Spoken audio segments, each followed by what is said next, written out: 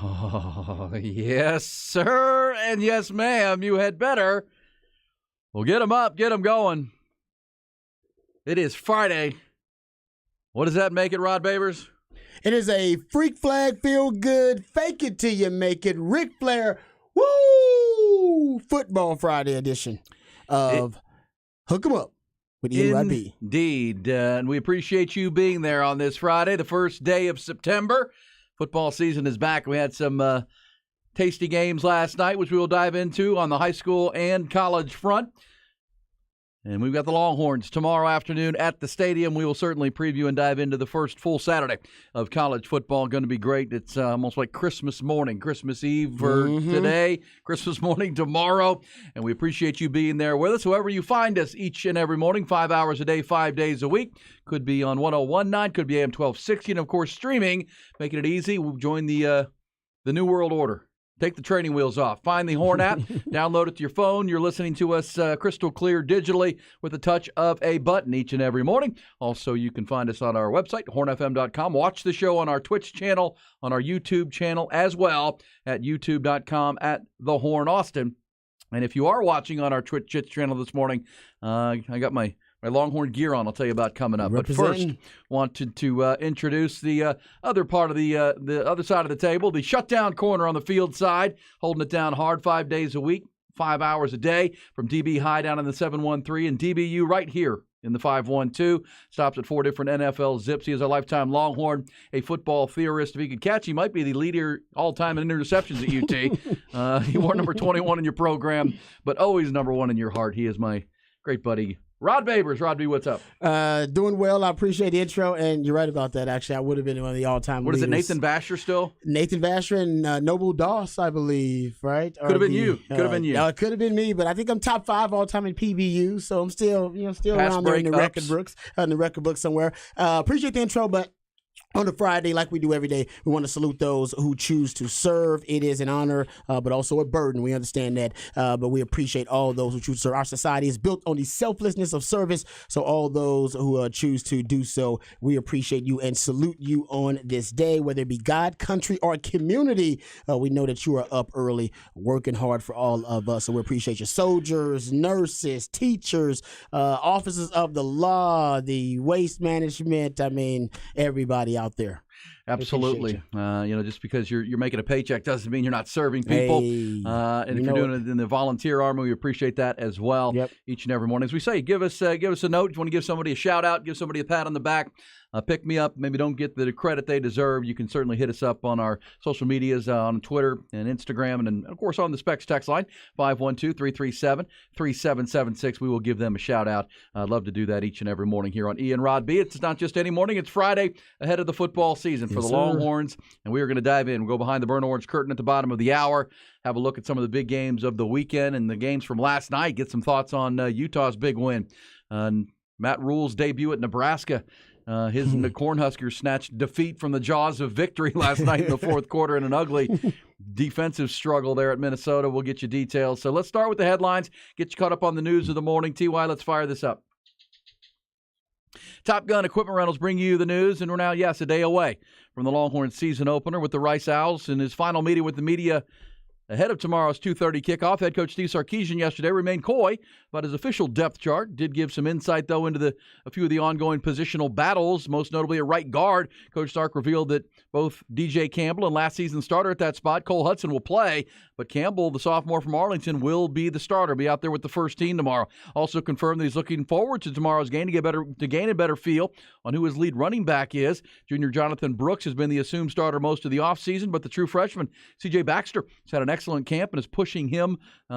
Sark says more will be revealed tomorrow. At the backup quarterback position behind Quinn Ewers, Coach Sark said he and the staff plan to make a determination by today whether Malik Murphy or Arch Manning would be the number 2. First full weekend of college football kicked off last night. A couple of big matchups in Salt Lake City. Utah put the clamps on Florida, 24-11 the final. Utes defense held the Gators to just 13 yards rushing. They were 1 for 13 on third down. Also last night, defensive battle in Matt Rule's debut at Nebraska. Cornhuskers carried a 10-3 lead into the fourth quarter at Minnesota, but a pair of huge turnovers allowed PJ Fleck's Gophers to rally and steal a 13-10 win on a field goal at the gun. Week 2 of the high school football season kicked off last night. Several games, including Westwood Warriors rolling past Austin High 49-14. Weiss put it on LBJ 44-19. Bastrop outlasted Leander in a thriller 41-40.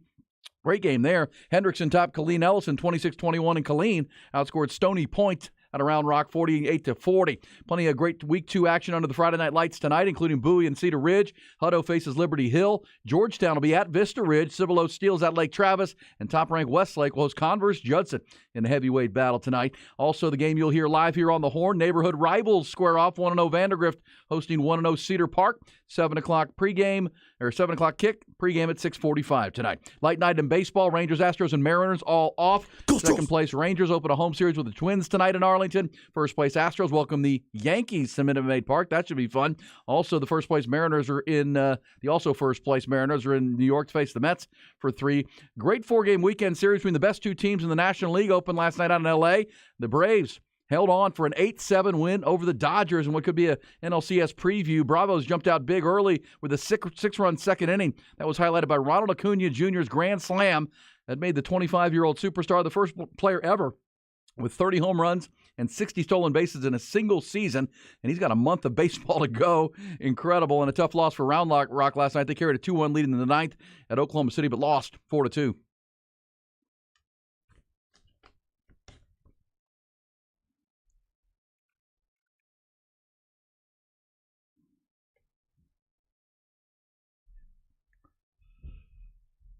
And our prognostication that Florida would be struggling. Yeah, they'd be distracted, a little discombobulated out there because of everything going on. The hurricane, and they were put out of sorts, definitely out of their routine, and it definitely showed. And I will also say the coaching didn't do them any favors. Florida just didn't look good.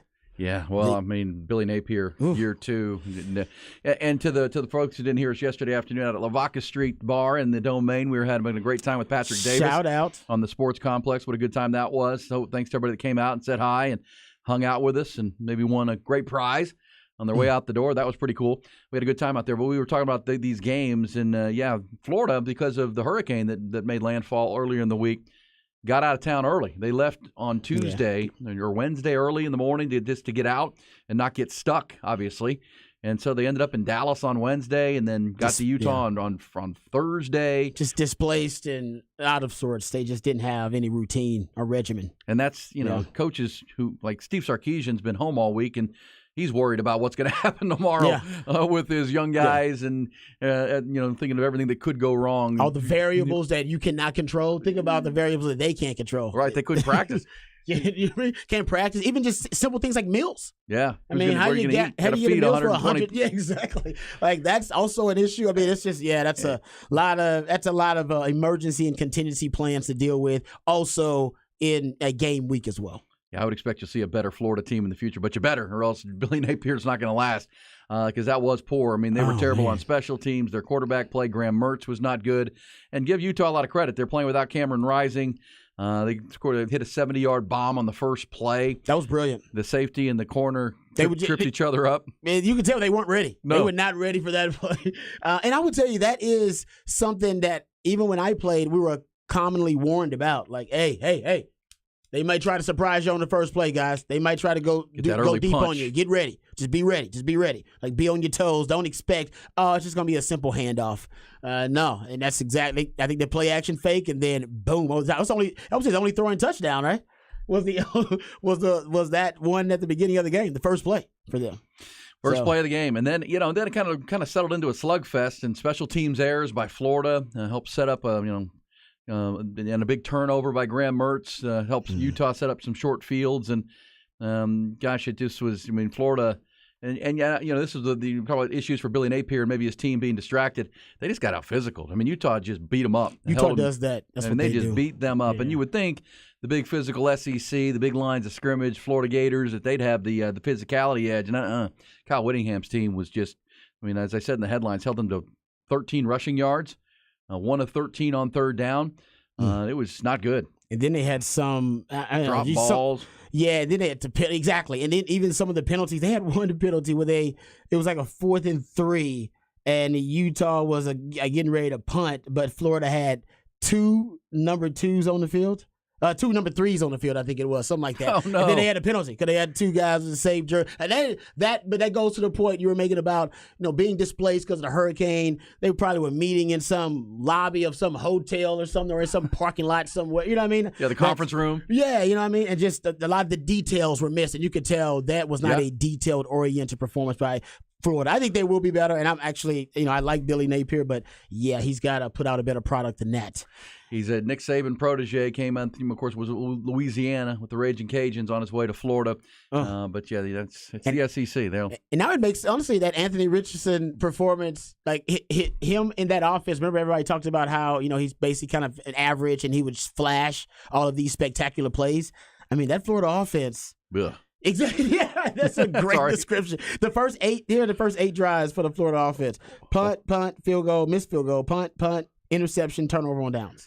The only thing worse than the Florida offense was Minnesota and Nebraska's offense last night, because that was Was that? There's 3. It was 3-0 by halftime. Yeah. Oh, that was old school Big Ten football. So that was. Well, Matt Rule's trying to win one with his defense, and then his quarterback and his running back let him down because they were in control of that game 10-3, and they had the trick play that was they did the throwback pass, but it bounced. I mean, the ball's bouncing around the turf, and the kid still picks it up and throws a touchdown pass because the Nebraska receiver's wide open in the end zone, and he scores the touchdown. And so up 10-3, got crossing midfield, game's in control, and the running back put it on the ground. Minnesota defender punched it out.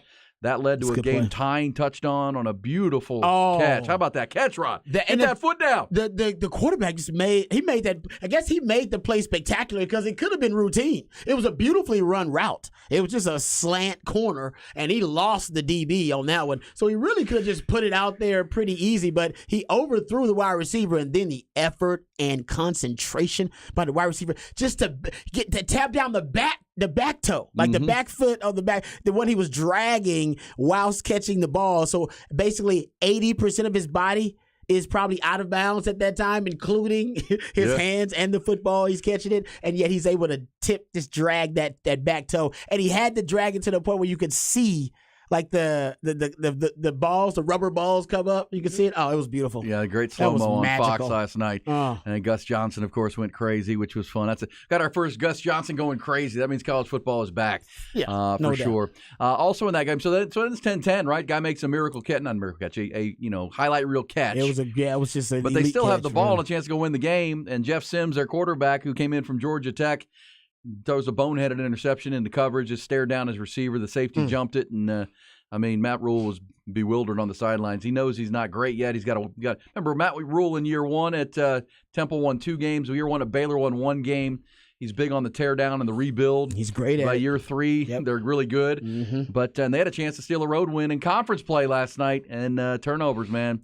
Again, these are all things we'll hear from Steve Sarkisian talking about coming up at the bottom of the hour behind the burnt orange curtain. These are all the things that coaches agonize over. Just, it's one of those, you say, uncontrollables. I mean, the players are playing, right? I mean, you train them, coach them, practice, and then you hit the field, and you need your players to perform. Yep. And, they're going to make some mistakes. They're human beings. Same time, you got to execute. And we'll talk about Sark in this Longhorn game with the Rice Owls, what the expectations are, what the goals might be, and what are some of these positional battles. But, Rod, before we get to that at the bottom of the hour, how about these games coming up tonight and tomorrow? I mean, tomorrow, everybody be focused here on Texas and Rice, but not many of us think it's going to be much of a ball game, right? It should be a game controlled by Texas. Everybody's expecting to see that third quarterback, whoever that third quarterback is, actually. Yeah, the other big games, and by the way, everybody weighing in, we appreciate your suffering, because if you have Spectrum TV. Oh, I heard about this. Yeah. Right when the game started, they did it. Was that?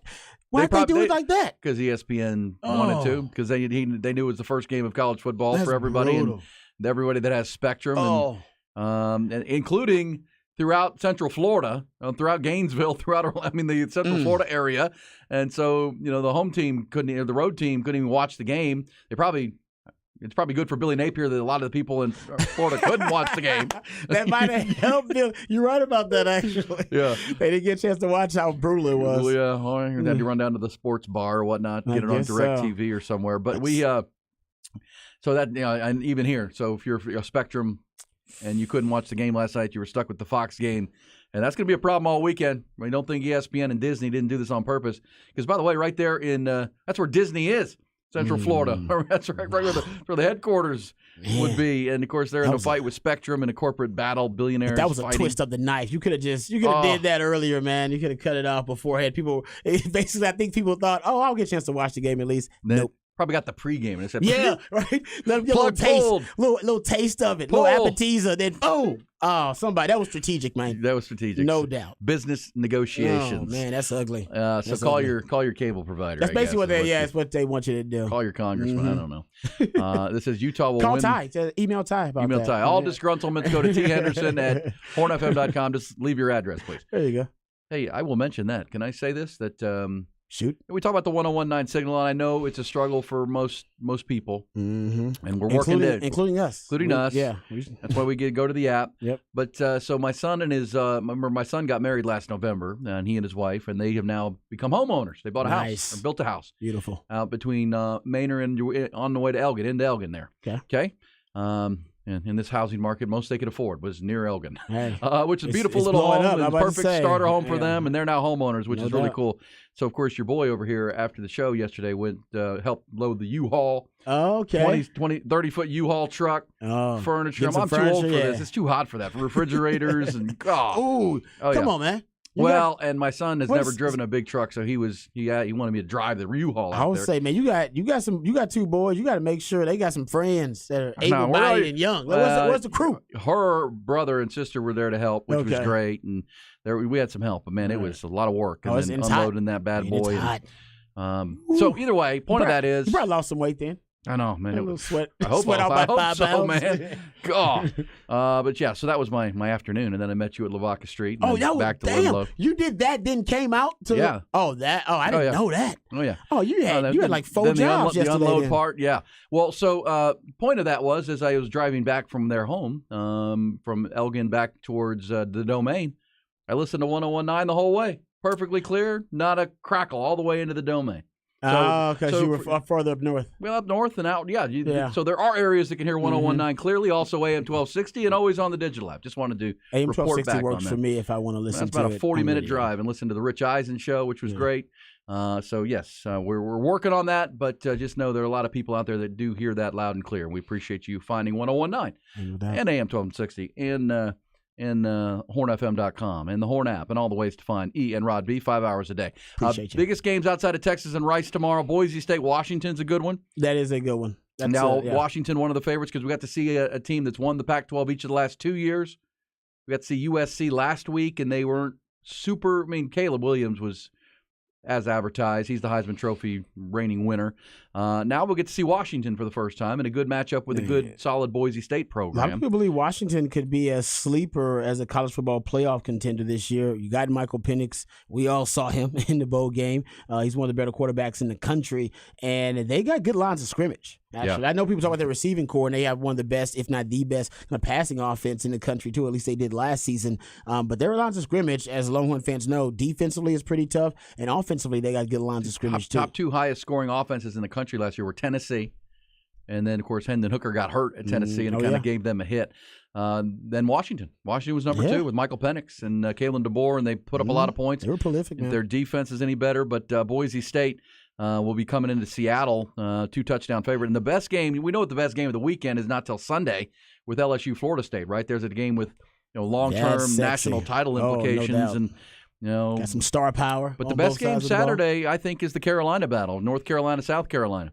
Oh, Drake May on display. Drake May against Spencer Rattler. Yeah, it's a good quarterback. Good quarterback battle. Yeah. Of course, on Shane Beamer's team, went 4-0 down the stretch, beat Tennessee, beat Clemson last year late in November, and really showing signs of turning that Carolina program on the south side. And, of course, Mac Brown back for another year with maybe the best quarterback in the country, not named Caleb Williams. When Mac Brown has a good quarterback, Longhorn fans, we know this. When he's got a good quarterback, he usually has a really good year.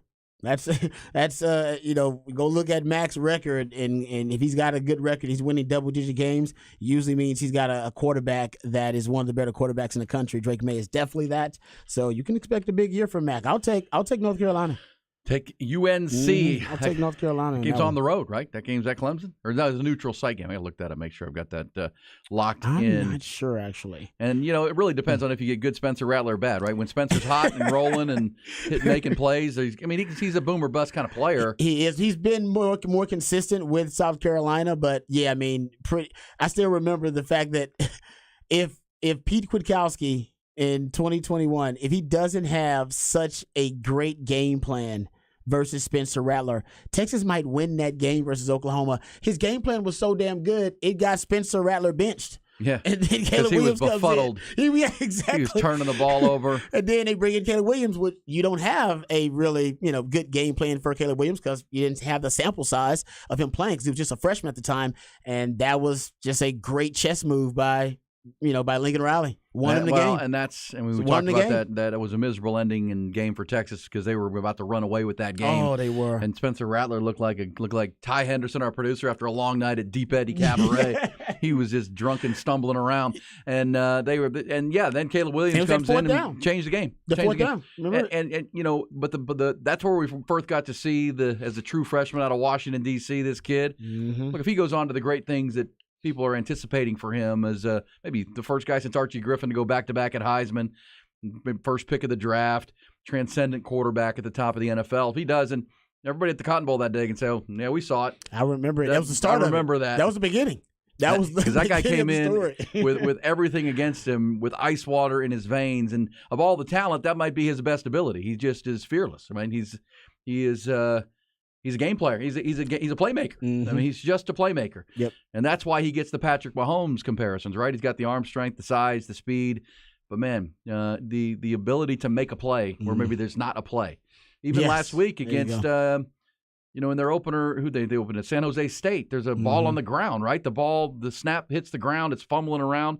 Not only does he not fumble, not lose it, he picks it up, throws a touchdown pass. Exactly. It's not just that he can keep you from having a negative play. He actually turns it into a big play. Yeah. A positive. And we saw that with guys like Bijan do that. Where it's like, oh, man, the play breaks down. It's decomposing. There's no way. Can he just get back to the line of scrimmage? It turns out he'll get into an 18-yard gain. You're like, how the hell did that happen? Yeah, we were talking yesterday, high school football tonight with some great games under the Friday Night Lights. Late in the show yesterday, we talked to Vandegrift head coach Drew Sanders. Oh, yeah. He was great. And they're awesome. playing Cedar Park tonight. Big high school battles is tonight. Good luck to all those teams. And that Westlake Converse Judson game should be great. Lake Travis Cibolo, heavyweight battles. But he was talking about his quarterback this year's Deuce Adams, and he's your lifetime Longhorn Mike Adams. Yep. We remember Mike Adams in the 90s. Yes, no doubt. I remember Mike. Electric Mike, man. Hollywood Mike was big time. Well, he's now the wide receivers coach at Vandegrift, and his sons, they had been out in New Braunfels and transferred up because Coach Sanders hired Mike Adams. He had been on his staff before and then went to New Braunfels, came back. Yep. And that's what he's talking about with his kid, Deuce Adams. He's got some of that. Snapped over his head. Yep. Runs back, gets the ball, runs around, throws touchdown. Throws touchdown. And I said, Coach, that's like week one, first game nightmares are for every coach. And if you have a playmaker like that, they'll make a play out of it. Those are special players. It's interesting you bring that up because I was talking to Jerry Hamilton about this yesterday because we were talking about the quarterback position. And I was saying, honestly, that's why I want to see from Quinn. I want to see a little bit of that because, not a lot of it, just a little bit of it. Jim Harbaugh once asked Bill Walsh what he looks for in a quarterback. That's the question everybody asked the late great Bill Walsh when he saw him. Hey, what do you look for in a quarterback? Even Sark asked him the same thing. Strangely enough, he always had a different answer, which I loved about Bill. He would always have kind of a different answer for everybody. But what the answer he gave to Jim Harbaugh was athletic instincts. He said athletic instincts, and this is how he described it. An instinctive, spontaneous, natural response to situations that develop in games. Walsh said some of his quarterback's greatness, he was talking about Joe Montana here, was his spontaneous instincts that would break loose between 10 to 15% of the time. He said often making a phenomenal difference in the result of the game. These are the plays you're talking about. Yeah. The snap went awry. Might be a 14-point turn, right? Guy missed the block. Yeah, exactly. Right. Well, think about Caleb Williams' first play we ever saw him. That was a fourth down play. It was fourth down play. It's Jaron Thompson misses the tackle. He goes 60-something yards for a touchdown. Pete Kwiatkowski calls the full house blitz. They've got the and thing it wasn't stoned. a bad call. It wasn't a bad call. No, they got it stoned. You got it. Yeah. Texas is about to take the ball and maybe go blow that game out. And He's trying to Caleb put Williams, his foot on the throat at the time. Caleb Williams puts his foot in the ground, jukes Jaron Thompson in the hole. See ya. Out House the gate. call. Out the gate. And then everybody's like, Longhorn fans like, well, we're okay here, but that was interesting. That was strange. Okay, I hope he doesn't do that again. We saw that, and if you're a Texas fan, you were mad at the Texas defense, and now in hindsight, you're like, you can still be mad at him, but that's a great player. That's a great player. That's one of the best players in college football. It's a 14-point play. He turned what could have been 7 points the other way to 14 for 7 for you. And that's what I want to see from Quinn Ewers. If you're asking me what I want to see from Quinn this year, there are a lot of things you can go over, the footwork, the mechanics. You want to see him be able to get through the second progression, the deep ball. Everybody's got their checklist. I also want to see those athletic instincts, that instinctive, spontaneous, natural response that Bill Walsh talked about that you need from your quarterback 10 to 15% of the time that makes a phenomenal difference. You just described it with Caleb Williams. There are great quarterbacks, and you can see at times they can turn what should be a negative play into a positive play, sometimes even into a big play. Those second reaction plays, improvising when the play breaks down, when you have to go off script and improvise. I want to see more of that from Quinn because I think he's uncomfortable with that right now. And I want to see. Well, you wonder if that was last year thinking through the game and not just playing. And now he's more comfortable and he can just play. We'll all be looking for that tomorrow. Well, we'll go behind the burnt orange curtain. We'll dive into Texas, things that you were looking for. Rod just give you his number one. I'll give you some of mine. Also, speaking of quarterbacks and Bill Walsh, did you see who Joe Montana says is the greatest quarterback of all time? I did see that. We'll hit that coming up in our What the Facts segment. Joe Montana with an eyebrow raiser yesterday in an interview he did. And what a day for Ronald Acuna Jr. See the day he had? You had a pretty good day yesterday, Rod. Wow. Ronald Acuna had a better day than you. I'm going to promise you that. Oh, I know that. We'll get that coming up. On the other side of a quick timeout, we are just getting warmed up. It's a Football Friday on Hook 'em Up.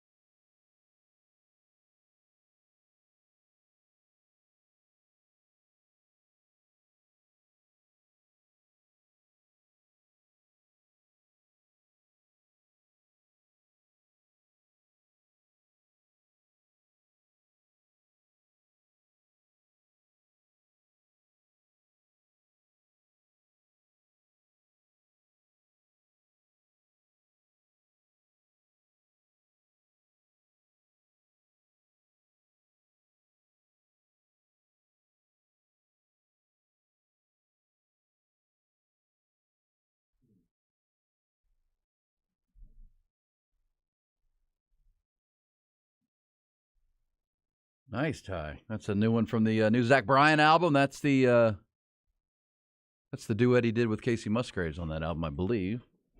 If it is. My ears are right, good new album for sure. New music on a Friday with T.Y. pushing the dials. Rod Babers is here. We'll go behind the burnt orange curtain.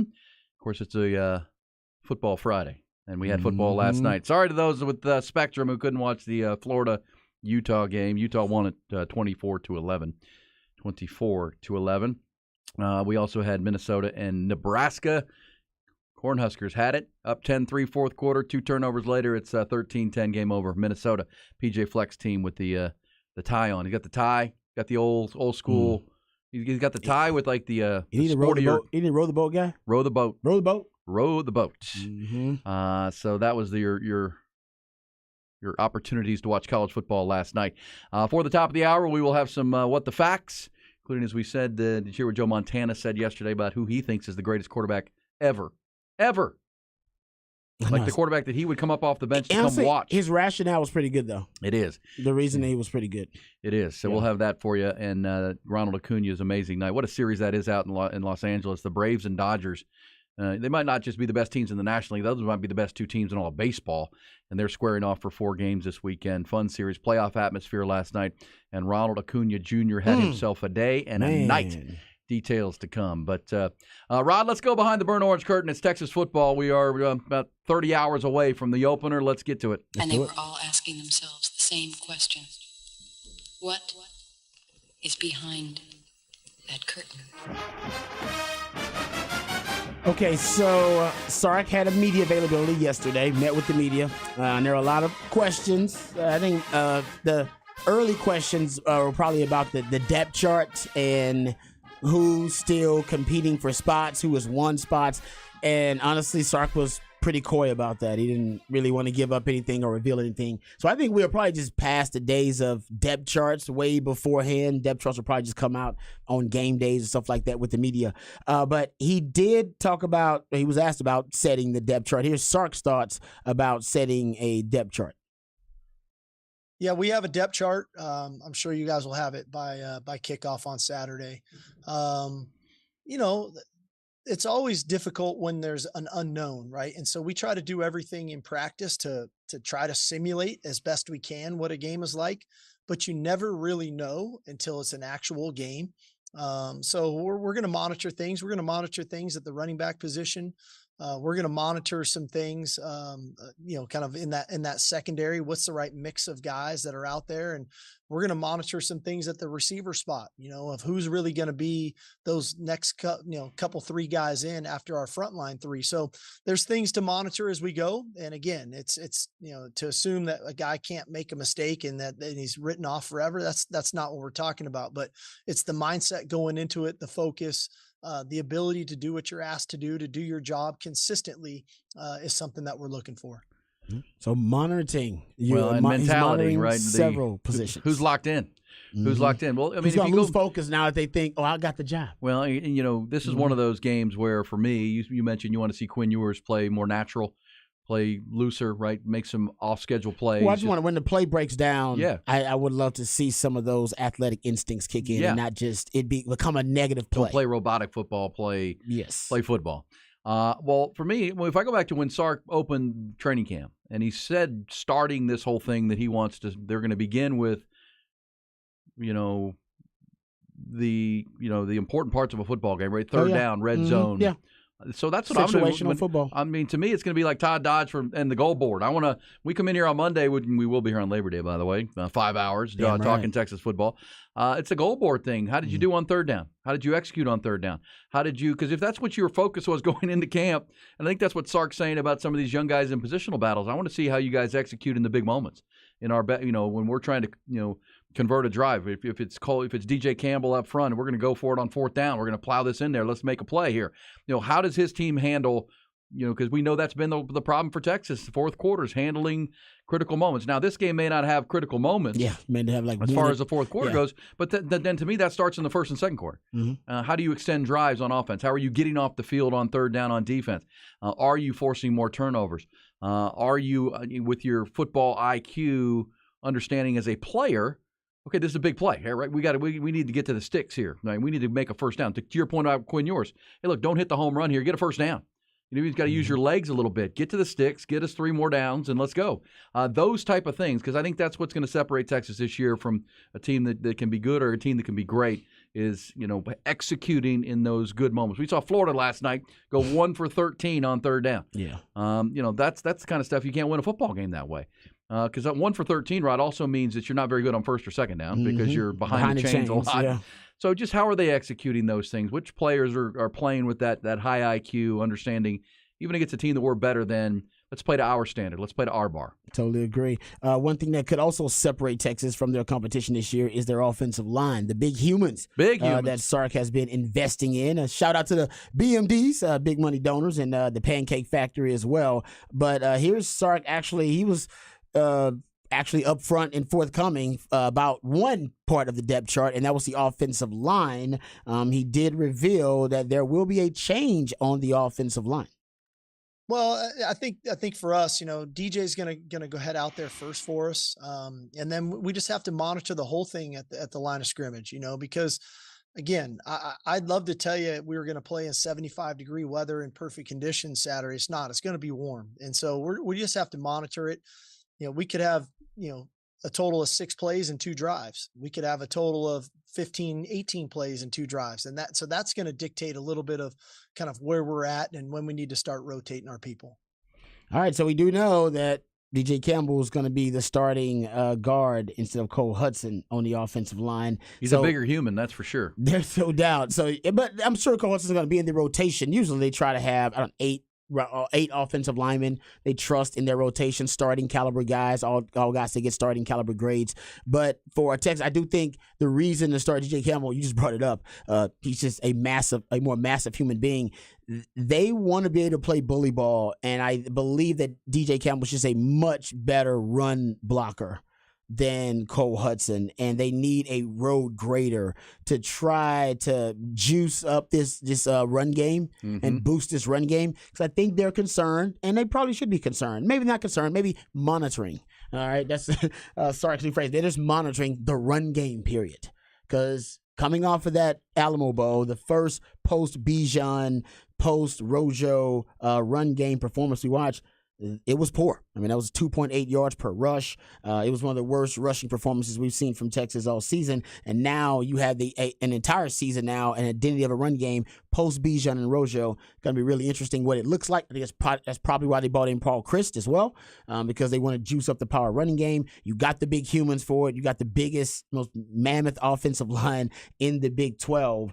So I do think Sark wants to be able to impose his will, and maybe there's a little concern they may not be able to do that without Bijan and Rojo in the backfield. So that's why he's monitoring the running backs, and also I think they're monitoring the offensive line, specifically when it comes to the run game and their run blocking. Yeah, and Patrick Davis and I had that conversation yesterday afternoon to start the sports complex, and I cited you a couple times because, look, the fact that C.J. Baxter's right there with Jonathan Brooks is interesting, right? I mean, I think Jonathan Brooks is a third-year player. C.J. Baxter's been here since January, and you said over and over, if it's even between the veteran and the young guy's gonna, CJ's leaving, because the ceiling grows. If at this point, Jonathan Brooks, who I like the player, I think what we've seen of him, and he can't help he's playing behind Rojo and Bijan.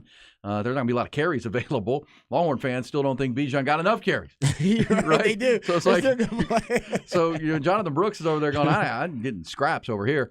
But so his chance is right now, and you'd love to see it. And maybe this is just Sark just prodding and saying, look, man, we like this C.J. Baxter. This is your chance. This is your opportunity, Jonathan Brooks, to take this job and trying to use that little prod to get him to a different level too. Yeah. Because you got to have it between the tackles back, Rod. You have to have somebody, because I do think Keelan Robinson and Jaden Blue and those, because you haven't seen a lot of Jaden Blue. He's not the biggest guy, right? He's kind of a slight guy. They need a big physical runner that can, between the tackles, be that bully ball back that you're talking about. And maybe it's a two-headed monster this year with those two, or maybe someone emerges. Maybe it's the freshman. But as I said yesterday, and I'll say again, I don't know if Steve Sarkisian wants to run out to Tuscaloosa with a true freshman in his backfield, but you got to do what you got to do. Yeah, no, and I just think you looking at last year, you guys all remember watching Texas last season. Just count in your head how many times there was a play that should have been a negative play where Bijan and Rojo broke a tackle, made a move, and turned it into a positive play. Those are plays that I believe could haunt them this year. If it's a negative play, I don't know if these guys have the tackle breaking ability. Not saying they can't. But Bijan and Rojo, they were extraordinary at breaking Elite tackles. I mean, some of the best numbers of all time. Bijan actually set the Pro Football Focus record for what they call forced missed tackles, which are basically broken tackles. So I think that goes back all the way to 2014. And by the way, Rojo actually look at broken tackle rate because he had fewer carries. He actually broke tackles at a higher rate than Bijan did. And Bijan was the best in the country. And you had both of those guys in your backfield. That's the concern. You don't need to have those potential negative plays this year. You need these running backs with a bit of they need to have an offensive line that can clear the way for them. Remember last season, Texas was second in the country in yards after contact per carry behind LSU. They were at 3.6, and they led the country in broken tackle rate on rushes as well. So I don't know if you'll be that elite in that category this year, which could leave you open to negative plays on running downs, on early downs, standard downs early on, which will put you behind the chains, and you don't want Quinn Ewers operating like that. So that's the concern with the running game. Absolutely. Yeah. Absolutely. And this is a slump buster, by the way. Rice, if you can't run the ball on Rice, you ain't going to be able to run the ball. That's the beauty of this. They are one of the worst rush defenses in college football.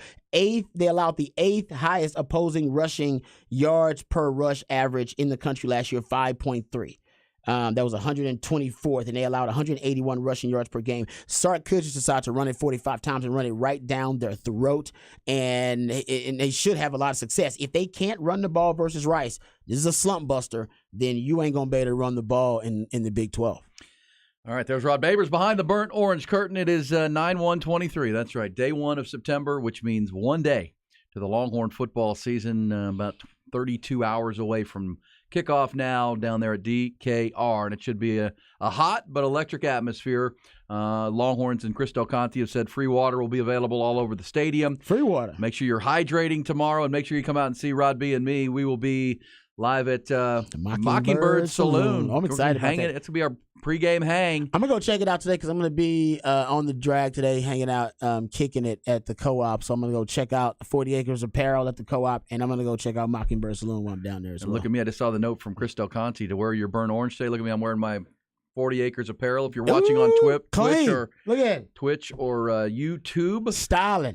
This is that 40 Acres Apparel. This is a great looking shirt. Good. I like the material, though. Oh, man. It's how soft it is and like stretchy. Oh, man. It breathes. It's great. It's also made for the Texas game days. Because like a little floral. Got a little floral flowers on it, but it's burnt orange. Beautiful, sharp shirt. Mm-hmm. Can't wait to get more of those. The 40 Acres Apparel brand only. You can get it exclusively at that Co-op location, but that's only a couple of blocks from where we'll be. Exactly. Mockingbird Station tomorrow. I gotta go out there and scout the location a little bit. You know what I mean? Got to make sure I know how everything works. Hey, just a bar. Just a bar with pool tables and TVs. And I want to look at the parking situation and everything. Yeah, lock it in. Park in the back. Park in the back. Yeah, let's not get into the rear entrance. Let's not get into the rear entrance conversation again. But you're going to want to park in the rear. Yes, you will. Yes. Whether you want to or not. All right, we'll come back. When we do, it's Just the Facts on a Friday.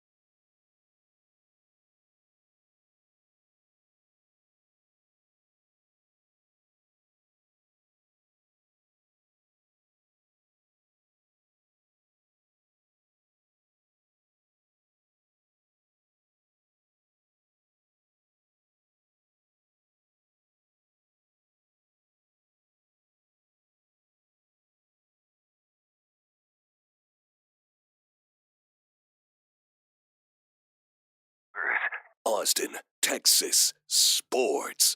The Horn.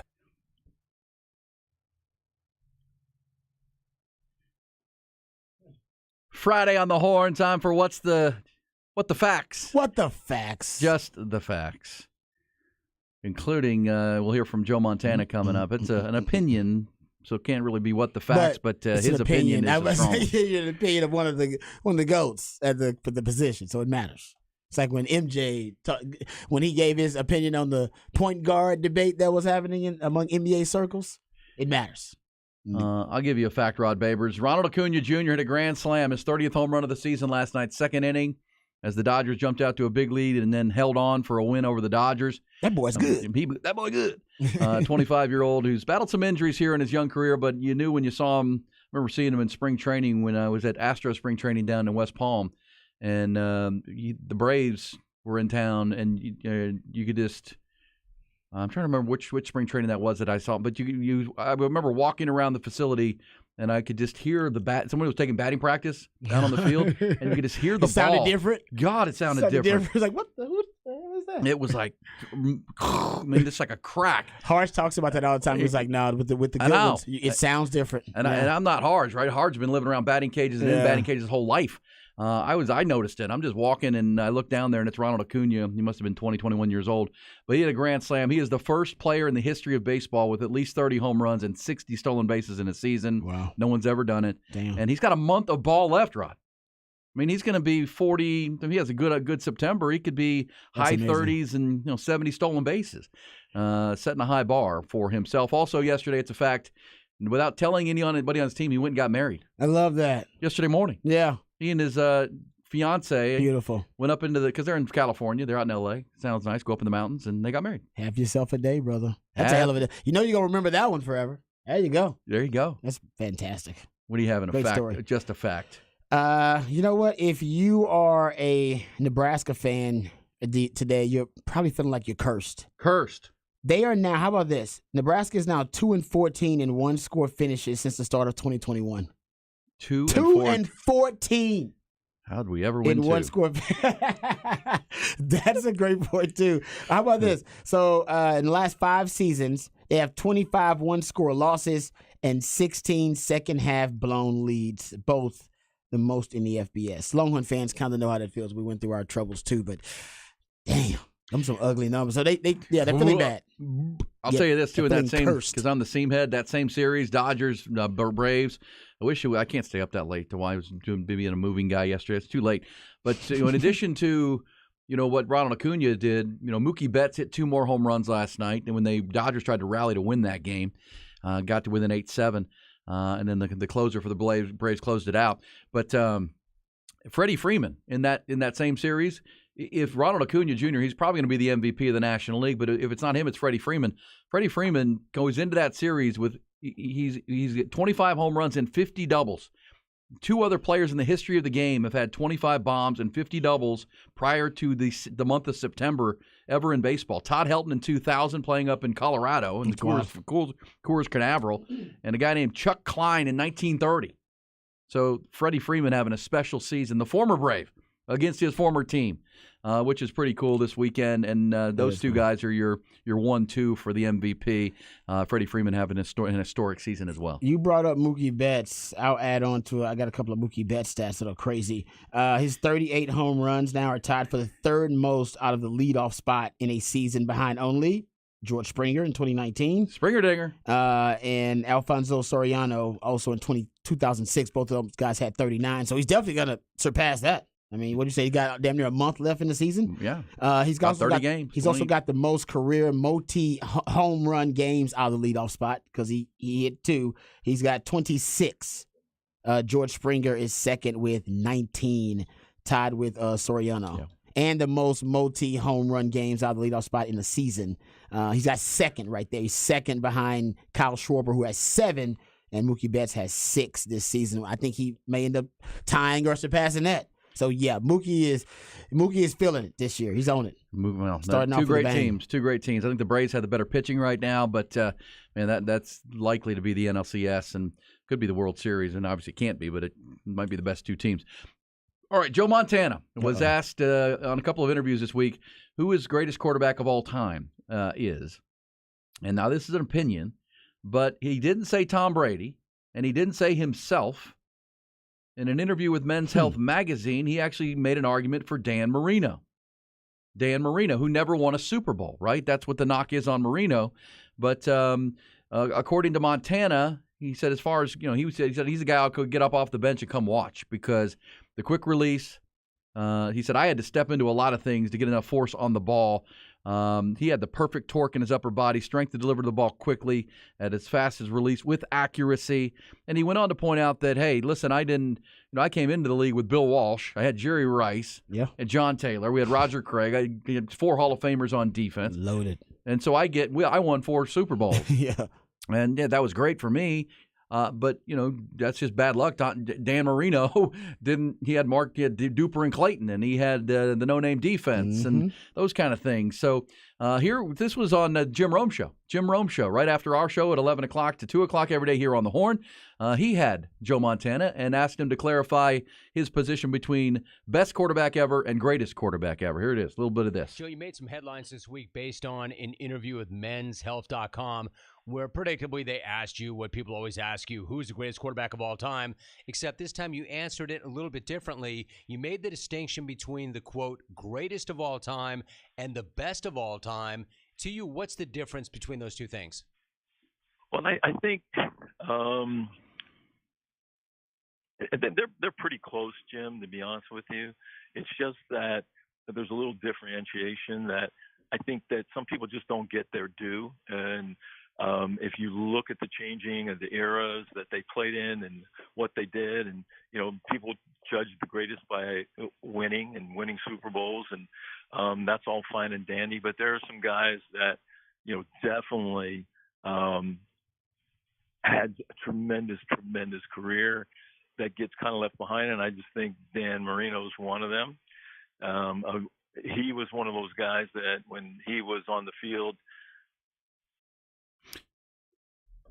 Right there. Well, that's where he went on to say that I would go watch him play. I mean, quarterbacks know how hard the position is, right? Yes, they do. And you're like as a cornerback, you know how hard it is. And Dan Marino did play when corners could be physical. Corners could not maul receivers, right? You just that's a line of scrimmage. I'm with you. That's a great point though. And for people in the know, they've said that Dan Marino's arm was unlike anything they've ever seen at the NFL level. Like it was. Well, I'm 50, next level, and I remember Dan Marino vividly. And he and then Aaron Rodgers are the two guys that come to mind when you think of a guy who just throws accurate missiles effortlessly. Yeah, like it's just easy. Doesn't even have to step into him all the time. Yeah, it's like, I mean, Tom Brady won 7 Super Bowls, so it's hard to. And Tom Brady, he worked tirelessly on his technique and his mechanics. But for Dan Marino, it was just natural. I mean, it was just God-given. And Aaron Rodgers a lot that way. And that's why Patrick Mahomes, I think, is so special because he's got that too, but he also has the ad lib ability, the athleticism. He's been playing shortstop at quarterback. Yeah. He's the whole package. I mean, Dan Marino never moved out of that pocket. He was a statue. He was a statue. Just dealing. But then he just dealing missiles, baby. And his release was so quick that basically that worked against the defense. The pass rush actually was neutralized because of his quick release. He got it out so fast. Well, and that's the thing. That's why I'm saying mauling receivers. I mean, Duper and Clayton are fast, but they're little guys. Mm-hmm. He's got to throw it on a dime. Ooh, they're small passing windows. Small targets. Man. And he would make them happen. Yeah. Unfortunately, never won that Super Bowl. And that hurts him. Montana's got his 4. In the GOAT discussion.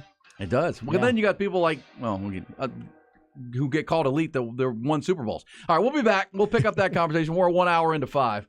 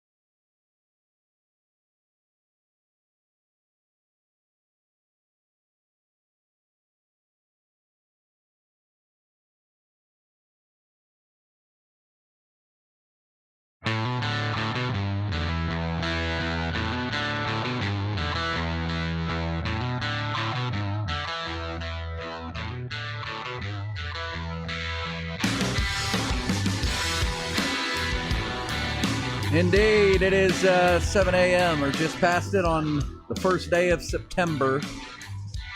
And the countdown is on. Getting a little tingle for football season. You got a little taste of it last night. No teaser, baby. Unfortunately, if you are a Spectrum consumer and customer and you couldn't watch ESPN last night, and that's where Utah played Florida. It's unfortunate. It's the way they did it. They did you dirty. It was pretty dramatic the way they did it.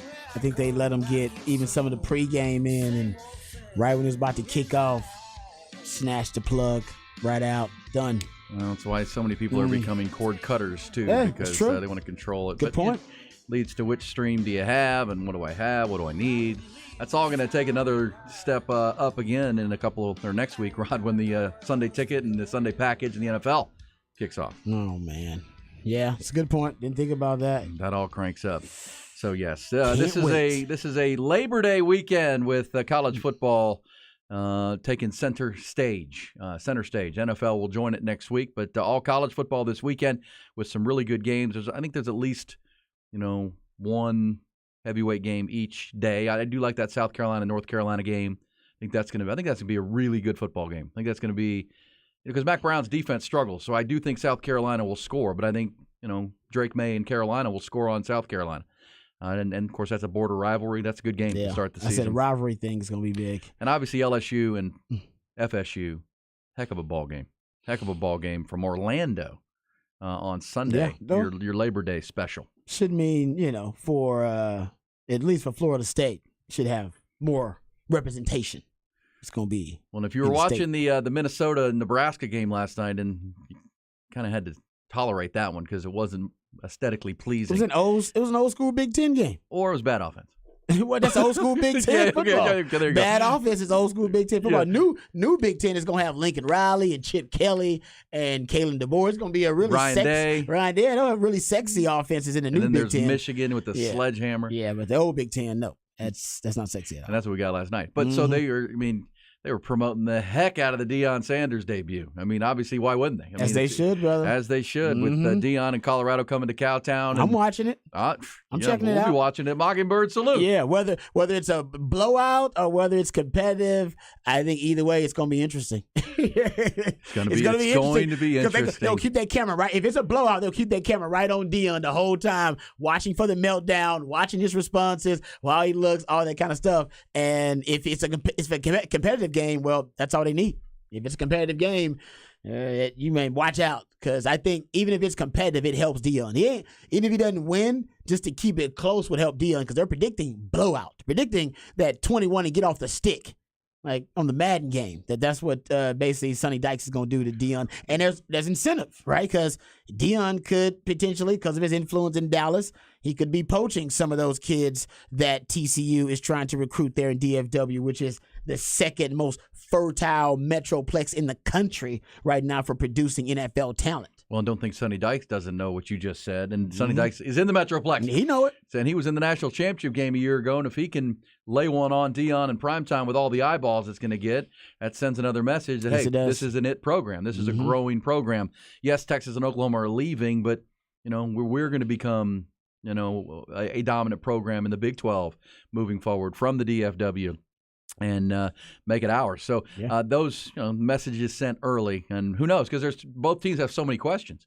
I mean, TCU's replacing their best player at every position on their team. Really, I mean, the quarterback, running back, receivers, two of them.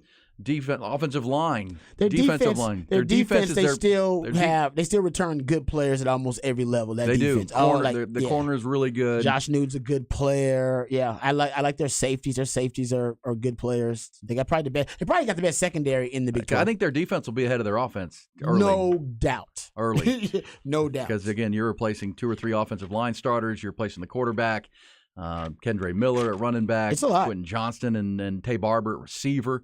But no one, not no one, but very few use the portal as well as Sonny Dykes does, and they had their best recruiting year in the history of the program. Yeah, well, striking while the iron was hot for them, and he did get JoJo Earl and Trey Sanders went up to Tuscaloosa and the Brockermeyer. Yeah, and You're right, Tommy Brockermeyer too, out of Alabama. And by the way, the offensive line is supposed to be a strength for them too.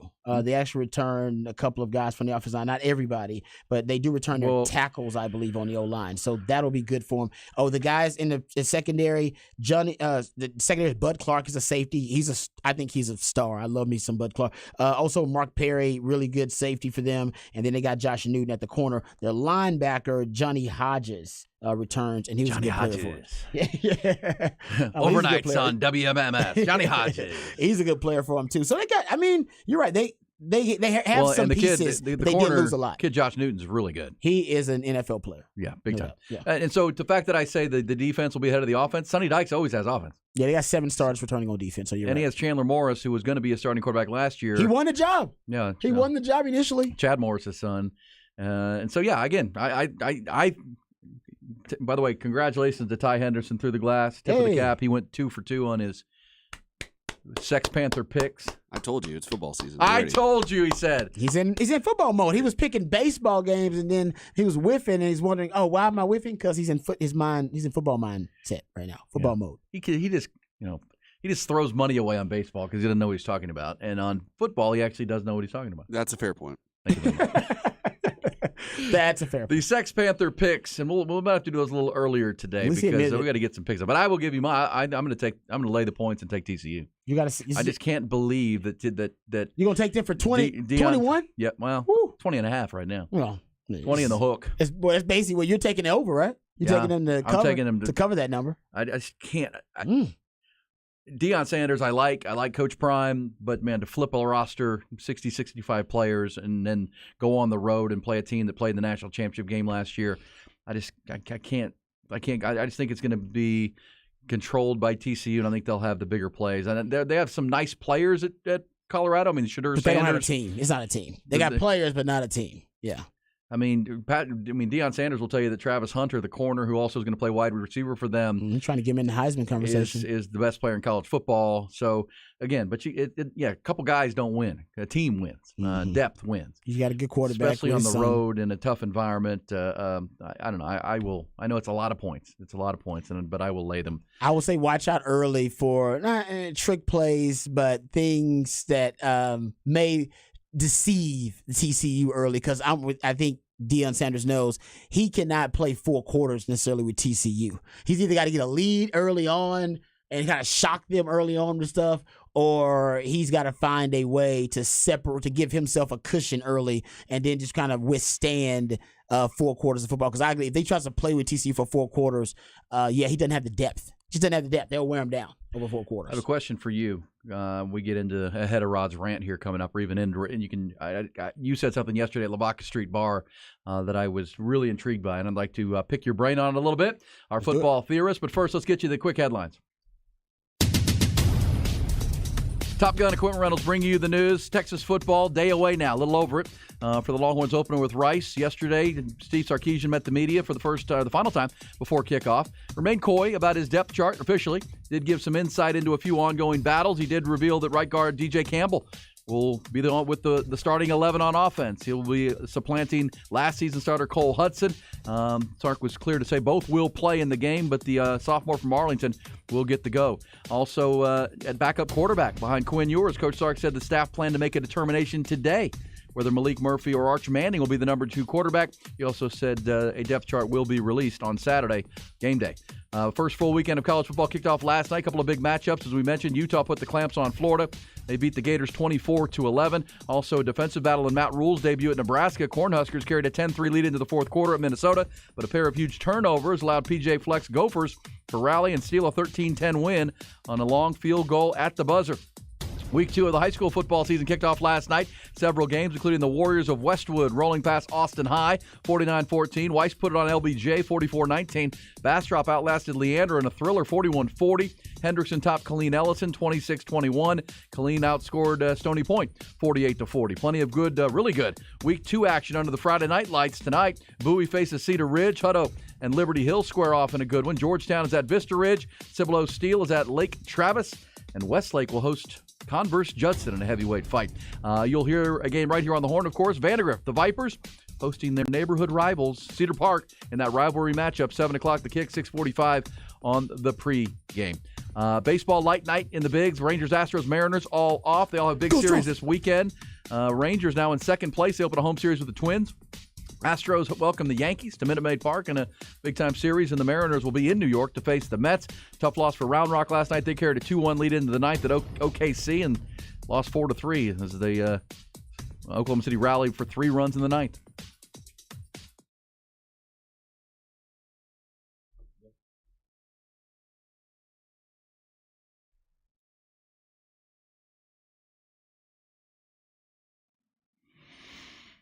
All right. We got breaking news. Oh, boy. Being reported by Brett McMurphy as well as others, ACC will add Stanford, Cal, and SMU in 2024. The league's presidents got the required 12 of 15 votes to expand the ACC's football membership to 17 schools. SMU will not receive any media rights revenue for the first 7 years. Back up those big money donors. While Stanford and Cal receive reduced shares. One reason ACC added Stanford, Cal, and SMU is ESPN's media rights deal with ACC allows ESPN to renegotiate if league drops below 15 members. With potential future departures of Florida State, Clemson, and North Carolina potentially, all who voted against expansion, the ACC wanted to get Power 5 schools now opposed to Group of 5 schools later to maintain their required membership number. So there you go. See, they're anticipating that this is not going to please Florida State because Florida State basically said, even your uneven revenue sharing model, it does not get us close to what the Big Ten and the SEC are making. And that's the kind of money we believe our brand, all right, is worthy of. That's our valuation of our brand. And then Clemson and North Carolina may also decide, hey, man, Florida State, if you're going to go get some more money, we'll go with you because our brands are pretty strong too. Clemson, of course, in football. North Carolina, that's Jumpman, Jumpman, Jumpman, Jumpman, Jumpman. That's your Michael Jordan, North Carolina basketball. So they would make them sexy and attractive to other conferences as well. Well, and that's the battle of lawyers because granting of rights through 2036, and can they fight their way out? I know some at Florida State have said we believe we can. Mm-hmm. That would be a court battle.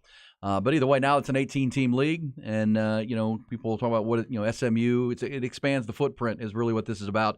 And we know behind the curtain of all of this, the Wizards of Oz are Fox and ESPN. They're the ones making this happen. And as we said earlier, I mean, the ACC wants more money from ESPN. ESPN said, no, we're not giving you more money. We're in agreement through 2036. Exactly. Why would we do that? Yeah. Well, and this is where they went back to ESPN behind the curtain and said, look, what if we added a team in Texas and in a huge media market like the DFW? And then what if we add 2 schools from the West Coast so you can have for your inventory, Stanford and Cal, you got games on the West Coast and the Pacific time zone as well. And yes, it's a coast-to-coast conference, just like the Big Ten now. And, that's the argument. And so ESPN's willing to spend more with them, add more loot to the overall haul because they're now, playing in different time zones and expanding the brand and expanding the reach. And then the argument has been they had to get one of those schools, Florida State, Clemson, North Carolina or Clemson to agree because they were stalemated. There were 4 votes against, and they needed they needed to turn somebody. They needed one person to flip. Yeah. And who did that? Who is that? I'm sure somebody will reveal that because the idea is the extra money that ESPN will add now, and the fact that it's not going to go to SMU for 7 years, and it's not going to go but nickels on the dollar to Cal and Stanford. Yep. The argument is that can go to the Florida States and the Clemsons in an uneven revenue sharing model for the short term here to appease them and keep them in the conference and say, okay, here's extra money for you. Just shut up for a while. Shut up. Be happy. Shut up and take my money. And that came from ESPN, but ESPN needed something that would make them willing to go. The other big part of that story in my mind, Rod, is that Notre Dame was a strong advocate for adding. I think that's a big part of it too. That may have because Jack Swarbrick they could compel some other members. Yeah, because they want to play Stanford every year, and now that can be. They need another member that's high-minded in academics like them. Well, think about it. Okay, and I know people, don't want to think about the money and the TV and how they're driving everything. Because it's the big business. But so think about it. If Notre Dame's pushing for it, now ESPN has a chance. So every year Notre Dame can play either Cal or Stanford on the road, right, as a road game with their tie to the ACC. And guess what? ESPN's going to be able to broadcast that game every year in the late evening They're going to be able to play Notre Dame, Stanford, or Notre Dame, Cal. In content. And then, of course, NBC will get the home game every other year. That's the content. Mm-hmm. And that's a big game for them. That'll drive a lot of revenue and eyeballs to ESPN. And, that's small. I mean, think about it. How did Texas buy its way out of Texas and Oklahoma get out of the Big 12 a year early? They made the concession with Fox that Texas would not play a home game with Michigan next year. They make it a road game. And then that game would go to Fox. And Fox would be able to take the revenue from that huge game with two huge brands, Michigan, Texas. It's going to be in the big house. It's going to be the big noon kickoff. That was the concession. And that's worth millions of dollars to Fox to get that game away from ESPN, to be able to make that their lead game in September. And that was a huge part of the concession that Fox was able to pull that away from ESPN. And then, that's the networks negotiating, and that helped Texas and Oklahoma get out of the Big 12 a year early. And that's just you always have to go when you think about how are these things happening, why are they happening? You have to go straight to TV, because they're pushing all the buttons. Puppeteers, man, behind the scenes, and they're looking for content. And by the way, the best content for these networks, these broadcast networks these days are sports and news, because it's only two things that Americans are willing to watch live as a social event. Everything else, we want to watch DVR it, we want to stream it, we don't want to watch it live. We'll watch sports live. We'll watch news, kind of like these presidential debates or whatever that are about to happen. Americans will watch them live. We don't watch a lot of things live. You can count them on one hand. Heck, Rod, we're we watch them at our own convenience. With our partnership and connection with Inside Texas, I'm going to be hosting the Watch It With Us in-game live broadcast of a game. Exactly. It's our version of, for every Longhorn game, there'll be a Manning cast. Where I will host it and you will join, and Bobby Burton and Jerry Hamilton and all the insiders, and we'll watch the game together. Not only people to make an appointment to watch these games. It's a social occasion. They'll also watch their computer on YouTube and they'll engage. And I'll go on social media and I want to tweet about it and talk about it, engage about it. Yeah. It's one of the only things, but people do that also with politics, and it's why politics and news are really big. It's where they're most passionate. Yeah, exactly. These are passion. That's a great point. Passion. That is also something that links these two things together. Passion, and they're starting to hone in on that. Here's the real quick quote, and this is obviously before this news, but this was from the Florida State board chairman. And remember, he was talking about how Florida State's displeased with their current state and their current media rights deal with the ACC. He said, quote, "We have gotten a lot of counsel on the grant of rights document, and that will not be a document that keeps us from taking action." Dang. I'll leave it at that. This is what Peter Collins, the FSU board chairman, said about the grant of rights. It will not keep us from taking action. And if you've ever, most of us have been to a lawyer, they're just legal opinions. Yeah. And you got to prove it. You got to win your case, and that becomes the battle of lawyers for sure. But does this make Florida State happier? Or does this make Florida State and Clemson a little easier that this bonus cash? I don't know if it does. Here's the other quote that he gave about uneven revenue sharing. He said, quote, "It's not going to get us there." Okay. Let's say it gives Florida State $6 million more a year. Okay, well, now we're not losing $35 million a year. We're losing $29 million a year. It's still insurmountable. When you go to the schools and say, we're spending X and you're spending Y, we're competing at this level and you're not, it's a touchy subject. So he's basically saying, and by the way, another quote from a member of that board said, it's not a matter of if, but when Florida State leaves the ACC. And they know that's why they decided to, craft this arrangement the way they did. Like, hey, let's anticipate we may have some departures. Well, to leave, you have to have somewhere to go. And at least publicly, Greg Sankey, the commissioner of the SEC, has said we're happy with a 16-team conference right now. Because the most logical place would be the Florida State and Clemson roll into the SEC and make it an 18-team conference. And that still could happen if the legal impasse can be reached. And this would still keep, even if Florida State and Clemson were to leave, this would still leave the ACC at 16 teams, right, with these additions. So again, it's hot and heavy all the time. But again, this texter says, but Cal and Stanford add no substantive value. They have no appeal. I don't get the acquisitions. Again, just go to the TV. Yeah, it's about markets. Go to the markets. Go to the time zone. I know it's not about football. I know their teams have not been great. I get it. It's not about that. ESPN wants West Coast primetime programming. Yeah. And I said Notre Dame will play at Cal or Stanford every year.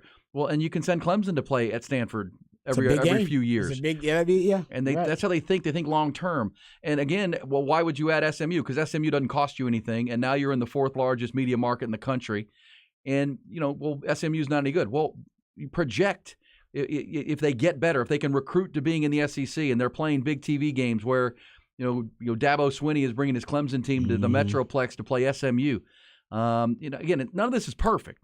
The only two conferences that have checked all the boxes are the SEC and the Big Ten. Ding, ding, ding. Everyone else is trying to cobble something together that can be as competitive as possible, like the Big 12 and the ACC. And we know that the Pac-12 is now officially gone. And so it's a Big Four. There's a Power Four and a group of 6 conferences now. And this is the way the TV networks want it. They wanted 4. They didn't want 5. That's an uneven number. They wanted 4. Mm-hmm. And, whether it was going to be the Big 12 that survived or collapsed, or the Pac-12 that survived or collapsed, that was going to be up to those 2 conferences. And obviously, Brett Yormark and the Big 12 Conference won that.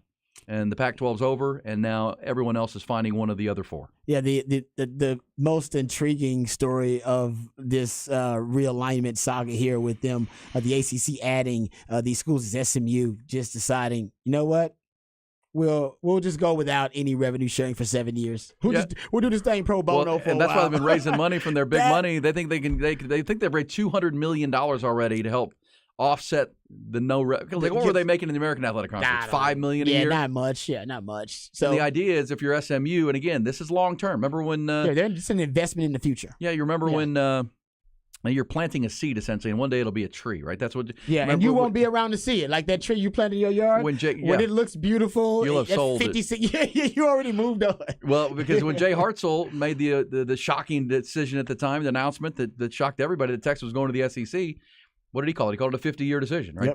This is what's best for Texas over the next, several decades. Yep. And so if you're SMU, short term, your boosters will carry you revenue-wise for the next 7 years. But after that, hopefully this thing has taken some root, and all of a sudden you're way better off than you would have been staying in the American Athletic Conference 7 years from now. Yeah, the goal is to be TCU, kind of what they've become. Right. And look what happened to TCU since joining the Big 12 and getting out of the Mountain West Conference. Mm-hmm. I mean, that has grown them. And more than ever, you have to be in one of these 4 conferences if you're going to thrive and grow over the coming years, because everyone else is going to fade back. Well, and we're dealing with probably the most uncertain and unstable time in college sports, because we have no idea what's going to happen with NIL in terms of federal legislation that's coming. We just don't know how it's going to look, right? The transfer portal, stuff like that. All these things are brand new, and there's really kind of, that's not a lot of guardrails. None. As we know structure. On these things. That's coming, by the way. Exactly. That's coming in the future. And when everything settles down, you want to be in a conference that has stable leadership, and that leadership has a vision for the future and how to handle this ever-changing landscape of college sports. And the truth is, that's why and money is part of it too. But that's a big reason why Jay Hartzell and Kevin Eltife and CDC and Chris Plonsky, they decided to make the move. We got to make this move because, like you said, 50 years from now, we have no idea how college football is going to look, and we need to make sure that we have stable leadership that can handle the uncertainty and the changing landscape in college. They have a vision for how to handle it, and that's why you went to the SEC. Yeah. Because Sankey's that guy. And I will say this. I mean, we had a timeout. We'll come back to Rod's rant. We'll come back to Rod's rant of the day and get into some Texas football talk. I have a question for Rod. We'll talk Rice. Longhorns are coming. But also, I think, in the game of musical chairs, I think this move here that if you're just tuning in, ACC has voted to add SMU, Stanford, and Cal. Came down after a board of the school presidents last night. I think the music's over. I think this will be it for the foreseeable future. Okay. I think because everyone was trying to figure out, okay, where are we going to land Stanford and Cal? We need them. Notre Dame was pushing for it. And, okay, we'll add SMU because the Metroplex and the ACC gets a team in Texas. I think that's it for a while. Now, there could be movement within those teams. What's a while? Because I think Florida State's going to get Well, that's what I'm saying. I think Florida State wants out. Okay, but that could come. But they're going to go from one power conference to another. Yes. I think the group of 4 set. Oh, I think those are your teams now. Yeah. I think those are your teams now. Yeah. They're not going to be none of those conferences are going to add anybody else, unless Notre Dame wants to get in the conference. But they're essentially in the ACC now because they had so much power in making this happen. So now they're going to stay comfortable in the ACC and even grow that relationship with the Atlantic Coast Conference. The Big Ten can forget about adding Notre Dame ever in my mind, and this is it. This will be it. I don't disagree with that. So if your school is not in the group of 4 now, sorry. I think they're done. And what's our final number then? I'll count it up when we come back. I got to do some math. Oh yeah, it takes a while. St. Edwards. You never want to do math live on air. We've learned that. That's always a mistake. I'll be wrong. Always a mistake. Oh, they carry the 3. Nope, always a mistake. We'll have that coming back. Then Rod's rant. Then for the end of the hour, a little bullish or BS to start the first day of September.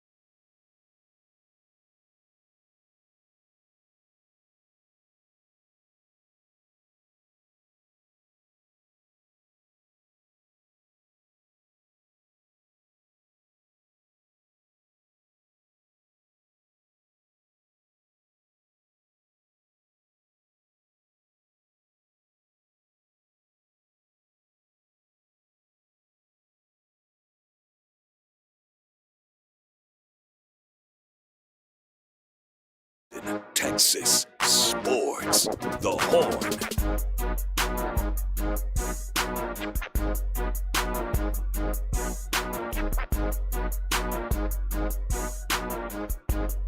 All right, Rod Babers, the number is 68 if you consider Notre Dame part of the ACC.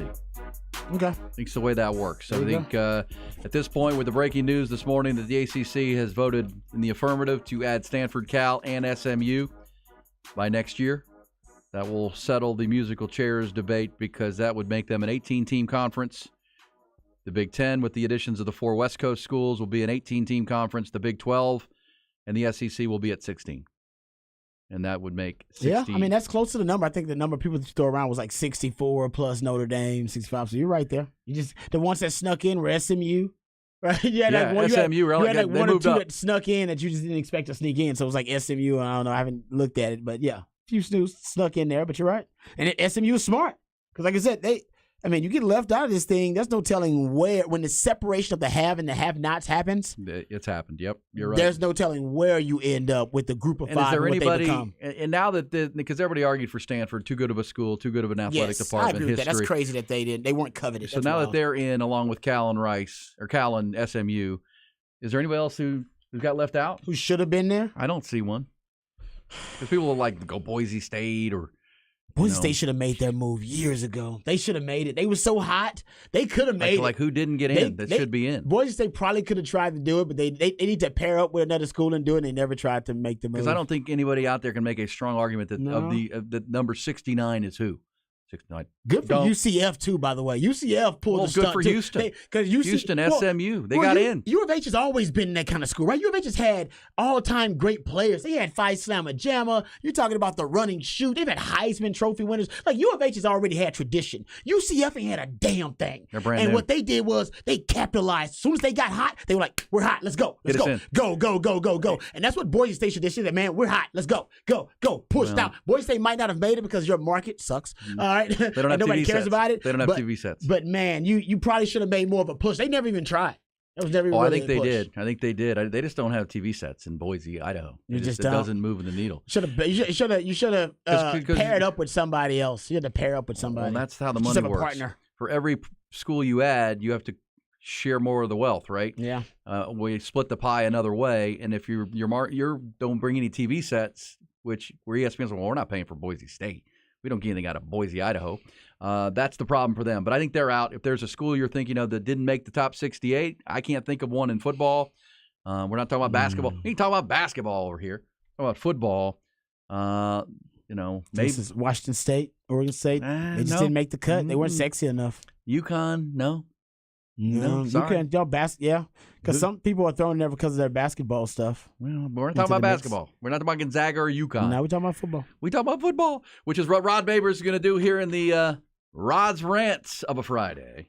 I'm as mad as hell, and I'm not going to take this anymore. Find out what happens when people stop being polite and start getting real. You ain't keeping it real. My God! Okay, it's happening. Everybody stay calm. Oh, you've got it now. It's time for Rod's Rant of the Day. Hold on to your butts. All right, we're talking about the Rice Owls because we're 24 hours away from game day, so we're getting into the game plan for the Longhorns and what they may end up seeing from the Rice Owls offensively and defense. We'll start with the offense for the Rice Owls. I do believe, and we talked to Taylor McHargue yesterday, who did a great job. And I think we had some kinfolk from Taylor McHargue actually hit us up on the Specs text line. Vista Ridge, yeah. Yeah, we had I know. Well, somebody just said, they go back and scroll through, they were like, I'm Taylor's, and I didn't get a chance to see exactly what it was. Texted in earlier. Was it Taylor's dad? Well, here's what's kind of cool about that. Thanks, Taylor's dad. I met awesome. Taylor McHargue when he was playing at Vista Ridge, and he came. I saw him at Vista Ridge. Yeah, and his dad was a listener of our show, and his dad introduced Taylor and said, "Yeah, my son's going to play quarterback here," and now he's off. And I saw a little bit. He did that game last night with. It was Trent Dilfer's debut, UAB. Oh, yeah. And they ran it up. Talking a lot of trash. Did he run it up? Trent Dilfer did? They did. He's been talking a lot of trash about how nobody can poach his players in the transfer portal. Well, you know Trent's going to be opinionated. Well, it's smart. You have to be at that level so you can get eyeballs on you. You can go viral and bring attention to your university. Well, if you were watching SportsCenter last night, Scott Van Pelt led SportsCenter with a conversation. Or one of the early windows was him talking to Trent Dilfer. There you go. It's what Deion did at Jackson State. Same thing. You just got to keep saying saying crazy stuff and then keep trending. And then maybe if you win along with that, then you start building substance with the style. But you got to go style first. And just let people know that where you at, and so people will pay attention. All right, let's pay attention to the Rice Owls. The Rice Owls, listen, if they decide to come out and just run the football, and we know Tuiasa Sopo, he says they want to run the ball, but why the hell would you bring in the highest-rated signee in the history of the program at the quarterback position, where, by the way, you have struggled? All right, Mike Bloomgren, since he's been at Rice, he hasn't had a season where he hadn't used at least 3 starting quarterbacks. That's crazy. So why would you bring in this highly rated signee, highest in the history of the program, at the quarterback position and not use him? So I think that Rice is going to come out early on and throw to open up the run. I think they're going to just, and talking about short passes, not vertical shots downfield. They don't have the time for that. JT Daniels will get killed, right? They don't have the old line for that. They can't hold up like that. But what they can do is they can manufacture easy completions. Quick game. We're talking about slants. We're talking about quick outs. We're talking about hitches. Stuff that Texas may be willing to give up. All right, just because they may be playing off coverage or because they may be playing a zone, there are things you can do. Also, roll out bootlegs, waggles to kind of cut off, move the pocket, cut off the pass rush. You can do that too. The RPO, which is a combination of the quick game and the run game. And we know Tuiasa Sopo, the new offensive coordinator, loves the RPO. He said he was brought to Rice to explore a deeper connection with the RPO. Those were his words. All right. So we know they want to do that. They just haven't had the quarterbacks they trust to be able to manipulate the mesh point and truly be an RPO quarterback. JT Daniels can be that guy. This is a guy that Sark offered at one time, right? Talking about one of the highest rated recruits that was coming out his year as a prospect. In 2021, Rice's passing game was the best they had since 2016 with 4 different starting quarterbacks. And in 2022, they had the best passing offense at Rice since 2008, 65th in the country. I think they're going to come out and throw to open up the run, and their best weapon is in the passing game. It's Luke McCaffrey. He is their top target. So I think if they come out and just try to run the ball against Texas, and you're talking about an offense that averaged barely over 4 yards per rush, Texas kept teams last season to 3.4 yards per rush. On average. They were one of the better rush defenses in the country. I just think that would be a fool's errand to come out and just try to run the ball against Texas. Early on, I've seen even games against USC, Louisiana Tech, even you go look at it, some of the Southern Miss, they would throw early on, even with the quarterback they had at the time. I think his name was TJ McMahon. Then they had AJ Padgett was also one of their quarterbacks they had last season. They've never been this competent at quarterback. I think you're going to see them throw a little bit early on just to inspire confidence in this team. Love it. Yeah. And that'll be something we're watching for and looking for. You asked a question or said something yesterday at Lavaca Street Bar. You say things all the time that pique my interest and I'm curious about. But you threw out the scenario that, because I'm just in my head, I'm dunce. I'm thinking Texas going all vanilla. Texas going against Alabama. They're not going to show them anything. Mm-hmm. But you threw out the idea that Texas could show them everything, which I think is interesting. That if you have a new defensive coordinator, Alabama's got a lot of new players. With 20-hour-a-week minimums, what if Sark came out and said, look at all these personnel groupings. We're showing you all of it. Yep. Now, we may not show you all the plays we run out of our personnel groupings, but we're going to show you some of it. Yeah. And we're bringing it all. Yep. We're going six offensive linemen. We're going Wildcat out there with 20, 21. Well, yeah. It's there's 2 schools of thought. You either go love that. I mean, make them over-prepare. Essentially. Instead of, which ones, and we can ask our audience a little bit about that too, on the Specs text line.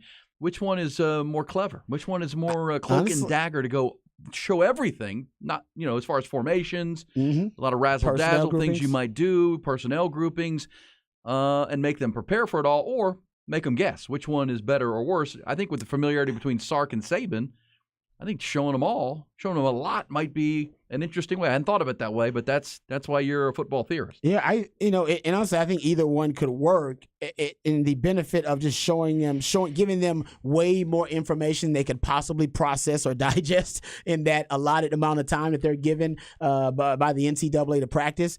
I think the benefit of going that way, just giving them, having them drink through a fire hose essentially, would be they have plenty of sample size to game plan what your tendencies, your habits are as a team, because they got 2 years of film on Sark, and Sark has bragged about continuity, which is great, but also that means that I know exactly what you like to do. I know the things you emphasize as a coach. You got the same coaches there running the same system with the same players. And so that means I got a very thorough evaluation of what you like to do and what your identity is offensively and defensively and even on special teams. So what's the point of the mystery? I know your quarterback is. It's Quinn Ewers. I know what concepts you like to run. I know the offense. Like I said, so what's the point of coming out there and going straight vanilla other than, oh, man, we're going to save it all for all of our personnel groupings and formation for Alabama? Well, they got that. They got it in 2021. Rob B got it. You all these damn know I got it. They got 5, 6 Rod B's in a room somewhere that are watching film and they're doing the same thing. So if you really want to get, really football theorists about it, you could just decide, you know what, let's just show them way more information they can process, and then we'll make sure they waste practice time. They're going to waste tons of practice time preparing for everything. We're not going to use everything. We're going to use the concepts and the schemes that work best for us, that put us in a position to be successful. We're not going to throw everything at them, but they can prepare for everything, which means they'll be ill-prepared for the thing that we're going to attack them with.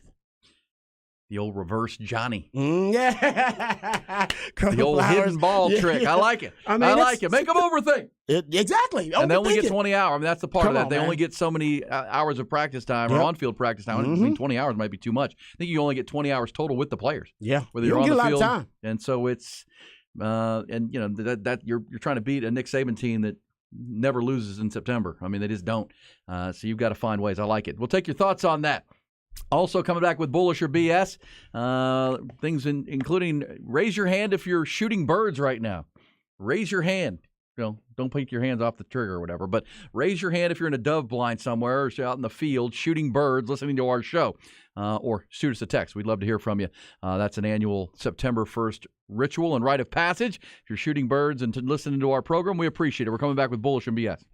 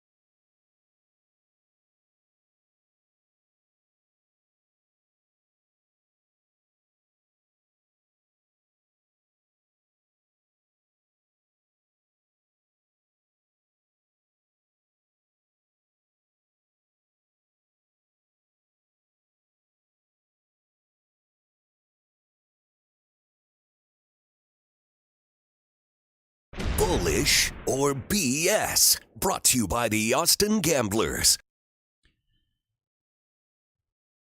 Yeah, Bullish and BS brought to you by the Austin Gamblers every morning. Good luck to the Austin Gamblers this weekend. The PBR Team Series, the Camping World Team Series continues. Oh, yeah. A lot of college football this weekend, but a lot coming. They're still right there at 12-1. Keep an eye on Jose Vitor Leme and the rest. They'll be cranking it up this weekend.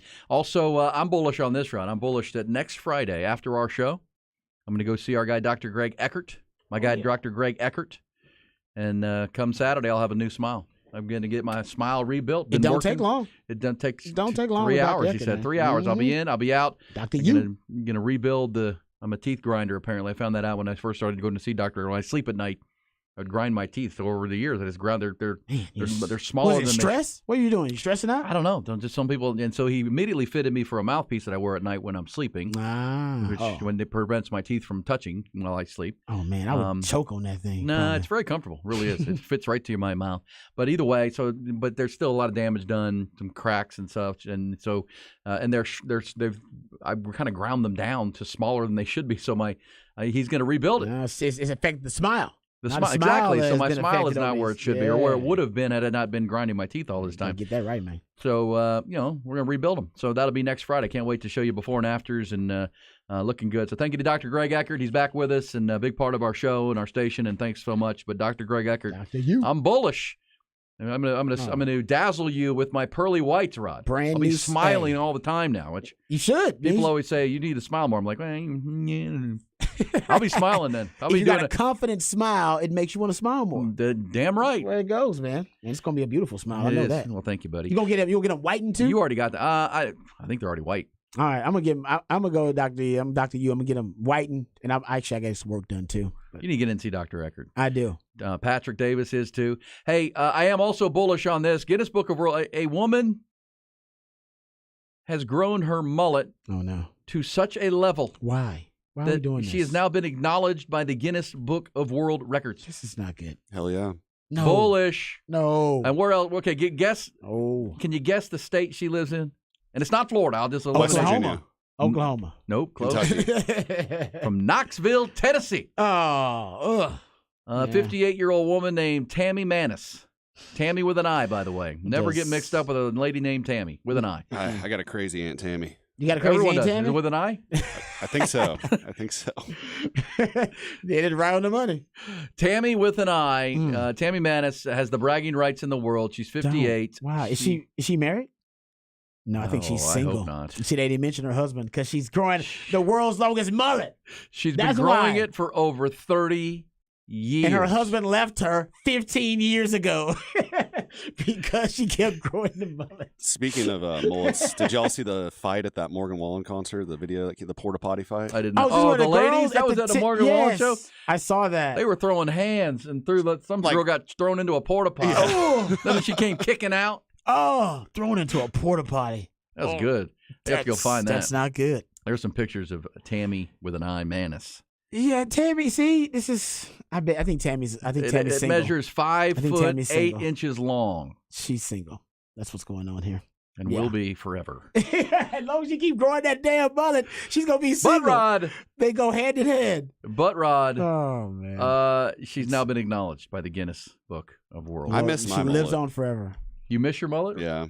I miss my beard too. Quinn Ewers' mullet gone too, man. Gone. The mullet needs to. Didn't Mike Gundy cut his mullet? He did. He's got the coif going now. It's kind of like a flow. Mini mullet going. Kind of looks like it's in style right now. Floby. The mullet's in style. Yeah. She also says, full circle. It takes a while to wash all that hair. You think? She says, I generally keep it braided because my hair is actually longer than I am tall. Yeah, it drags on the ground. It's disgusting. That's disgusting. And does she cook? Because I need a hairnet, that huge hairnet. Like, how does she? There's hair everywhere. I feel like this is definitely like a hoarder situation. I don't think she's probably eating out. That's a good point. I think you're right. She's definitely a recluse. Yeah, you're right. She might be. She is quoted as saying, "Growing the longest mullet ever never really came across my mind. It started out small in the 80s. Everybody had a rat tail." It started as a rat tail? And I started growing my rat tail. And over the years, it just kept growing. So I've kept it. That's what happens when you don't get haircuts. And time flies. Yeah, I think Knoxville, Tennessee. I think I think she focused her energy on the wrong thing. But you know what? She's gonna live on forever. And she's in the Guinness Book. Nobody's ever gonna surpass that. Do kids still buy those Guinness Books World Records? I remember I year had one when I was a kid. I loved them. Yeah, I bought one every year. At the big book fair. tall guy, the little short guy, the Do they fat still have person. book fairs at schools? This says Tammy is book fairs. Yeah. I love book fairs. When I was elementary school, the book fair was those days were Dude, that was close amazing. with like the splash day, or like a fair day or something like that. Yeah. No, I was with you on that. I love that. It I is love book such a fairs mullet. back in the day. It has got a little like bird nest looking thing on top. The sides are actually shaved.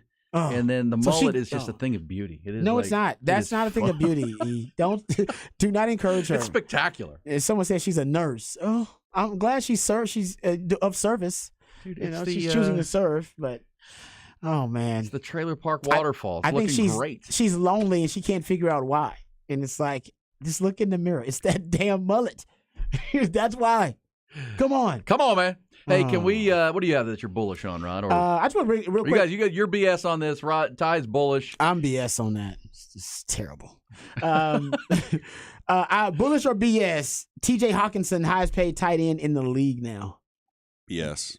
That is BS. I don't know how that happened. Don't they got to pay Justin Jefferson? Travis Kelce's like the 4th or 5th. Travis Kelce is now the 4th highest paid tight end at $14.3 million. Got a big mega deal. Well, remember they traded for him last year, and I'm still surprised within their own division of the Detroit Lions traded him here. Because look, as bad as their defense was in Minnesota, their offense when they added T.J. Hawkinson is when that. Yeah, I mean he becomes he controls the seam and the middle of the field. That opens things up for Justin Jefferson. That's true.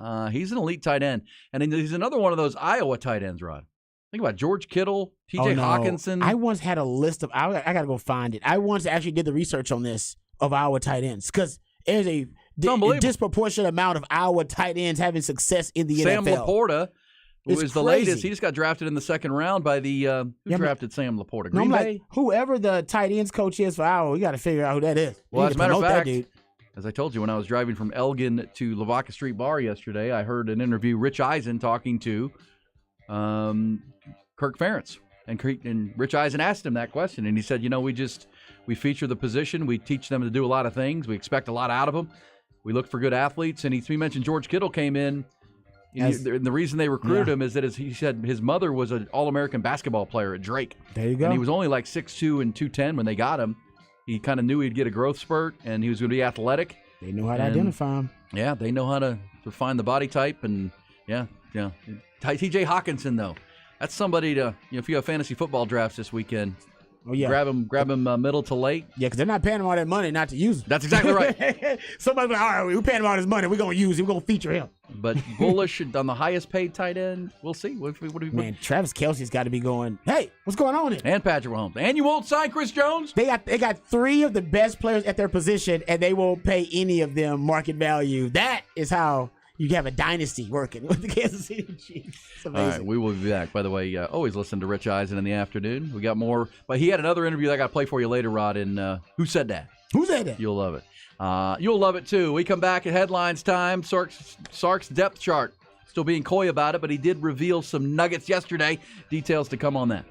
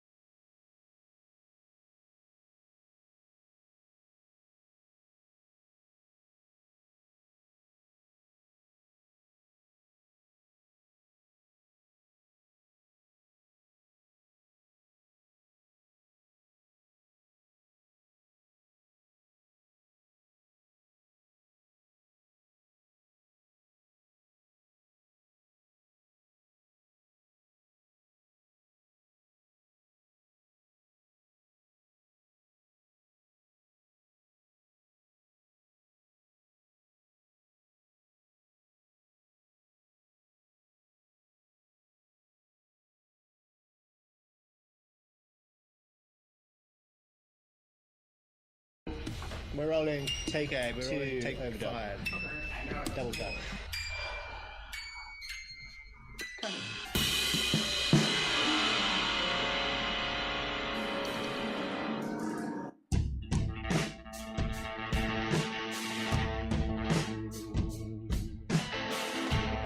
Yeah, I got to tell you, that bullish or BS on the porta potty pummeling in Pittsburgh last night at the Morgan Wallen concert. Once you watch it, you'll watch it over and over again for new angles, new pieces of information that you'll get. Man, that's pretty crazy. And all I can tell you is you got to go watch it. You got to go watch it for yourself. It's hard to do the play-by-play and describe it to you. Can't do it. Craig Way could. I couldn't. Yeah. It's... I mean, starts out with 2 girls and ends up with like 5 different girls throwing hands. And they was throwing hands for real, kicking. Hair pulling. Oh, man. Not just hair pulling. I mean, she leaned back. I'm surprised she didn't rip the hair out. Like, that was pretty violent. And when it first started, the first 2 girls pushed the girl into the porta potty where a girl already was in there. And she's just trying to get the hell out. Yeah, she just ran out like, what's happening? Girl fights can be more brutal than guys fighting most of the time, honestly. No rules. And there's no guy coming to break it up. You don't want to get in the middle of that deal. No, I ain't getting. I'm getting. Even the cops are like, scratched. nah, y'all have that deal. Go. Nope. Because they're wilding. I'm promising you though. Once you watch it, if you haven't seen it yet, you'll spend a good 30 minutes just kind of breaking it down, slow mo. It'd be like Rod watching Rice film. Yeah. It takes you a while to decipher everything going on. Where'd that person come from? Wow. Hold on, whose side is she on? Because it seems like some girl just showed up, started whooping ass, and then she was gone. She just came in, and it's hard to tell. She had like the denim on. It's hard to tell how many are on each side.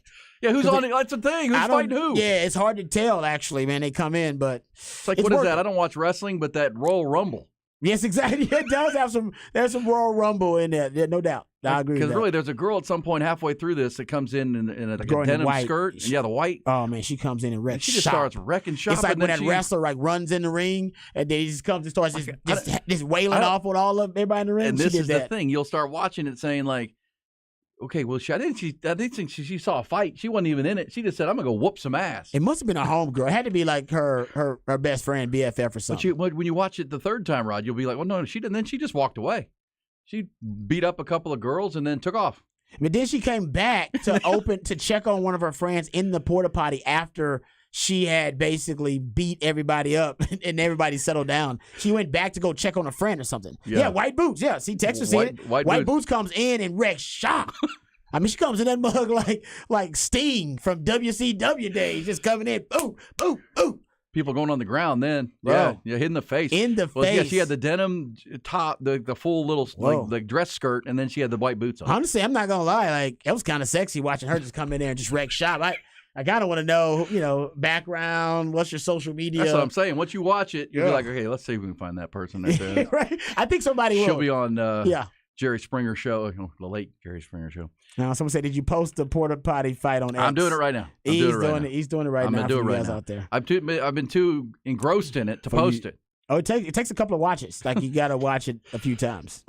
Yeah. How did that all happen? Oh, but like I said, White Boots, she's the star of the show. When she comes in. White Boots. Oh, she takes it over. A woman in white, wearing all white like that, wrecking shop. And she's not worried about her nails. She's not worried about her hair. She's just whooping tail. That's something about a woman in the like porta that. potty. Yes. Well, that's not so attractive. I'm not gonna lie. I didn't like the fact they were all just all in that porta potty. I mean, they didn't care. I'm trying not to touch the porta potty when I go in the porta potty. They were like laying in it, laying on top of it, tossing each other around in the porta potty. I'm sure some hair went in the toilet. I'm sure a hand slipped in the toilet. I mean, they were getting after it. And then they hitting each other with these dirty, nasty hands. Oh, that thing was gross. Yeah, it was gross. It was gross, but also kind of sexy. I don't know. Also, that's the thing. I was disgusted and also turned on. I don't even know what's happening. So it's tough. It's tough. I will also say that you kind of think that, man, if a girl's porta potty would be cleaner than the male's, but I've been told that's not true.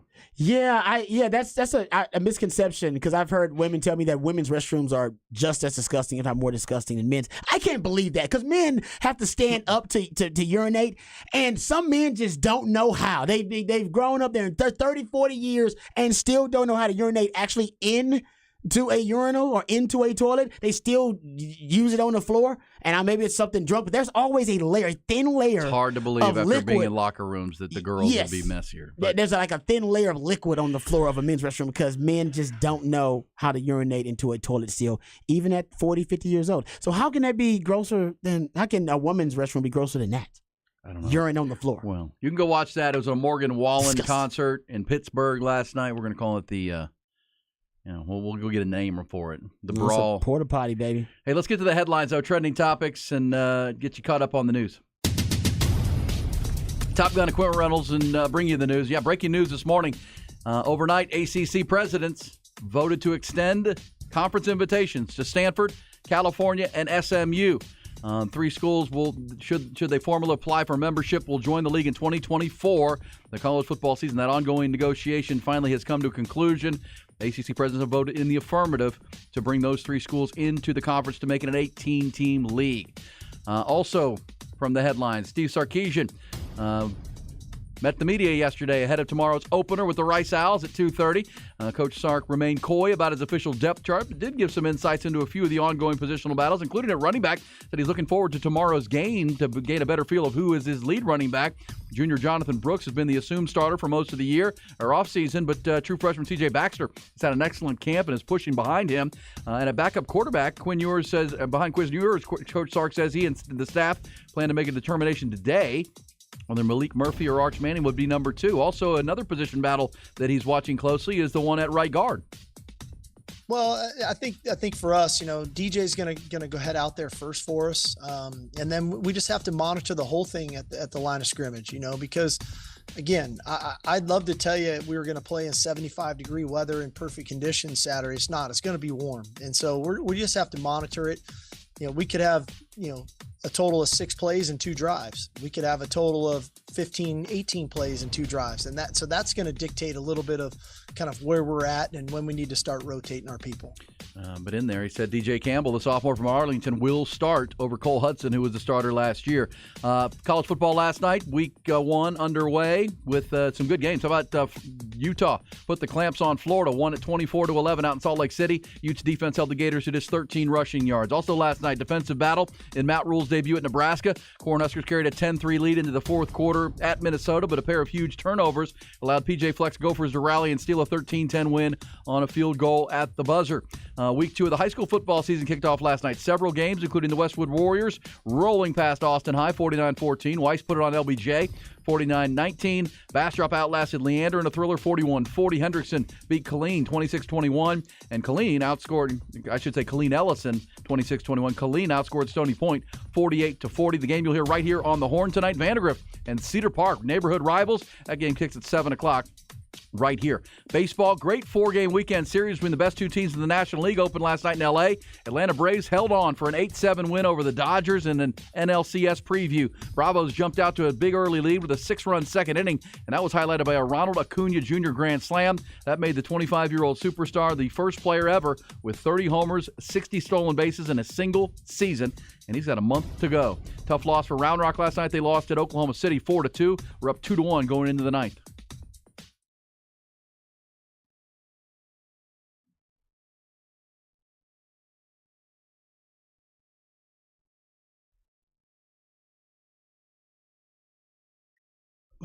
All right. Man, a lot of news to get to. We did have the breaking news. The ACC will indeed accept the new schools, SMU, Stanford, and Cal, into the ACC. You did the math. How many schools you said now in the 68. Power 4? 68. And we still don't have any clarity on what the rest of the Pac-4 schools are doing. The Pac-2. They're going to join the Mountain West now. They're just going to join the Mountain West. Yeah, they'll just roll into the Mountain West, and ESPN will cut a nice deal with them because ESPN does want Pacific times, West and Mountain West time zones. And for those who did not hear, for the details, SMU will not receive any media rights revenue. Not a nickel for 7 years. The first 7 years. None of that. While Stanford and Cal will receive reduced shares for the first few years.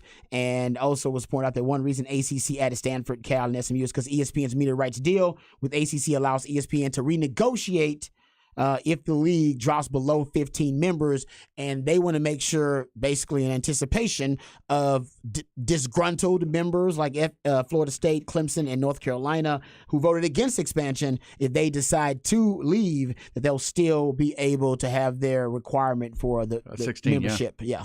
So that they can all right. So I think, maintain. and that's why I said I think based on conversations I had with a lot of people about this, I think this was, if they could get this done, it was going to settle at 68, and now the 68 teams are settled. Mm-hmm. There could be movement within the 68 teams, as you just said, Florida State and Clemson, but they need a taker. But at this point, the SEC has said we're happy at 16. Would the SEC consider Clemson and Florida State? Maybe.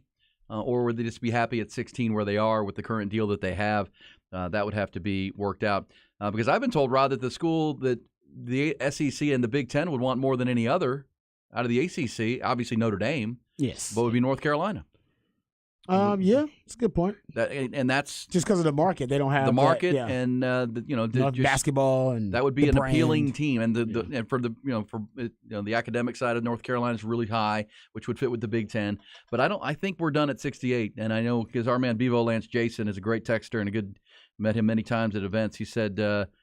Because he said, guys, what happened to Washington State and Oregon State and Boise State? They have more appeal on the football field than about 8 of those other schools in the group of 68. Mm-hmm. And I reminded him that their TV markets, there's no TVs there. SMU, their team's not as good, but the media market is much more appealing. And he said, I'm not viewing it from a TV perspective. I'm seeing it from an on-the-field product and program. Sadly, TV ratings is what's valued. Money and eyeballs matter more than competition, storied regional rivalries, and the student athlete. That's true. Yeah, 100% true. It's about entertainment now, and they're looking at entertainment. They're looking at the dollars and the markets that can expand their footprint and their brand. And they're also looking at, they want to have some more intriguing matchups in the future. That's why they're killing some of these old rivalries, which people care about, but they are forsaking the old rivalries because they want to build some new traditions and they want to have some new powerhouse matchups so that they can have better TV product. Yeah, no, I agree. Yeah. And that's, it used to be a debate when people would say, why do we have 40-some bowl games?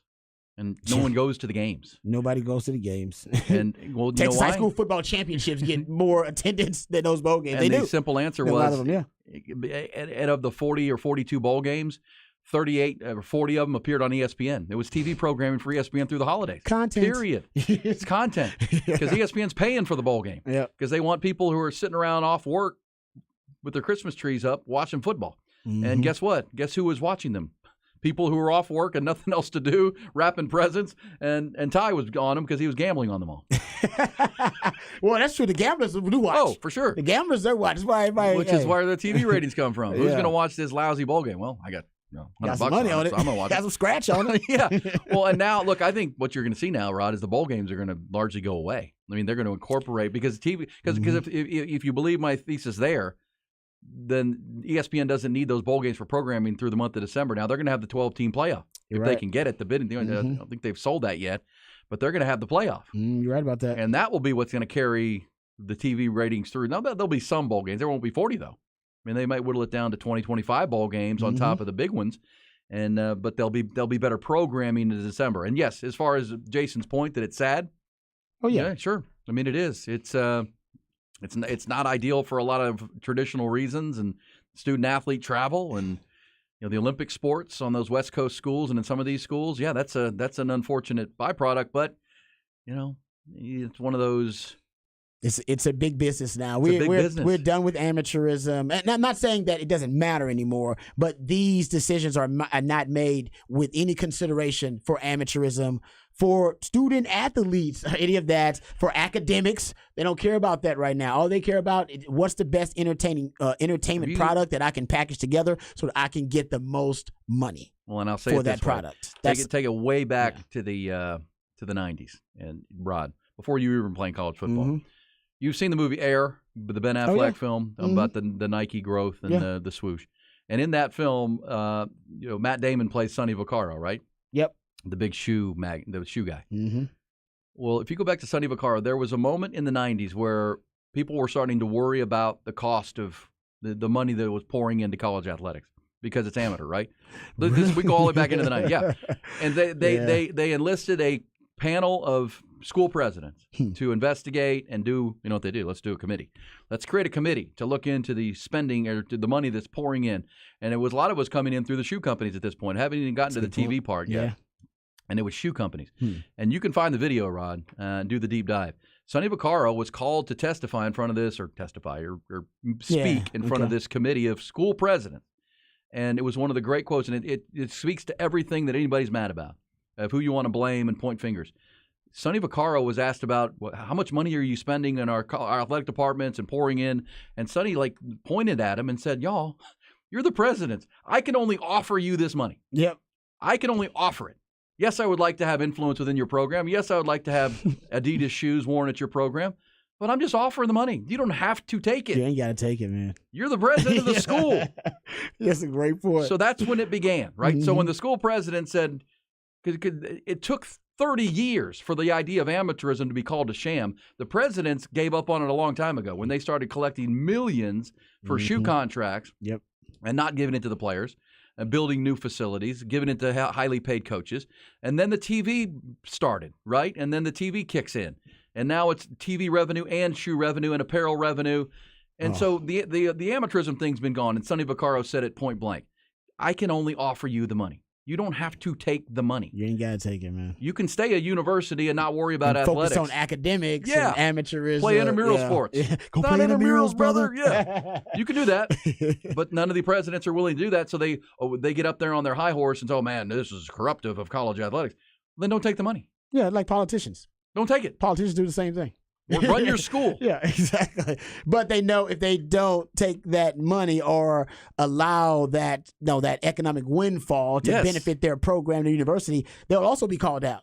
Yes. Because their boss will go, "Hey, man, we need more revenue." Well, and that's here. why what's happening with NIL now was so long overdue. Yep. Because, as I said, for 2 decades, why does everyone else get to make this a career and make it a very lucrative career, from the coaches to the assistant coaches to the athletic directors to the administrative staff? Why do they all get to make this a lucrative career, this whole thing about athletics, yet the players, the athletes, don't get to? Yep. That seems ridiculous. And it finally, at some point, got to the Supreme Court, and the Supreme Court said, "Yeah, that's ridiculous. That makes a lot of sense. Let's vote 9-0. Yeah. I'm with you right about that. And you said you wrote a college paper about this. 1996. Yeah. This is how you got my the capstone paper to get out of St. Ed's. Finish. Hey, you know what?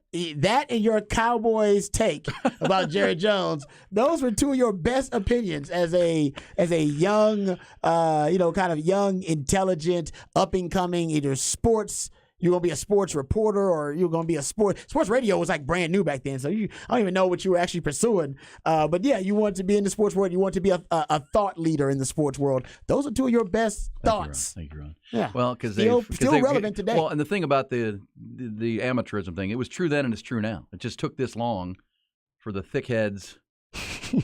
I like the really. heads. I mean, and now it's and guess what? Now NIL is happening, and everybody's complaining that there's no structure in it. There are no guardrails. Well, you should have been doing that all along. Yeah, this should have happened 10 years ago, and then we'd have guardrails by now. Yeah. Incrementally grown it with some rules and some stability, instead of just saying, "Okay, y'all do it." The Supreme Court, said what they said. Now y'all handle it. That's the problem. No one with any foresight at the NCAA level or even at the school leadership level said, "Hey, let's start implementing some of this."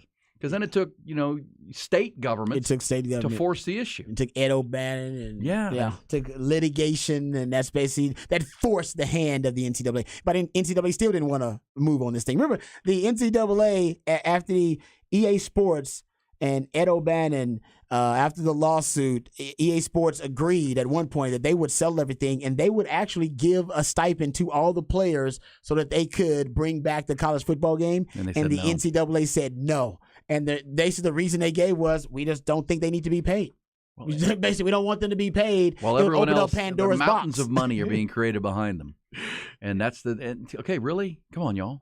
That's why I say, when I say incrementally, there were ideas that were out there. And that was one. That was an easy one. My man Bucky Godbolt used to say, "Look, start with this. Give every parent of every football player, round trip tickets to one football game each year. And because he dealt with players and coaches, Oh, yeah. a lot of poor families that don't get to let them travel to one game, or a road game somewhere, something like that. And to your point, and that was just one example, they wouldn't listen to any of it. Nope. No, that's an extra benefit. They didn't want to hear any of it. Yeah, that's right. an extra benefit. Can't do it. So rigid and so stubborn and stuck in their antiquated ways. If they'd just changed a little, you're right, they'd still be right now in a better position. They wouldn't be powerless right now. Because the fight because you would have been relenting a little bit. You would have been meeting them in the middle ground and compromising and growing with the idea instead of just, as I've given the visual over and over, as the mountain of money built up behind the dam, instead of actually letting some of the water out and doing it incrementally, they just tore the dam down. Yeah. And now that's what we're dealing with. We're dealing with the flood of what used to be 30 years of a dam holding the water back, and now that's gone. And you know that's what they wanted, though. The NCAA wanted this because they wanted people to complain so much about, the no guardrails and the wild, wild west of NIL and transfer portal that they would cry and come crawling back to the NCAA saying, you were right, NCAA, that we cannot have these young kids making all this money. Oh, man, you were right. We should go back to the old ways. And nobody's really done that in the NCAA. So their plan, I think, was flawed in thinking people would long for the old days of amateurism once they saw the free market hit college sports. No, we just want guardrails on the new NIL transfer portal landscape. That's all. Nobody wants to go back to amateurism as we knew it back then. Right. No, because God forbid you give these young student athletes some money. Well, they're not going to be able to handle that money. They're going to spend all that money. We can handle that money. They can't handle that money. No. Every other sport in the world can't handle money when they're 18 years old. But no. These young athletes in basketball and football, they can't. They certainly can't handle that. No, they. Yeah. You figure that out. Exactly. So that's happening. We also, and because that's all because TV is driving all of this, and the money from TV for the programming that they want is driving all of it, and that's why. Come on, why don't just Apple just buy up ESPN and we can be done with all these issues? Might happen. You don't have to worry about ESPN and Spectrum and their negotiations and disputes. Apple will just buy it all up, or Amazon, one of them companies. Yeah. Well, they could. They could. As it was reported by Front Office Sports that Apple has enough money in their or couch cushions. They should do it, man. To buy Disney's ESPN product and say thank you very much. Yep. All right, Rod. We'll come back. We'll get back into Texas football. That's the latest from college football with the 3 new schools, including props to the Ponies. SMU is going to be part of the 68, and who would have predicted that even a year ago, even 6 months ago? Good move. That SMU would be a part of the 68 teams, and you can now call it the Group of 4 and the Group of 6. The Group of 4. It's now official because the Pac-12 is over. Power 4. And I would agree with one of the texters that we probably need to reach. If there are 4 of them now, let's change the names. The Atlantic Coast Conference needs a new name. Well, Southeastern can still say. Because you don't like the fact that it's regional. The name implies it's regional. Well, I know Brett Yormark would like to change the name of Big 12. Yeah. But the other schools that have come in who want that label, that Cincinnati has been thirsting to be. They want to recruit with that Big 12. That's exactly right. Yeah. But I've been told that Brett Yormark would like to rebrand it and have a new name. I don't know what that would be. And there have been some floating the idea of call it the Southwest Conference because it's the South and the West. Ooh, that'd be sexy to bring it back. That would be the Southwest Conference. And you know what? Brett Yormark would do something like that because he doesn't care about ruffling feathers. Like I said, he's an alien, not a dinosaur. He doesn't know this world of college sports. He's just trying to do whatever's trending and whatever is best marketing and promotions for his brand. Yeah. That would be kind of cool. Cool. Yeah, the Southwest Conference. Kind of like the Houston Cougars are bringing back the old Houston Oilers uniforms for their game this weekend. Dude, those things are blowing up. Like, people love them. I'm trying to get my brother down there to give me like a hat or something. Dude, just the jersey that says Houston in the script. It's so sick. With the Love Your Blue colors. Ooh. I'm not going to lie, man. That's clean. I think they'll wear them versus UTSA, too. I see that uniform, and I want to dig up Bud Adams and kick him in the balls. Somebody deserves a raise and a promotion over there at U of H. I don't know who came up with the idea, because that's been a big talk in that city. You've talked about it on Airways. I've talked about it, how Tennessee is going to wear those uniforms versus the Texans and wear them twice this upcoming season, and how disrespectful it is. And I think it's really cool that U of H was listening to that discourse and decided, all right, we can represent on the other end. We can't directly affect that that outcome and whether the Texans are going to beat the Titans when they wear the uniforms, but we can help represent the city, and that's what we're all about. They can lose the game to UTSC, and they might. People I think are going to remember the jersey. I think they will, actually. We'll come back. When we do, it's Time for Behind the Burnt Orange Curtain, Texas football talk in a deep way with Rod. Also, before the end of the hour, we go off the record. Happy Friday. Happy Football Friday here on Ian Rod B.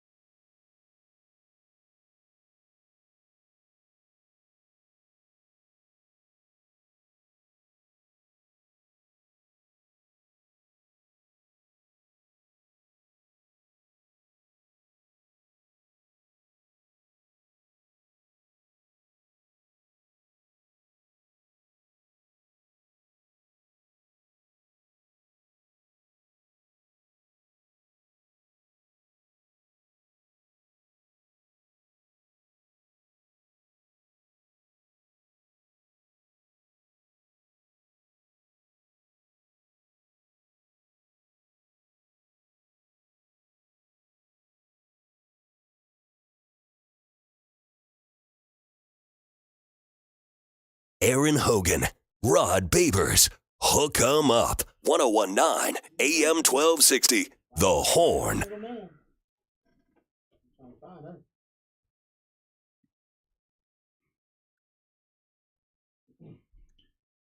All right, Ty Henderson, I'm going to give you a special assignment, just like every other radio personality in America. I need you to find the lady in the white boots and the porta potty fight. We need her on the show. I watched that probably 30 times last segment. And are you, like me, disgusted but also turned on? Yes.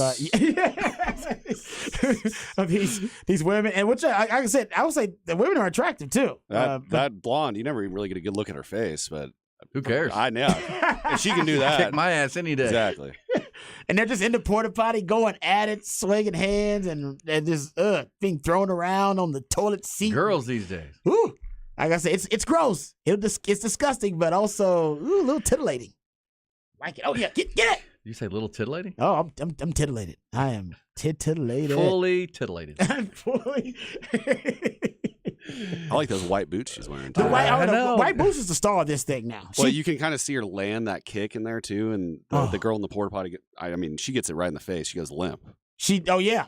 The white boots came in. Like, I want to know, like, white boots. Does she have a background that she knows about? I don't know, fighting. Like, look, there she goes. Here she comes. Look at her. She grabs the hair. She pulls back on the hair, leans back, and then just starts laying haymakers on it.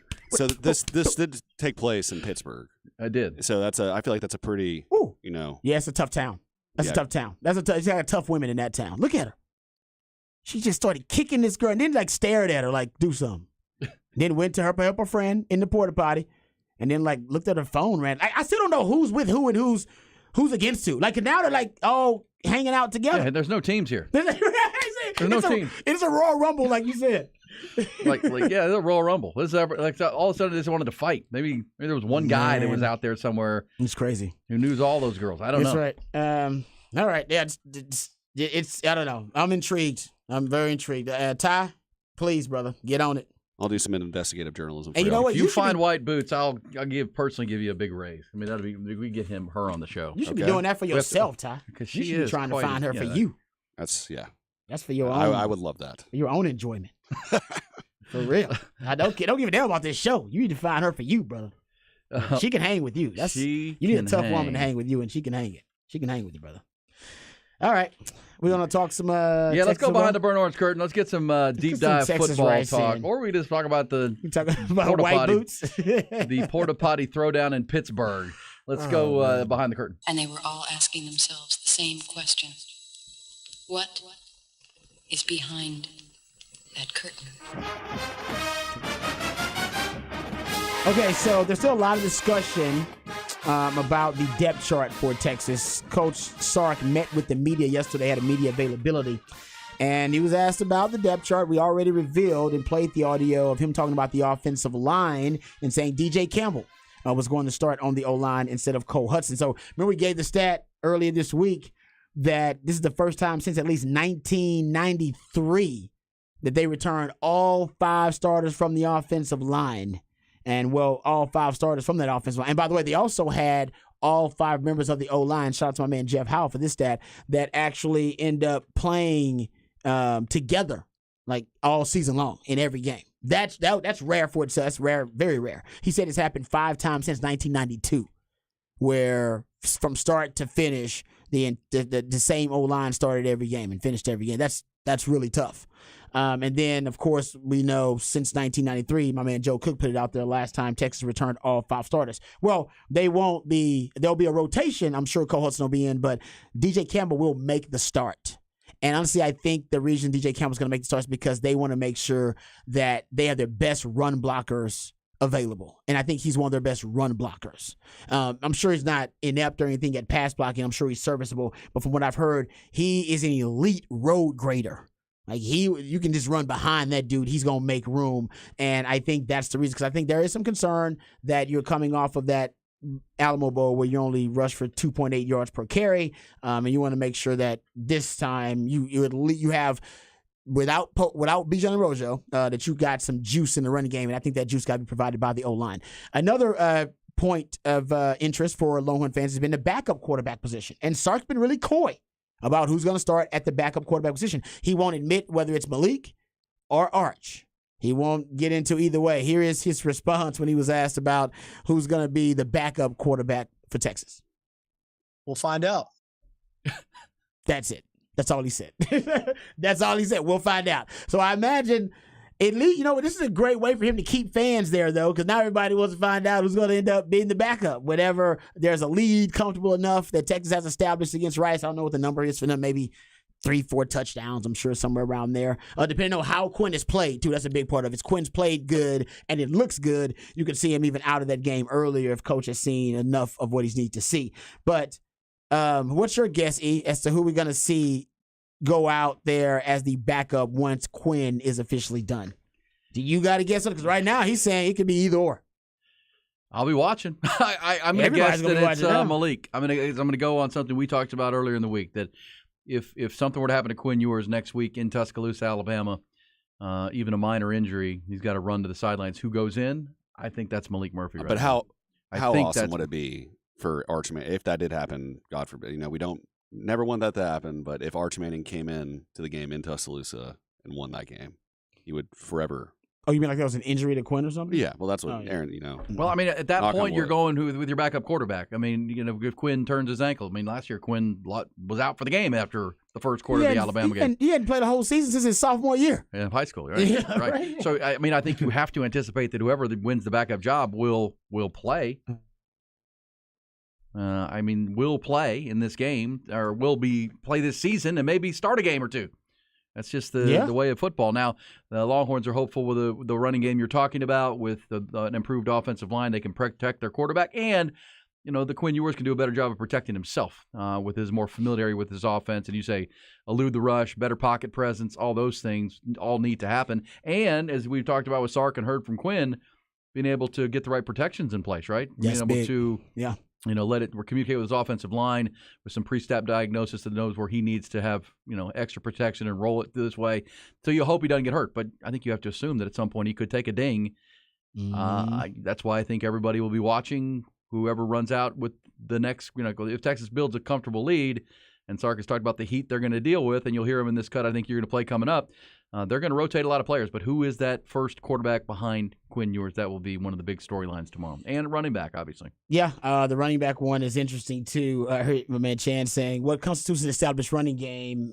How many yards against Rice? Rice was one of the worst rushing defenses in the country last year, allowed 5.3 yards per rush. That was good for 124th or 8th worst, 8th highest opposing rushing yards per rush average. So, I think Texas 200 plus at least. At least. 181 rushing yards per game is what they gave up last season. So, you should be able to dominate on the ground if you're Texas. This is a slump buster. If you can't run the ball against Rice, I would think just know, guys, get to 300 in this game. Yes. If you can't run against Rice, you're not going to have a good running game this year. It'll be serviceable, but it won't be good.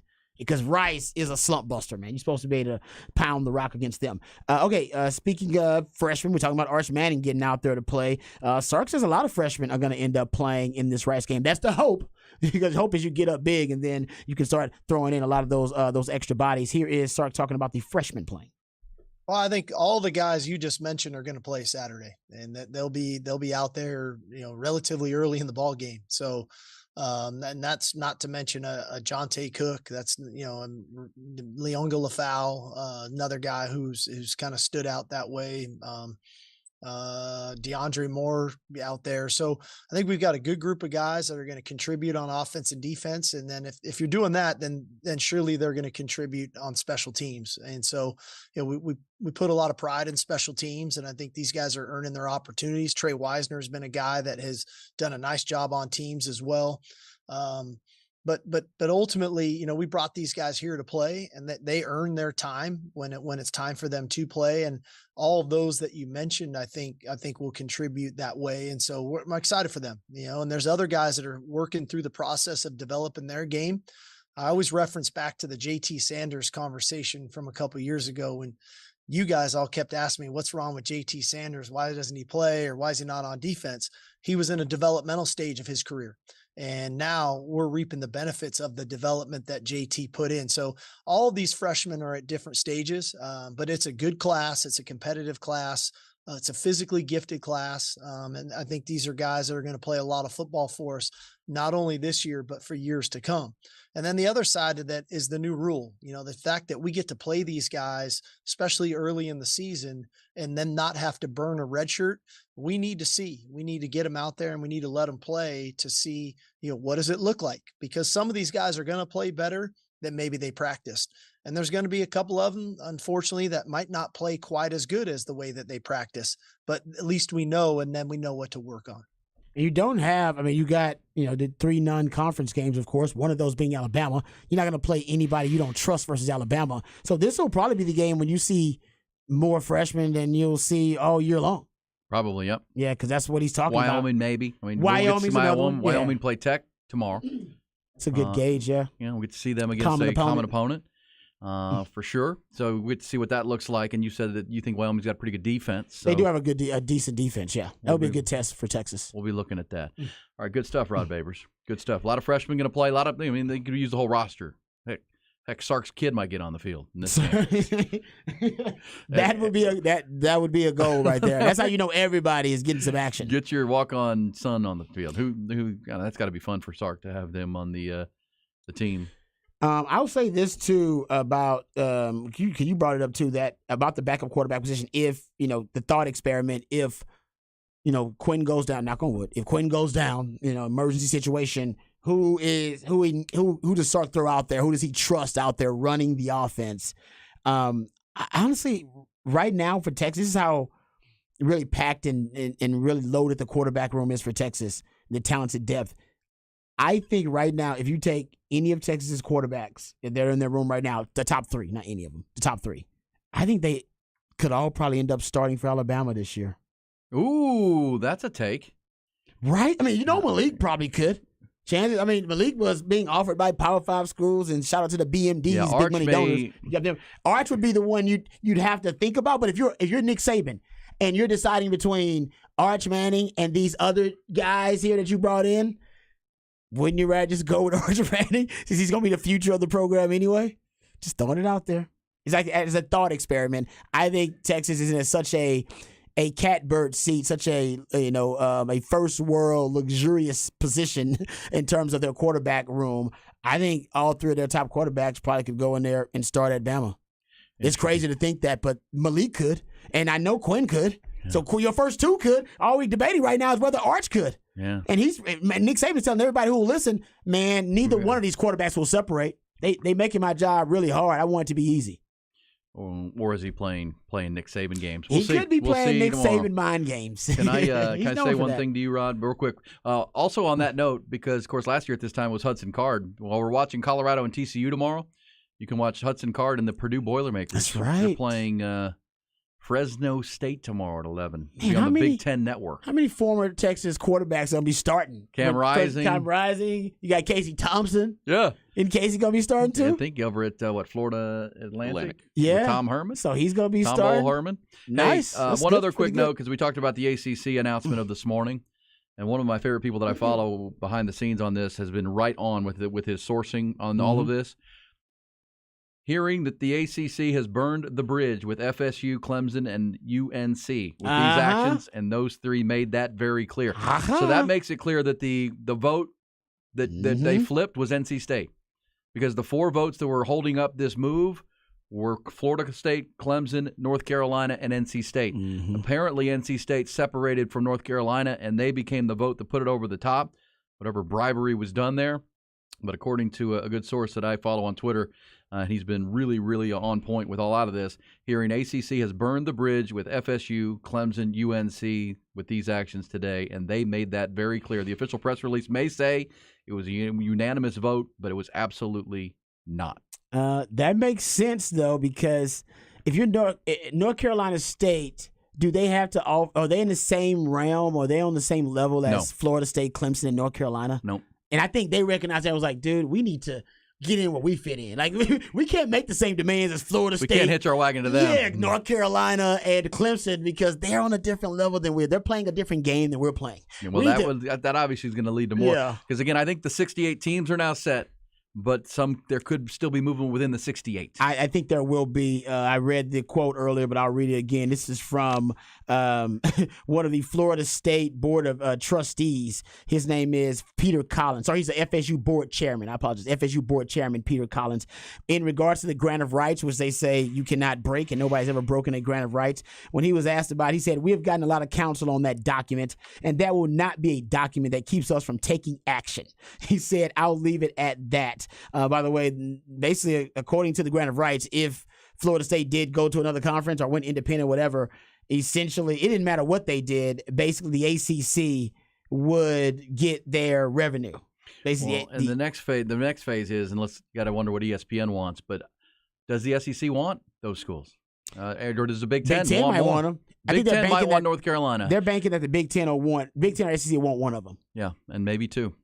But all three becomes interesting, and that maybe not all three. Well, because remember, Big Ten's Fox. Big Ten is Fox. ESPN controls ACC, SEC.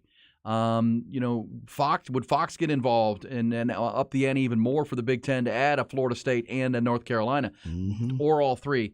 That's the key. Hey, we come back. We're going off the record.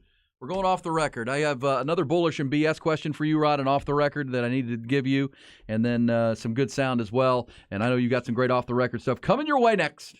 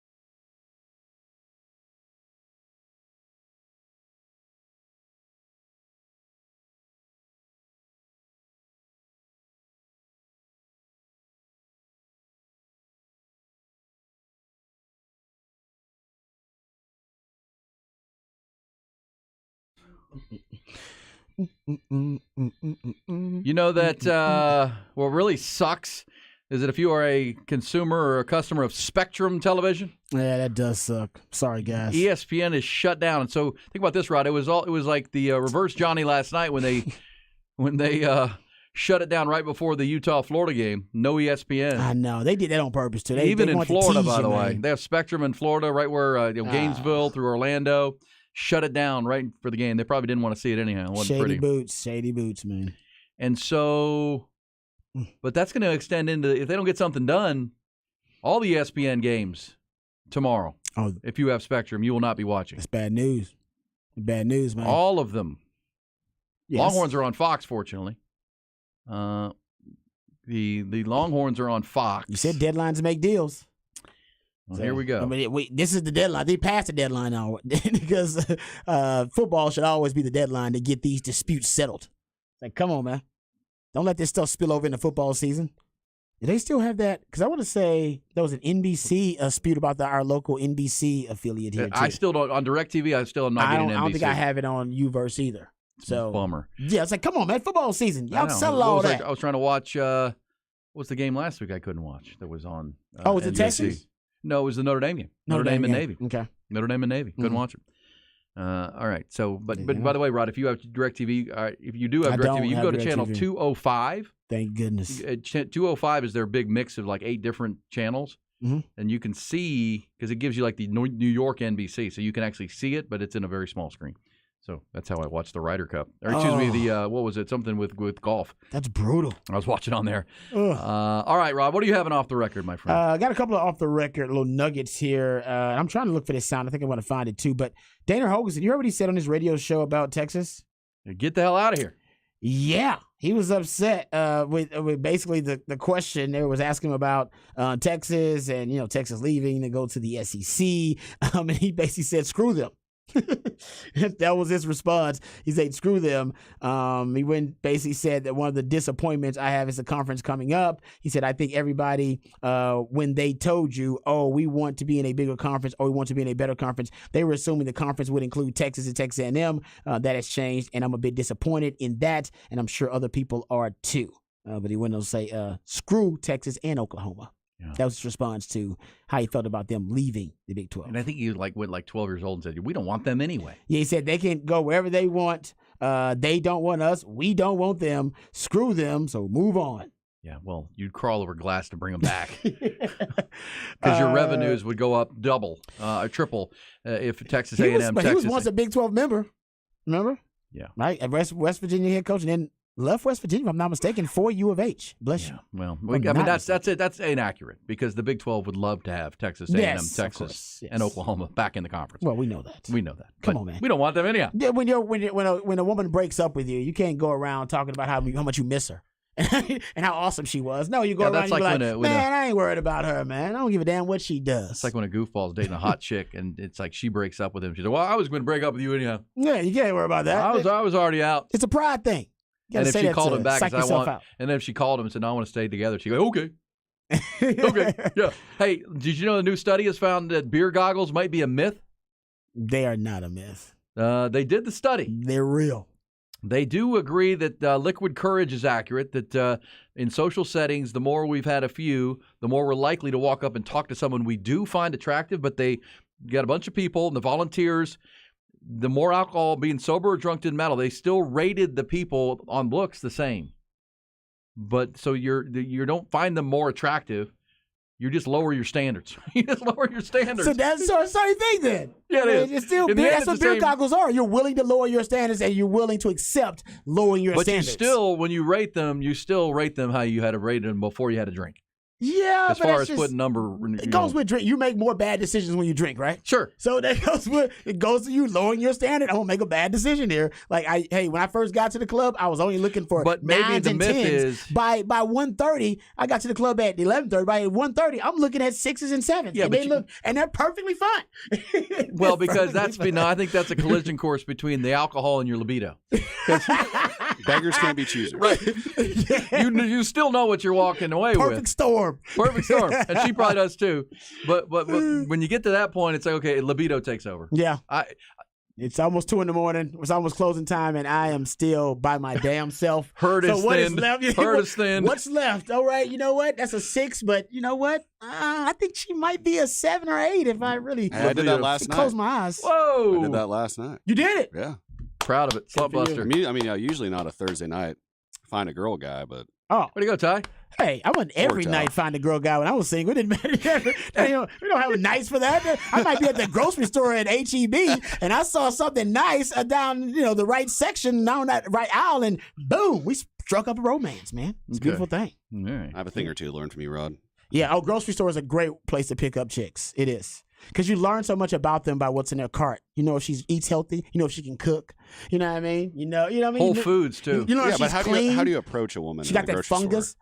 Oh, well, it's pretty. I mean, you can bump into people at the grocery store. Is the best thing about it. I'm looking for something you're looking for. Oh man, what's going on? How you doing? Boom. The bump into is really easy at the grocery store. And here's a little trick for you.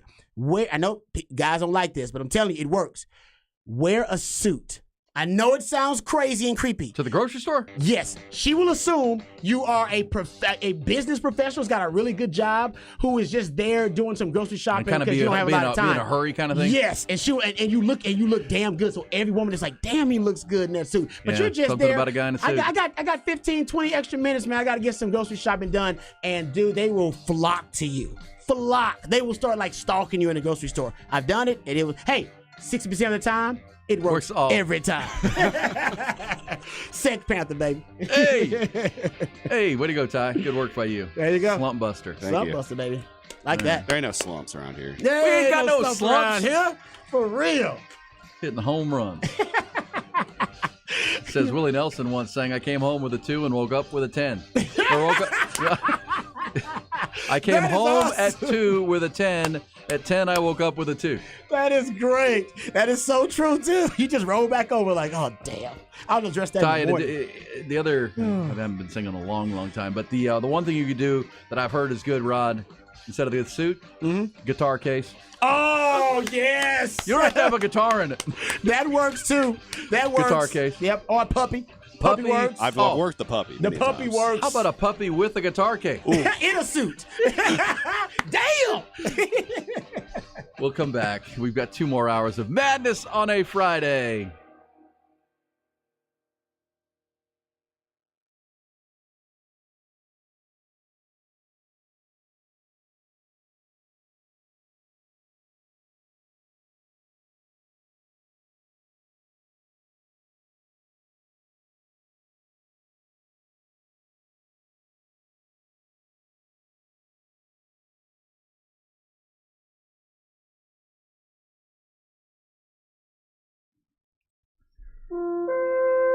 Viking Fence, the premier fence company in the ATX, and certainly has been for 50 plus years. 1972 is when they began installing the best fences. And as I say, what makes me so confident when I tell you that? I just know the facts that no one else in no other fence company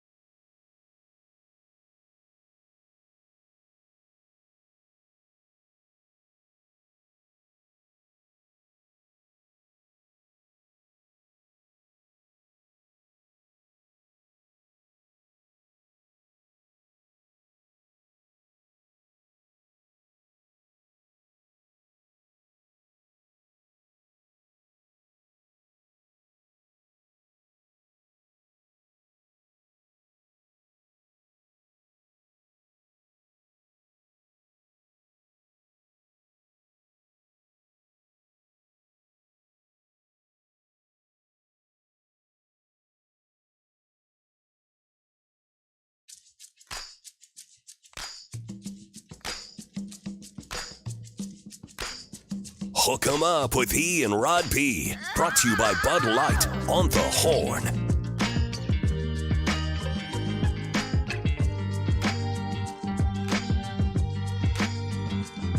Friday on the Horn. It's Friday on E and Rod B. What does that make it, Rod?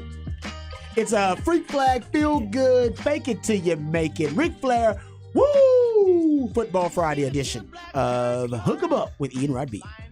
Like that. That woo helps you, get going. In case you need some energy boost, just give a Ric Flair woo. He'll do it every time. Does it every time. That lady in the white boots was giving some Ric Flair ass whoopings. Yes, she was. She's been watching some Ric Flair. Some Ricky the Dragon Steamboat or something. She was putting it on him. I'd let her whoop my ass. I would too. Yes, I would be into that with her. Really? Mm-hmm. Yeah. I'm with Ty. I didn't even see her face, but I just like her style. Can I give some credit to Brian on our text line because he has now dubbed the Porta Potty Brawl. Very well done. The Porta Potty Pugilists of Pittsburgh. Wow. Well done. I like that. Brilliant. Jacob Standard texted me earlier and said it's the Morgan Whalen fight. Oh, yeah, because that was the concert they were at? Yeah. I know. I'm like, come on, ladies. I guess they weren't. I don't know. I mean, I just don't. I still need to know the genesis of the fight. Like, what happened? That's the whole thing. That's why you keep watching it like the Zapruder film. Yeah, You're like what happened? Like, how'd they get who that started riled this? up? Who finished it? Who's on whose team? Yes. There definitely will be some clarity because this thing is viral now. So because I've convinced myself that maybe there's just one dude that's been like hitting up on all them girls, and then they're just all fighting. Eskimo Brothers is the reason this all went down. And a couple got all caught up in it. Yeah, there's no dude. There's one dude, but he's like a staff, like an employee of the. Looks like because the concert. I'm assuming they like at a concert member. like that they had like ladies section, men's section. It's all ladies that were there. It's all ladies, man. That guy was like, I don't get paid enough to break this up. I'm gonna pull the one girl off. He's probably right about that too. Relationships. Can I play something for you, Rod? I wanted to play it in Bullish or BS, but we just have run out of time. Let's do it. And I need to put this out there because we're going to get a Rod's rant here coming up. We're going deep dive on Texas and Rice and all of the college football weekend. Nebraska stole a victory last night, or Matt Rule's debut. They snatched defeat from the jaws of victory last night. Turnovers will kill you in the fourth quarter. Also, Utah beat up on Florida. And if you missed it earlier, it's official now. The ACC is adding SMU, Cal, and Stanford to make it an 18-team conference. But so this is interesting. You're married now, about to have a child. Yes, sir. Are you bullish or BS on this? Listen to this. This is a guy who we have found an interesting way to propose to his fiance. Everyone, I think keep it simple is the best way to go. Keep it romantic, keep it intimate, keep it thoughtful. Yeah. This guy decided to go a different direction. See if you like this.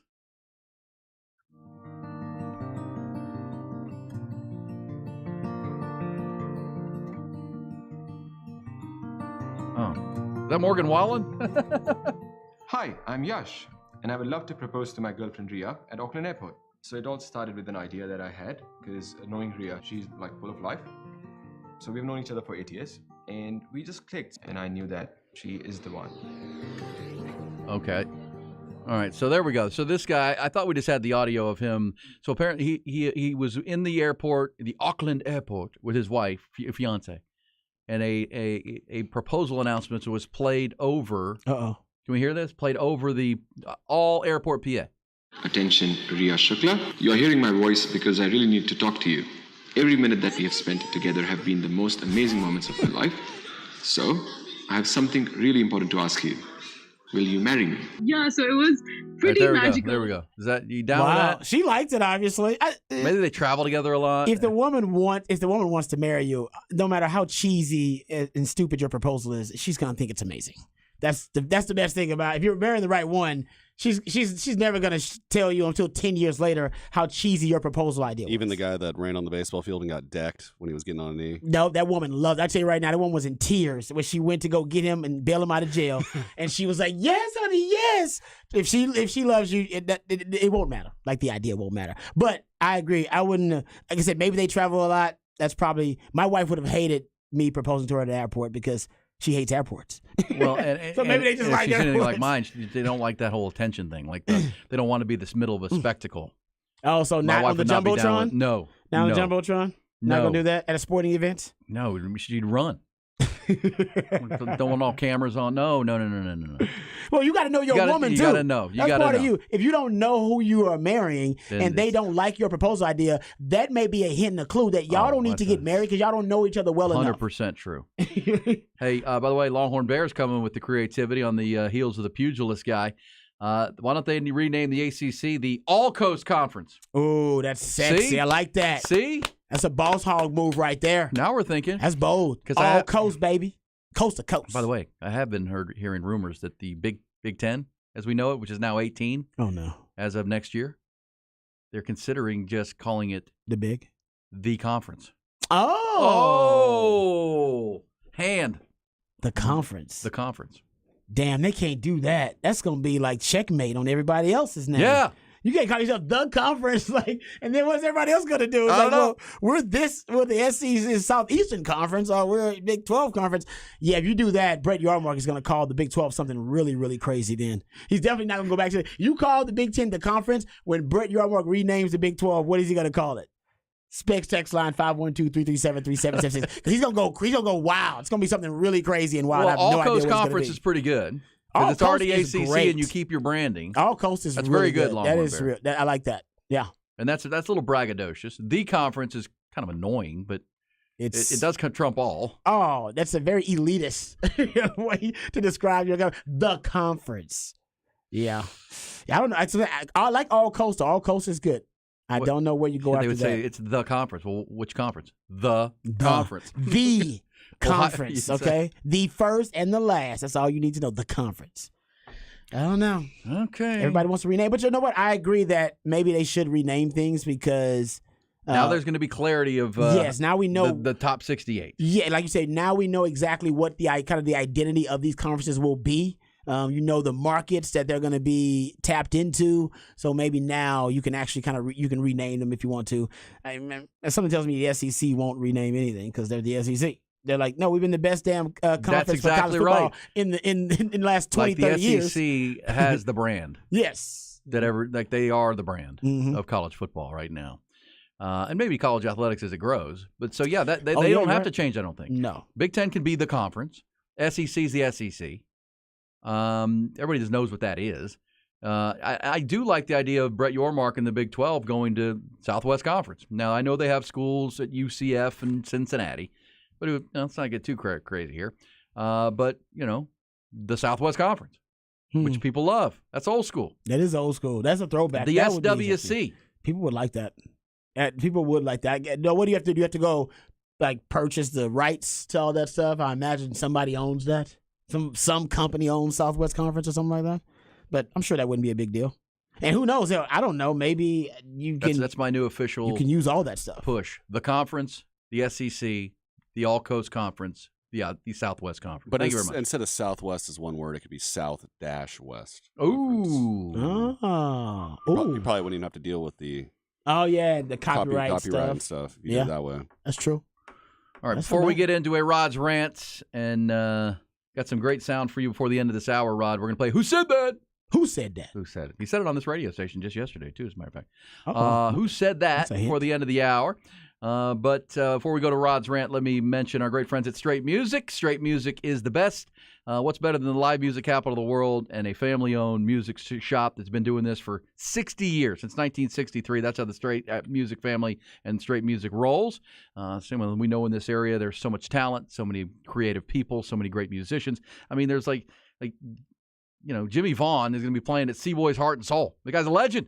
He's playing tonight down at Seaboy's. Well, he's a shopper at Straight Music. A lot of these musicians get all of their guitar strings and everything they need to put on great music at Straight Music. So it's at the highest level, but also beginners and novice musicians trying to learn an instrument. Straight Music is your spot as well. They'll bring you in the Straight School of Music, and we talk about that.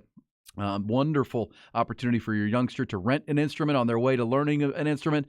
It's a great opportunity there with the no interest monthly payments that move towards the purchase of that instrument. There's just so many reasons. It's amazing customer service, taking care of you in any instrument, any effect, any pro audio, anything you need for your band or for the orchestra or for your own band or for your orchestra. Do it at Straight Music. STRAITmusic.com, the new location in Westlake, right there at B Caves in Walsh Charlton, their flagship store now. Also, the one out by Lakeline Mall. Online at straightmusic.com. It's where customers become friends. All right, let's go to Rod's rant. Let's do it.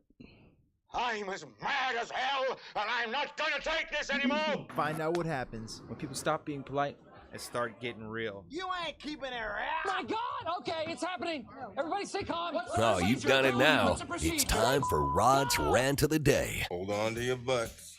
All right, I want to get back to talking about that Rice offense versus the Texas defense. And one thing I brought up yesterday that I would be very disappointed if I did not see Texas have a lot of takeaways, or at least have 2 to 3 takeaways versus Rice. Last season, Rice actually led college football in turnovers. They had 32 of them last season, 20 interceptions. That is the second most interceptions for any quarterback group in the country. So they throw a lot of picks. And if you're at Texas, they'll have a different quarterback in JT Daniels. Should provide some stability at the quarterback position. But overall, this is an offense that turned the ball over more than anybody else in college football last year. The emphasis for Texas in the offseason has been taking the football away. They've been doing that really well, especially in the last 2 scrimmages that they had. So I do think if Texas can, if they're emphasizing takeaways, they should be able to get to at least 2 takeaways. I mean, last season, Rice had on average 2.46 turnovers per game. I think in this matchup, considering the talent gap between the two, you should expect Texas to get at least 2 takeaways. If they don't get at least 2 takeaways, we may be dealing with a defense that's not as opportunistic as we would have hoped. Remember, last year, they were 9th in the Big 12 in takeaways. That's a problem. You want to be, in terms of turnover margin, Texas was 5th in turnover margin. That's because they were first, actually. They were tied for first, I should say, in the fewest giveaways, in the fewest turnovers offensively. But when you put those 2 stats together, that puts Texas right in the middle of the Big 12 in turnover margin. They want to be in the top 3 in turnover margin in the Big 12. But getting back to the Rice matchup here, Luke McCaffrey, got to watch out for this guy. Trust me, he will be their featured offensive weapon. They'll put him in wildcat. They'll put him in the backfield. They'll try to hide him in empty formation. They will force feed Luke McCaffrey the football at all costs. He's in the slot 70% of the time. So he's not out wide that much, but he only works the middle of the field, really. 83% of his targets are 19 yards or less, so he doesn't go deep a ton, but we've seen him go deep a few times. But in between the numbers, we're talking about in between the numbers, short, intermediate, and deep. So short would be 0 to 10 yards, intermediate 10 to 19, and deep is anything 20 yards or more. If you look at in between the numbers, 70+% of all of his targets are in between the numbers. In the short, intermediate, and deep, his Pro Football Focus grades when target in between the numbers are 92 out of 100, 91.2 out of 100, and 90.7 out of 100. He's really good working the middle. Like Aaliyah and Rock the Boat, he's going to work the middle of the field. And when he is working the short middle of the field, that in between the numbers, he runs a lot of shallow drag routes underneath, and they use, shallow draggers to try to pick off and rub off defensive backs. That's when he's really good. He's got 12 forced missed tackles just on catches in the short intermediate area in between the numbers, because he's able to get the ball in space, catch it on the run, and then break a tackle and turn a small gain into what it ends up being an explosive play. So Texas will be able to bracket him because he plays in the slot a lot. So I think Texas is probably going to double team him. They'll put Jahdae Barron on him if he's in the slot. That's Texas's best defensive back, in my opinion, right now. But, Jalen Catalon, they got some good players. But in that slot, I trust Jahdae Barron, even one-on-one with Luke McCaffrey. But I think they're going to bracket him just because he's the only true weapon. They lost Bradley Rosner, 6'5" target to North Carolina State. Isaiah Esdale graduated as well as Cedric Patterson. They were veteran wide receivers for Rice last season who made a lot of plays. Really the only proven commodity they have in the wide receiving room right now is Luke McCaffrey. They brought in some guys via the transfer portal, but he's the guy. Based on everything I watched, they want to get him the football. He was a former quarterback too, so I can almost guarantee you, and I saw it in the Southern Miss game, actually. They try to double pass. They have another receiver named Giovanni Johnson, also former quarterback who's now playing receiver. I would put money on it if I could, and I would also advise Ty to do it if he could. They're going to throw a double pass in this game. They got 2 wide receivers that used to play quarterback, and Luke McCaffrey, like I said, he's their main weapon. I'd put money on that you're going to see a double pass. Remember, we saw it versus UTSA early on, and it worked. Why do passes like that work against Texas? Because Texas is a fast flow defense. They're extremely fast to the football. Their pursuit is elite, and you can use that against Texas. You can use that against Texas with throwback screens, double passes, double moves, hitch and go, slant goes. Think about Jahdae Barron himself and how aggressive Jahdae Barron is. 11.5 tackles for loss last season because he read and reacts and does not. He has no fear in his game, and he does not hesitate. You can use that aggressiveness against them with a little misdirection, double passes, split flow, hitch and go, stalk, block and go. I think you may see some of that versus Rice. Just to try to, get a big play against Texas and maybe force them to be a little less aggressive, because they're going to be really aggressive early on, very aggressive. Why? Because they've been practicing against each other all off season. They're ready to hit somebody that has a different color jersey on. You can use that against them a little bit. Yeah. You can use that. I think early on you can, not as the game goes on. They'll wear Rice down. But I'm talking, this is all basically first quarter stuff. After the first quarter, honestly, Texas will have their way with Rice. They should. But the first quarter, if you're Rice, you got a chance to make a couple of plays and keep a drive alive or two versus Texas. Utah last night, 70-yard bomb on the first play. Yes, if I'm Rice, that's kind of what I'm thinking. Yeah, like I'm thinking something like that, a double pass early on. Florida's had a tough travel week because of the hurricane. They got they left on Wednesday and stayed in Dallas. It's been a mess. But also, you're preparing for Cam Rising, or not preparing. You're preparing for a backup quarterback, and in your mind's eye, you're thinking, okay, they're going to be careful with him. Yep, bring it slowly, and what'd they do? Boom. Break tendency. Post route. Break tendency. Yeah. On big plays. So that's something to watch. Another quick thing to watch offensively. I talked about how Luke McCaffrey loves to work the middle of the field. Last year, that was actually a problem area for Texas. I looked at routes in the middle of the field. We're talking about in between the numbers, 0 to 19 yards. So not deep, but just short, intermediate in between the numbers. Guys, K-State, they killed Texas in that area. Had an 80% completion percentage, over 241 yards in between the numbers. Iowa State, same thing, 88% completion percentage in between the numbers, short to intermediate last season, over 200 yards passing. Texas Tech, same thing, 84% completion percentage, targeting that area, 189 yards and a touchdown. That was a problem area for Texas. That is a strength, all right, in the passing game for Rice, so you definitely want to watch that. Also, I'm talking about Rice opening up the run game by utilizing the pass early on. I'm not talking about vertical passes, people. I'm talking about quick passes because their offensive line can't hold up with 5 to 7 step drops. So we're talking about the quick game. And the most successful and effective quick game versus Texas DBs last year, slant routes. For some reason, the most violated defensive rule for Texas defense last year was inside leverage. I don't know why they could not, master inside leverage. I don't know why they wouldn't emphasize it, but you can get inside, at least last season, on Texas DBs. Slant routes alone, just slant routes. Last season, Texas opponents completed 66% of their slant routes, all right, 6.9 yards per attempt, over 40% first down and touchdown rate. Over 40% of your slants you targeted ended up being a touchdown or a first down. That's a problem. And I guarantee you Rice saw the same film, and they want to throw slants. They want to throw quick game glance routes, which are basically skinny post, the tag of an RPO, and Rice wants to run a lot of RPO. Man, you had over 70% completion percentage. All right. And so I think those inside cuts, Texas has to guard against it. If they're going to play man, you got to make sure you overemphasize the inside leverage, because that's the only thing I think Rice can really get open on Texas on. They're not going to get over the top on Texas. They're not completing deep post routes on Texas, in my opinion. They're going to be able to complete the quick game only if Texas is going to give them that quick game. Good stuff, Rod Babers. Here's Coach 66 says, damn, Rod, you're killing me with all these numbers. Great stuff. Great stuff. Appreciate you, Coach. Hey, man. That is good stuff. Hey, coming back, we're going to hit, you know where we are, Rod. It's Friday, which makes it a freak flag. Feel good. Fake it till you make it. Ric Flair. It also means Friday. We are at number 1 in our E and Rod B Horn Top 20 no mystery countdown. There. No mystery. No mystery, but we'll get some intel. We're going to talk with Ryan Curley. Works, how about this name of this publication? Dog Post.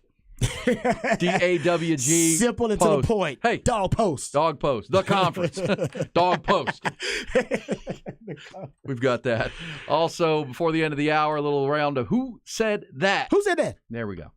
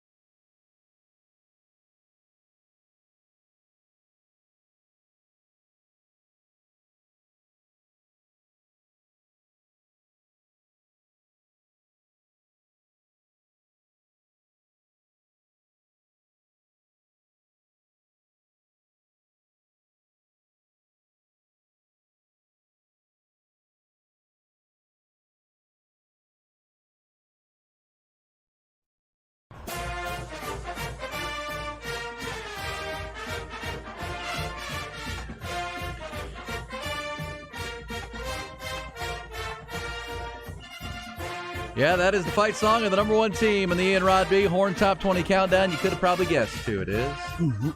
The two-time defending champion Georgia Bulldogs. And the question is, why will they win a national championship? It's why won't they is the big question. 3 in a row. And we're going to explore that with an expert in the field here coming up. Also, Rod, before we get to the top of the hour, I got to if I were the czar of college football, based on this morning's news from the Atlantic Coast Conference, I'd have a suggestion. What is it?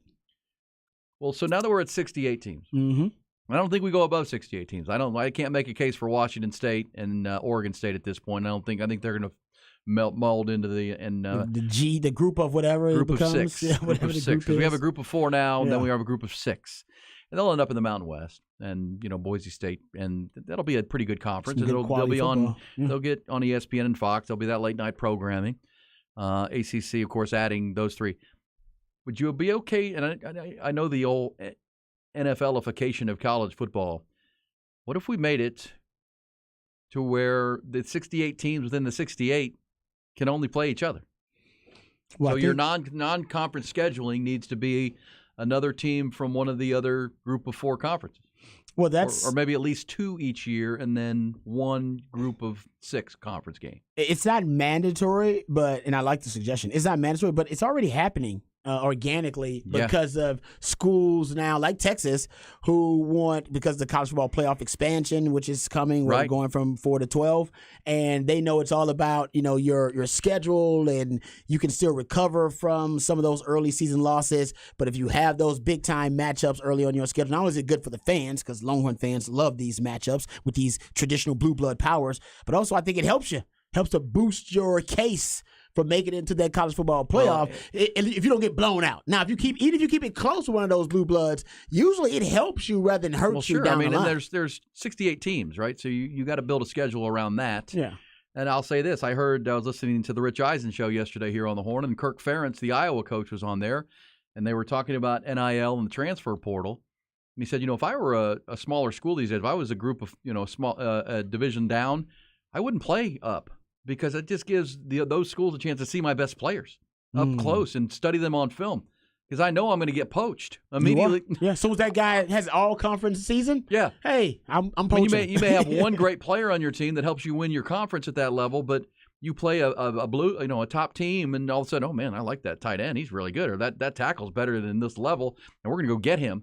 That was at least Kirk Ferentz's suggestion. I just think if you're going to go to 68 and then the group of 6, just play within your conference. Just play within your grade level. I like that, Rod. No, I'm with you. I like that. All right, let's go to the Vaqueros hotline. We're at number 1 in the countdown. We just played the fight song. The Georgia Bulldogs are the 2-time defending champs and number 1 again. Let's get some intel from a man who covers this team like nobody's business at Dog Post. I love the name. It's Ryan Curley with us on the Vaqueros hotline.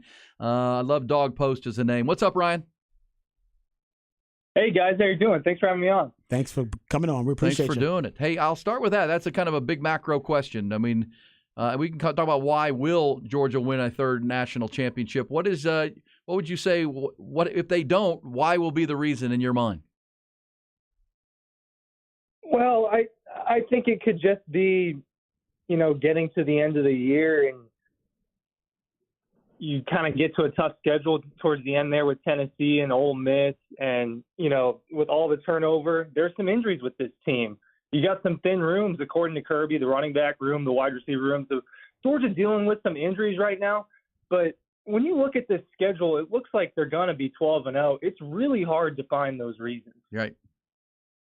That's kind of my thought. I mean, because when you look at the schedule, and then, Rod, you and I went through the biggest games of the year, the big, Penn State, Michigan, Penn State, Ohio State, LSU, Alabama. Georgia's not playing any of those. Outside of Tennessee, they're not. The schedule makers were very favorable to them, Rod Babers. And let me ask you this about, Georgia and the quarterback that is going to start for them now. Moving on, obviously, from their national championship, back-to-back national championship campaigns, and having, stability at the quarterback position was really big for Georgia. What are your thoughts about the new starter for the Dogs? Yeah, look, I don't think there's any secret. Georgia's going to miss Stetson Bennett. I mean, he was beyond football, right? We're talking about a major college football celebrity. But Carson Beck is a guy who, this is his 4th year in the program. He's been around during all of this success. At one point, he almost started for Georgia. When you go back to 2021, Stetson Bennett, when he got his first real chance in 2021 and he throws 5 touchdowns against UAB, everyone thought it was going to be Carson Beck in that game to fill in for JT Daniels. So this is a guy that's been close to starting for years. He's experienced, he's poised, he understands the program. And look, Georgia's got a little bit of a blueprint. I don't think the transition from Stetson Bennett to Carson Beck is going to be that seamless. Yeah, and that's it. It's going to be that rough. I think it'll be seamless. I love it. Hey,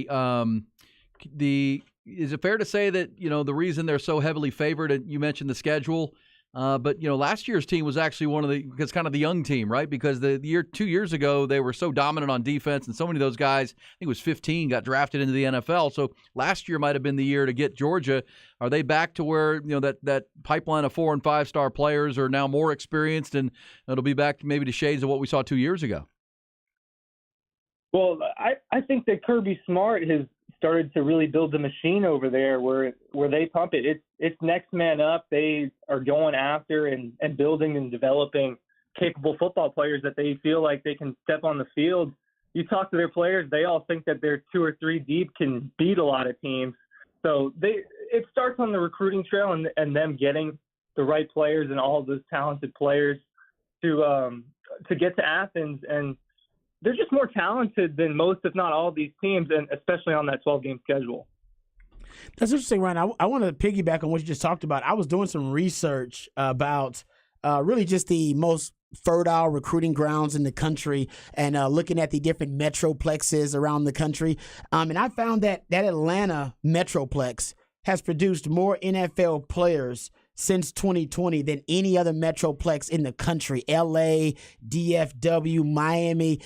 Is that a team for Georgia? Is it mostly homegrown talent there from that Atlanta area we're talking about?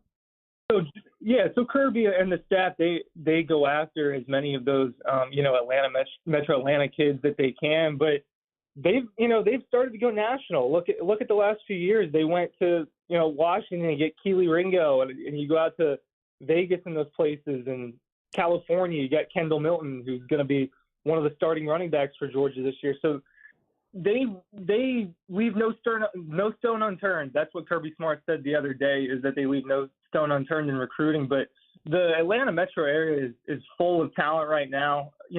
Alabama's picked out a couple of those players. Some of them go across the country, but there's so many players Georgia can get who they want and need from Atlanta. But they've gone national as far as recruiting goes as well. It's not just in the state, but the state is in a really good place as far as talent goes. Yeah, shore up as much of that as you can and then go national with all the success. Brock Bowers is a California kid, correct? Tell me how good this tight end is. I mean, there's people talking about him as a Heisman Trophy winner. What makes Brock Bowers so special? It's almost everything. It's the work ethic. It's the athletic ability. It's the speed. It's the hands. He checks almost every box. And, he's one of the premier weapons in college football. I think if you were going to make a list, it has to start with Brock Bowers and Marvin Harrison Jr. He's the best tight end in college football. I don't think it's crazy to say he's going to win the Mackey again. Yeah, back-to-back at that award for tight ends, Ron. So much talent there with Georgia. You talked, they've been stockpiling talent as well as anybody in the country, better than anybody in the country for the last 5 years or so. Who is the freakish athlete or the standout breakout performer that is going to happen next year that nobody's talking about?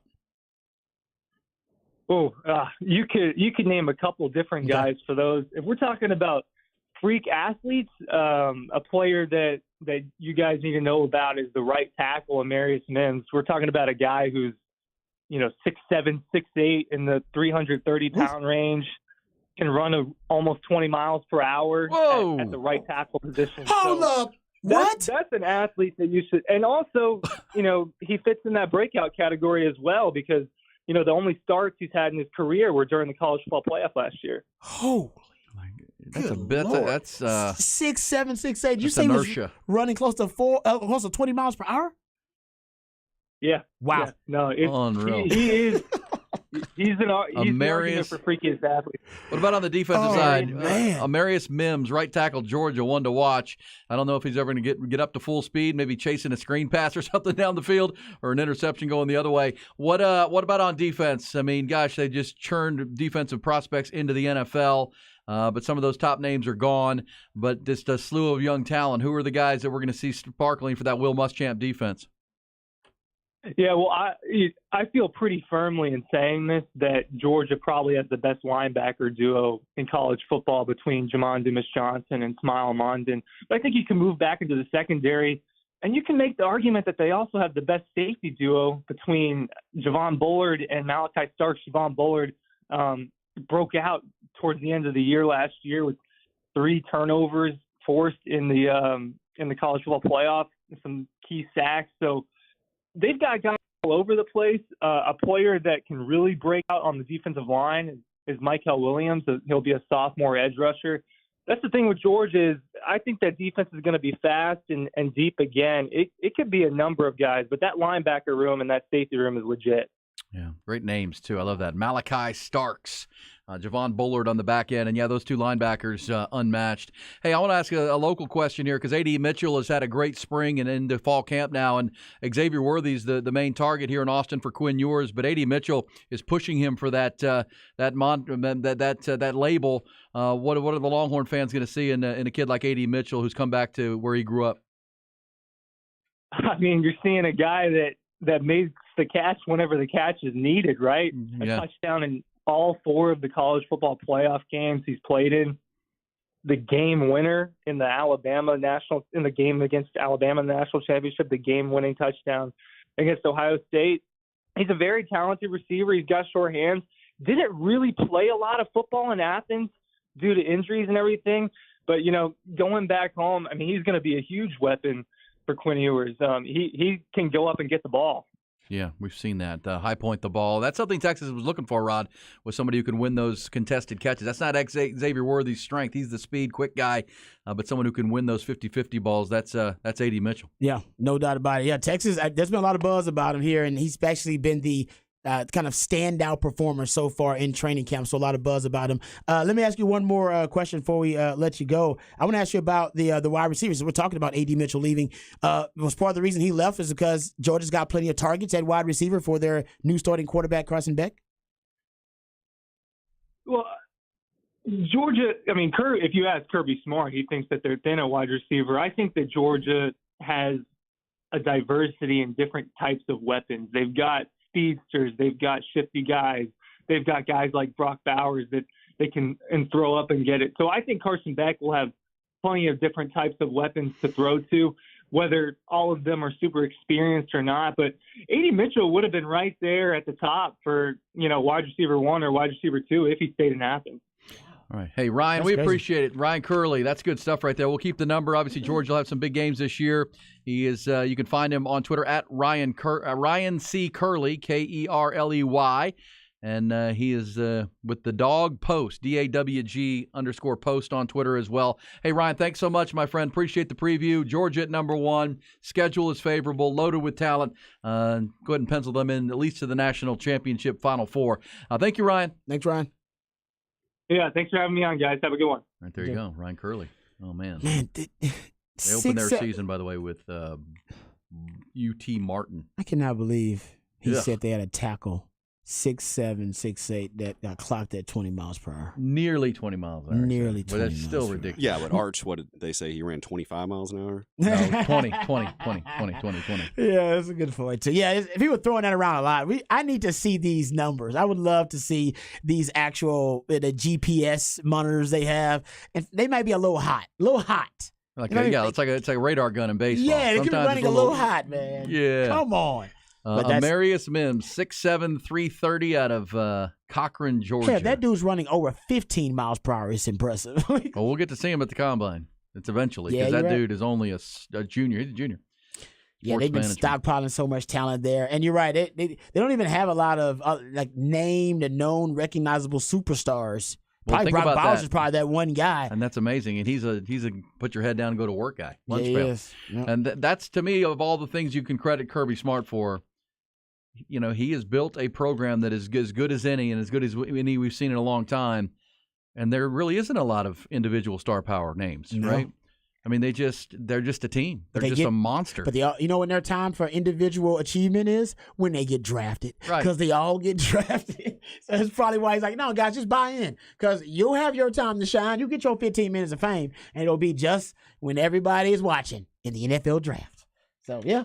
Because the Philadelphia Eagles, if you're a defender on Georgia's team, there's a good chance the Philadelphia Eagles are already looking at you. Yeah.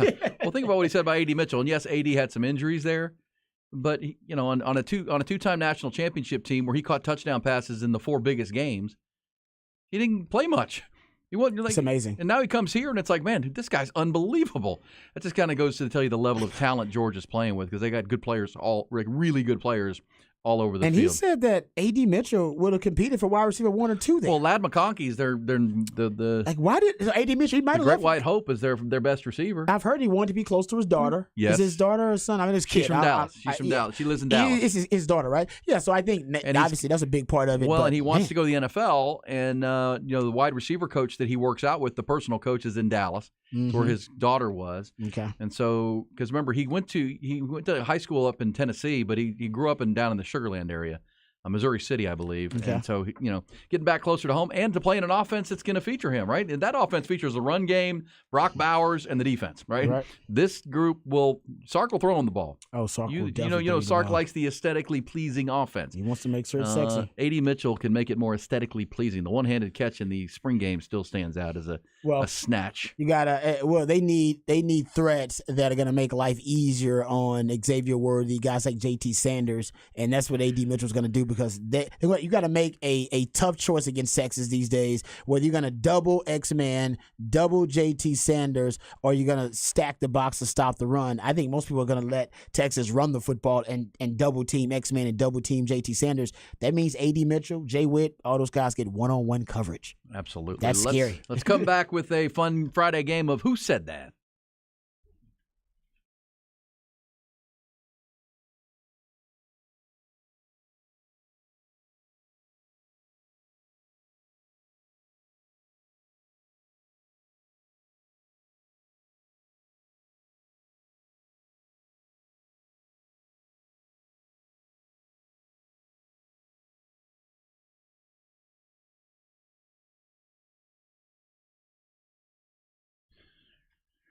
BetterHelp, folks. Listen, mental health and strong mental health is not, and seeking help for your mental health is not a weakness, folks. It's a strength, especially for us guys, dads, husbands.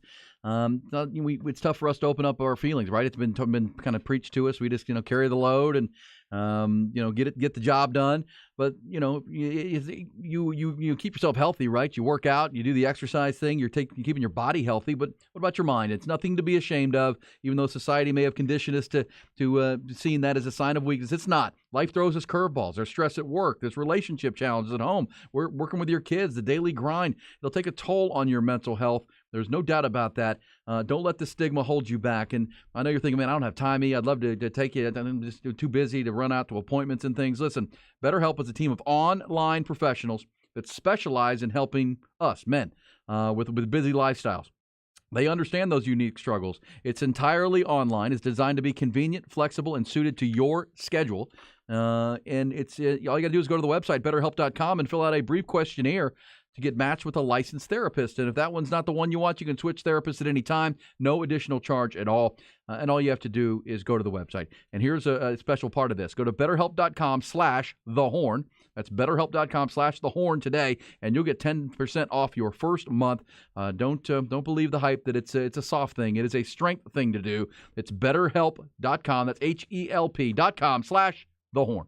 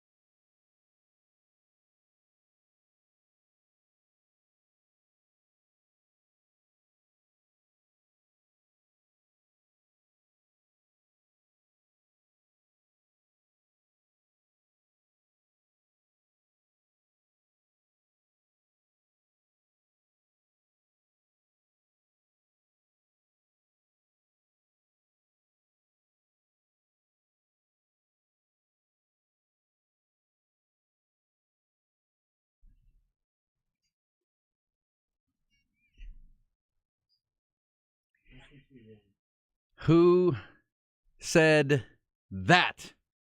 It's where we play sound for one another, Rod and I, and we try to guess who that is. A lot of times we already know because it's obvious, but it's just a good piece of sound. Sometimes, like yesterday, I got stumped. I got stumped by Rod Babers. Happens every now and then. It does happen. I have a piece for you, Rod. Here we go. This was one of the big storylines of the NFL this offseason so far and into training camp. Let's hear it. Who is this? Speaking about a dramatic situation they're dealing with in their locker room.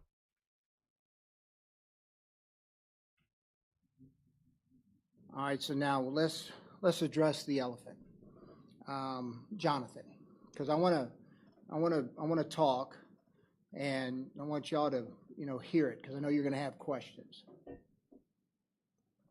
Just so y'all know, and I want everybody to know, Jonathan is a well-respected and a really good human being and a damn good football player. I think we all know this. All right. Things like this happen. I tell every rookie that comes in, there's going to be a point when we disagree, and it's usually about money. And it's going to be hard. And just know that doesn't change my care level for you.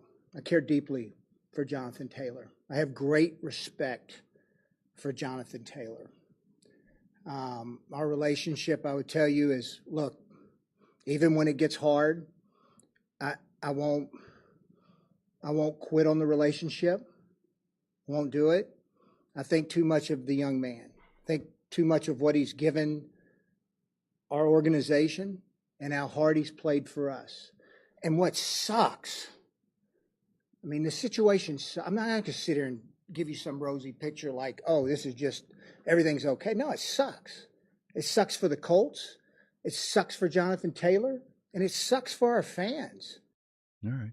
I like that. That was passionate. Who said that, Rod? I think it was Chris Ballard. Yeah, that's the GM, Chris Ballard. Yeah, he's and I love the message. That, I mean, it's just business. Personally, he's fantastic, and I love him as a member of the team. And he's a great person, but it's about business, and business sometimes gets messy. Yeah, and that was not Jim Irsay. I don't think you'd hear Jim Irsay being that passionate, but it does suck. What do you got for me, Rod? All right, we got a little piece here, and this is just a college coach talking about how. Oops. No, it's college coach. We got this ready, Ty. Just talking about how he has a goal for his athletic program. Okay. I want to be so dominant here. I mean, we're going to be so dominant that we're going to pack the stadium. We're going to sell out all our apparel. We're going to do this. We're going to be on television. We're going to make so much. Yeah. We're going to command so much revenue for this university that we're going to add a baseball team. Man. That's the Dion, baby.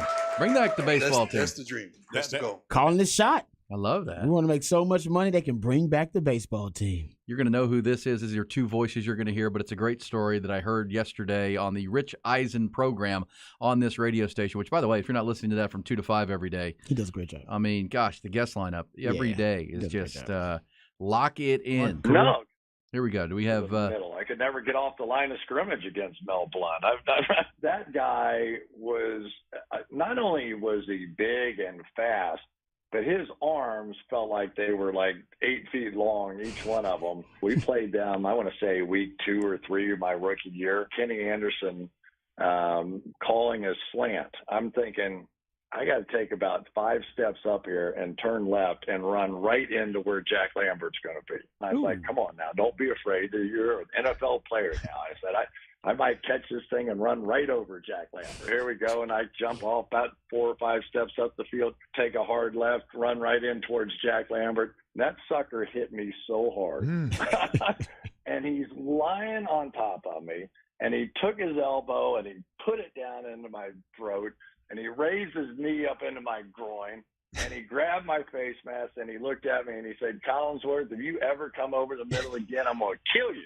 I come staggering to my feet, and I'm waddling back over to my huddle, and I got this big smile on my face.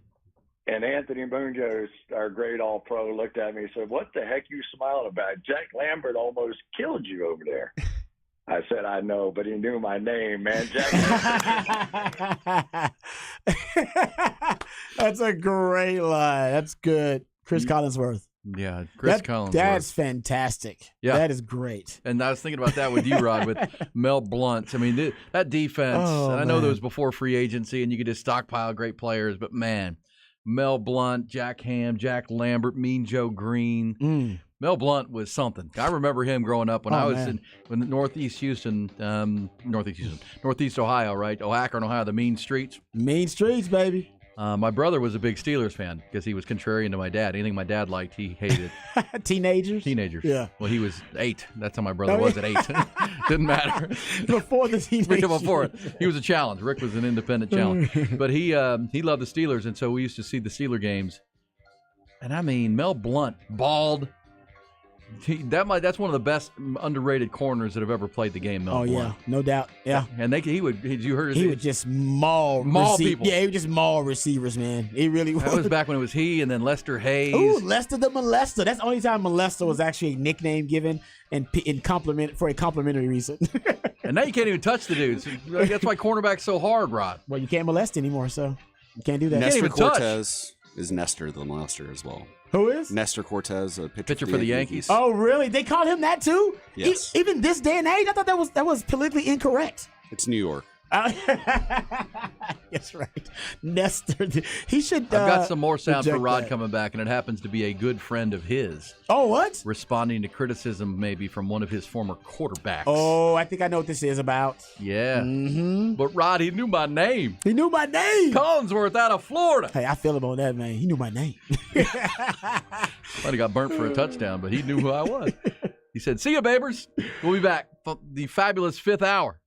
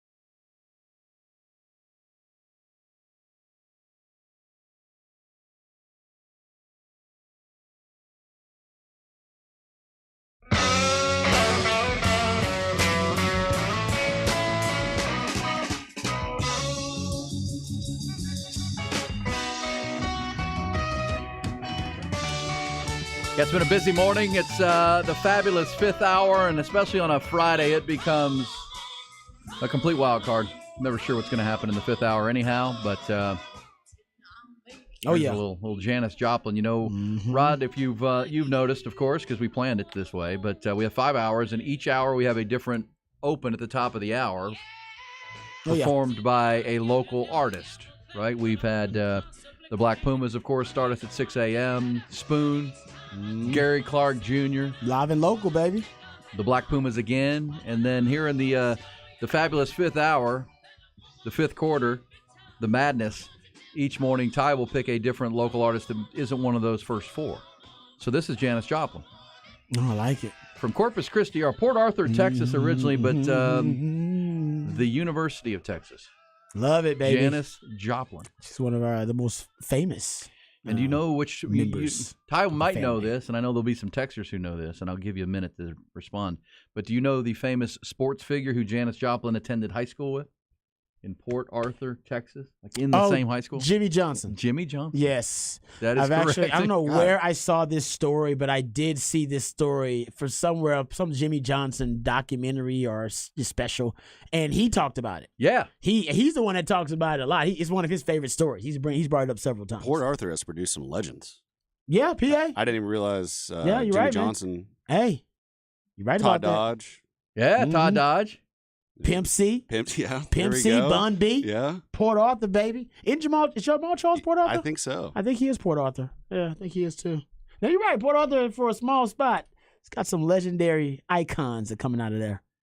And I've never even hung out in Port Arthur, actually, in my life, I don't think. Never been. I think I passed through Port Arthur a lot, but I don't think I've actually. You have to try to get to Port Arthur. That's the problem. It's actually kicked it in Port Arthur before. It's not on the way to anything. Yeah, that's why. There you go. You got to be going there to visit somebody or something like that. Like, I don't think I've actually hung out in Port Arthur.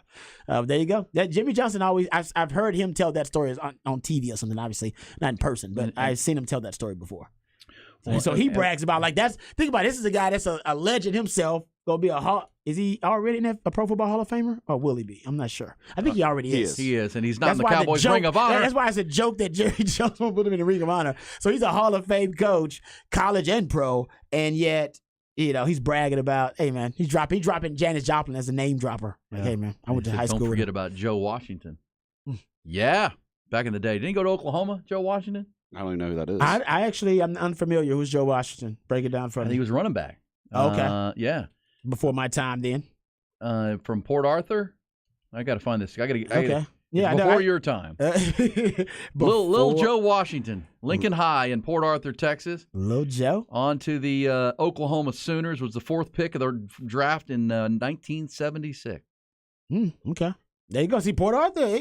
I bet that Port Arthur. Oh, no, that Port Arthur Sports Hall of Fame. We're the Port Arthur Hall of Fame. They can't make it a sports. Todd Dodge for sure there. Yeah. Jimmy Johnson, Joe Washington, Janis Joplin. Woo, man. That's pretty big time for a little Port Arthur. All right. I don't know how big Port Arthur is. I shouldn't be calling it little. And my buddy, our guy, Dr. Greg Eckert, who's... is he from Port Arthur? No, he said, Ian Rod. He said, I'm from Baytown. You'd be better off kicking it there than in damn Port Arthur.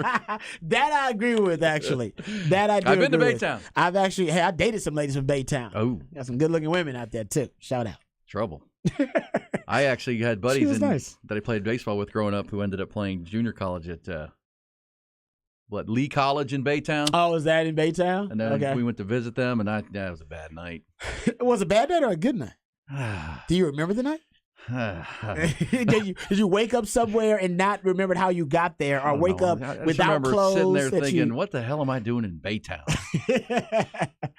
What the hell am I doing in Baytown, Texas? That's probably why you decided to get some of the alcohol. And let me move to Austin at this point. Oh, and also Janis Joplin, a part of the tragic 27s club, right? All the musicians that died in their 27th year. You're right about that. I think Jimi Hendrix and Jim Morrison and Kurt Cobain and Amy Winehouse. Did Pac pass away at 27? I think so. I think Pac was in that Tupac, group too. I believe he is. Robert Johnson, the great bluesman. Brian Jones, the drummer. Yeah, I mean that's amazing. Morrison. They were all 27. Yeah, that is wild. Amy Winehouse, I forgot all about that. Yeah, Amy Winehouse. I really forgot about that. Drank herself to death. Yeah. That was tragedy. Cause so did Jim Morrison. These ridiculously talented human beings. Like freaks. Which means they were little freaks in the head, too, a little yeah, bit. You yeah. know what I mean? I mean, you're a Jimi little Hendrix, tormented with that. But, you know. like, it's a gift and a curse. It's a gift and a curse. Like, ridiculously talented. Yeah, it's a gift and a curse. It's kind of a burden to be, to see the world through their artistic vision. So God, look at this list of people. Yeah, it's a sad list. Pat Tillman is on this list. Now, he wasn't a musician. I didn't even know that, but he was.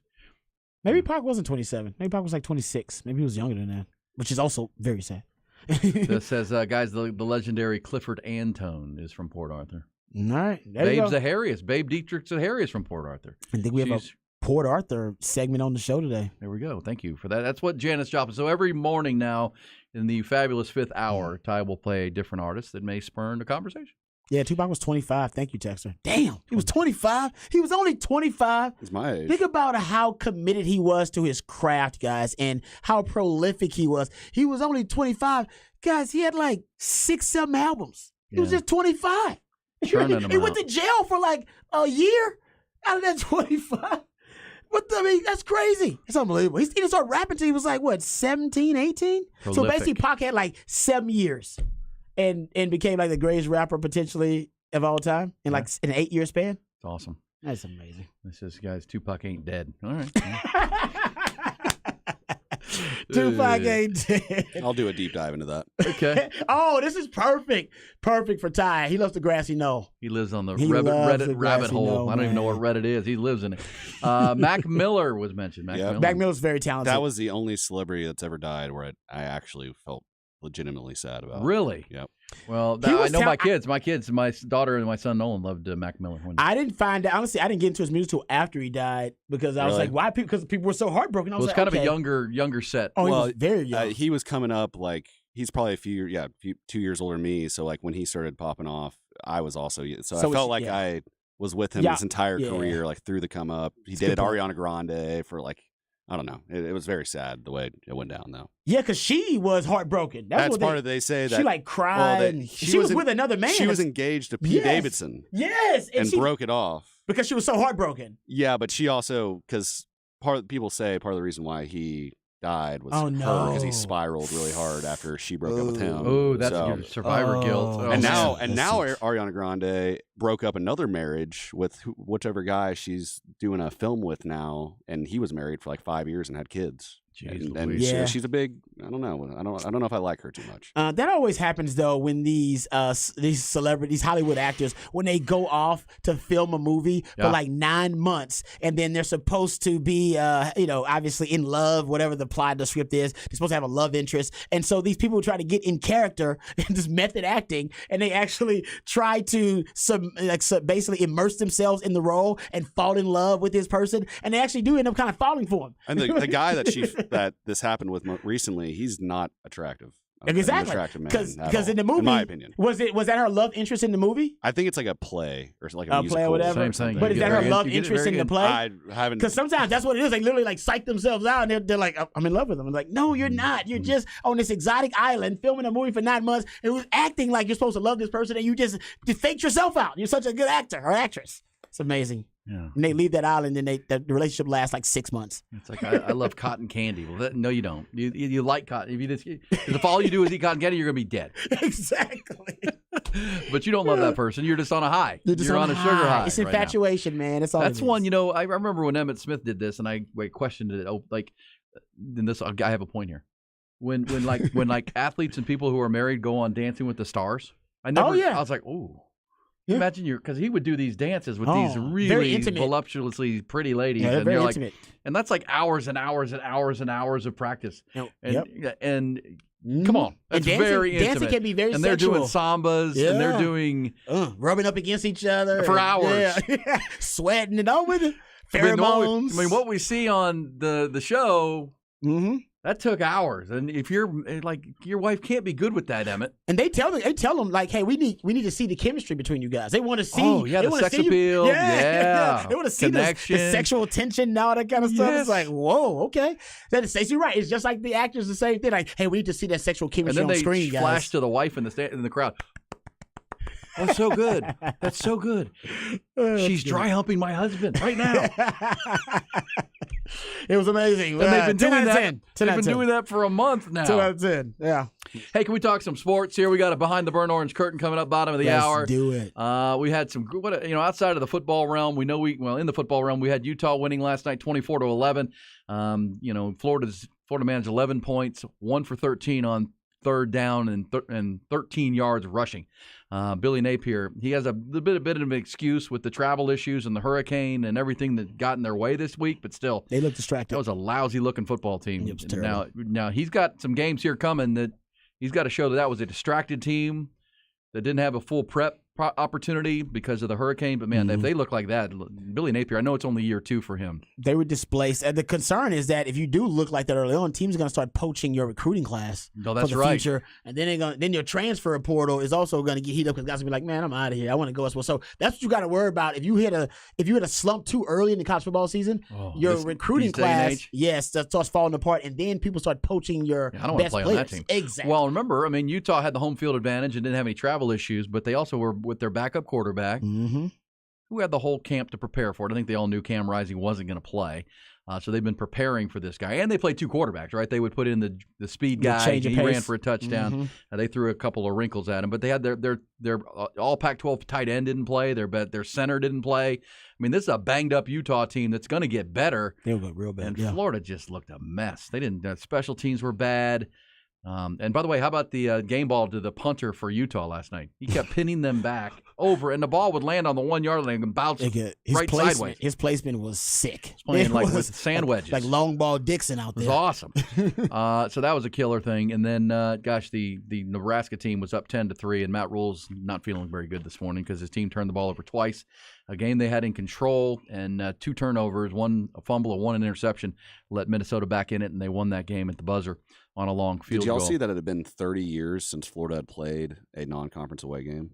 30 years? Yeah, no, he's right. I got this. I was going to do this in What the Facts, but because we ran out of time.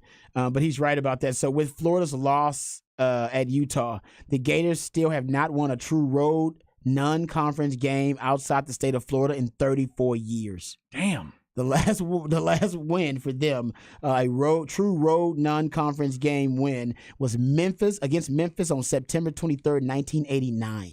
Damn. What the hell? Well, they might not do it again for 35 years after last night. It also says Florida has only played 2 true road non-SEC games outside of Florida in the last 34 years since the UM win. Also, so to Todd's point, they don't do it a lot. They just don't. Oh, man. Well, yeah. Well, look, we've done with that Nick Saban last year when they came to Austin. That was the first time that happened in more than a decade, right? Where they just don't. Yeah, they don't go on the road. They play non-conference home games, and then they play neutral site games. But true on campus, you don't see it that often. I'll also say this, that out of the baseball realm, Astros, Rangers, and Mariners were all off last night, so there was no development there. Big series. Astros have the Yankees this weekend. The Yankees have been obviously bad of late. The Rangers have the Twins, that's a first-place team. And the Mariners are in New York to play the Mets, who just took 2 out of 3 from the Rangers. So can I give you a stat about the AL West the Rangers real quick? won 2 out of 3. Yes. Versus who? The Mariners? I think they won 1. Oh, really? Yeah. That's why they're in second place, Ty. I thought, okay, maybe I'll double check my. Well, they blew there. Or they had the 5-2 lead in Game 3 and couldn't hold it. Ended up losing on the hit batter, Aroldis Chapman. Yeah, I think they lost 2 out of 3 there, but I will double check. Go ahead, Rod. Give me the stat on the AL West. This is a great stat. I got it from MLB.com, so I think it's pretty reliable. I'm going to rely on that. It says this is the first time since the implementation of the 3 divisions in the AL and NL in 1994 that 3 teams were within 1 game of first place entering September. To go even deeper, only twice prior since divisions were installed in 1969, when there were 2 per league, has there been at least 3 teams within that criteria that basically also ended up within 1 game during close to September, entering September. So basically, this is as competitive of a division as we've seen in Major League Baseball in the last, depending on which way you want to frame it and contextualize it, maybe the last 40, 50 years. Like, it's really competitive. said this is so in terms of implementation of the 3 divisions in the last 30 years, this is the most competitive it's been. But if you want to dive deeper, only twice prior since divisions were installed in 1969, when there were 2 per league, has there been at least 3 teams within one game of That's the awesome. lead in the division. Well, and I keep saying it in the mornings and the headlines and just talking baseball. That fact is amazing because you don't get this very often, especially when 2 of the teams are from Texas, right? And it's the Lone Star rivals. And we know that the Rangers, I think 7 of their last 10 games are against the Mariners this season. To wrap up the regular season, they have a 4-game series and a 3-game series with the M's, which is awesome. The Astros, and by the way, Labor Day, Monday, Tuesday, and Wednesday, Rangers and Astros. Playing from Arlington, the Gilf is where they'll play. Or the Glyph, what do they call it? The Gilf, baby. By the way, the Rangers did take 2 out of 3 from the Mets. You're right about that. You know what? I was confused because the Rangers did something they haven't done all year in the first game of that series when they rallied in the 9th inning from behind to win the game 4-3. They had been 0-47 in those games. They came back and won that on the big single from Nathaniel Lowe. Then they won 2-1, and then they lost the game they should have won. They were up 5-3 in the 9th, or that would have been a sweep. And that's pretty cool, Rod. Had the Rangers gotten the final 3 outs on their last game with the Mets and swept that series, we would enter September with 3 teams tied for first place. That's wild. Instead, they lost that game, and now it's Rangers and Astros are tied with Mariners and Astros are tied with the Rangers game back. One other baseball note, and then I got a football nugget for you here, Rod. But props to Ronald Acuna. You know, a lot of sports monikers these days where people talk about he is him. He is him. He is him. Well, Ronald Acuna Jr. is him because last night he hit his 30th home run of the year. It was a grand slam. And gosh, you got to watch this series this weekend if you want good baseball. In addition to the ones I just mentioned, Braves and Dodgers. They played the first game of 4 last night, and the Braves jumped out to a big lead thanks a large measure to that grand slam from Acuna. And it ended up an 8-7 game, and the Dodgers had a chance in the 9th to maybe get a tie and run in, and they closed it down. This is going to be a great series, playoff atmospheres, because you have Mookie Betts and Freddie Freeman playing to MVP levels. But the MVP in the National League is Ronald Acuna. He is now the first player in the history of Major League Baseball. Say that again. History of Major League Baseball. They've been playing for a bit. Mm-hmm. To have a 30 home run, 60 stolen base season. Never has happened before. And, oh, yeah, Rod, he's got a month left. That's amazing. I mean, month left. In a month, so he's about to set a record that might not even touch. Yeah. I mean, well, I will say or this. Maybe him. He would. I will say this, though, changing the rules that allowed for, more aggressive base running, the larger bases. Yeah, props that's to all Rob helping. Manfred. That's all helping, but this is mostly just freakish talent. Yeah. I mean, he's a freak, without a doubt. And, you know who will break it is him. Yeah, he might break he might be like Shohei. He'll set records out. He'd be the only one that can break them. Hey, can we? I want to play this for you, Rod. Switch it back to the NFL because NFL's off this week. They'll take center stage next Thursday. It's all college football this weekend, and we're going to go behind the burnt orange curtain at the bottom of the hour, talk some Texas football. Here from Sark yesterday. Sark had his final availability to the media before Game 1, depth chart conversations and all the rest. But so the big story now, we had earlier, and who said that? We had Chris Ballard talking about the Jonathan Taylor saga, which is ongoing. Yep. Also in San Francisco, your guy Kyle Shanahan. Shano. So, of course, we know that they traded Trey Lance to Dallas. Jimmy Garoppolo signed with the Raiders this offseason. And remember, we played the sound for you earlier in the week that Jimmy Garoppolo, when asked about how Kyle Shanahan handled all this quarterback situation with Trey Lance and Garoppolo, and because Garoppolo was there when they drafted Trey Lance, right? And yes, so he was. Garoppolo felt like, because remember, they signed him. Mm-hmm. They gave him a big contract, and then they traded up a lot to go get Trey Lance, which probably did unnerved Jimmy Garoppolo a little bit. And then they drafted Brock Purdy, and he became Brock Purdy. And this year they've cleaned the decks. And, Garoppolo had the comments like, yeah, because the guy asked him, how do you feel like they handled the quarterback situations out there in San Francisco? That was a great comeback. And Garoppolo said, how do you think they handled it? But here's Kyle Shanahan. He was asked yesterday, and you can listen, this is a little bit long, but it's Shanahan at his press conference, your good buddy, part of the Wood, explaining how they handled the 3 quarterbacks. You've had a ton going on at quarterback the last few years. I know you're not intentionally trying to have a lot of things going on, but you've got Jimmy now commenting on it, or Trey and showing up in Dallas. Do you pay attention to any of that? And do you think all that's over, and are you relieved if you have this kind of rotating thing over right now? Yeah, I mean, I try not to pay attention outside of here. I try to deal with the people in here that I have to deal with. And I have felt very good about that.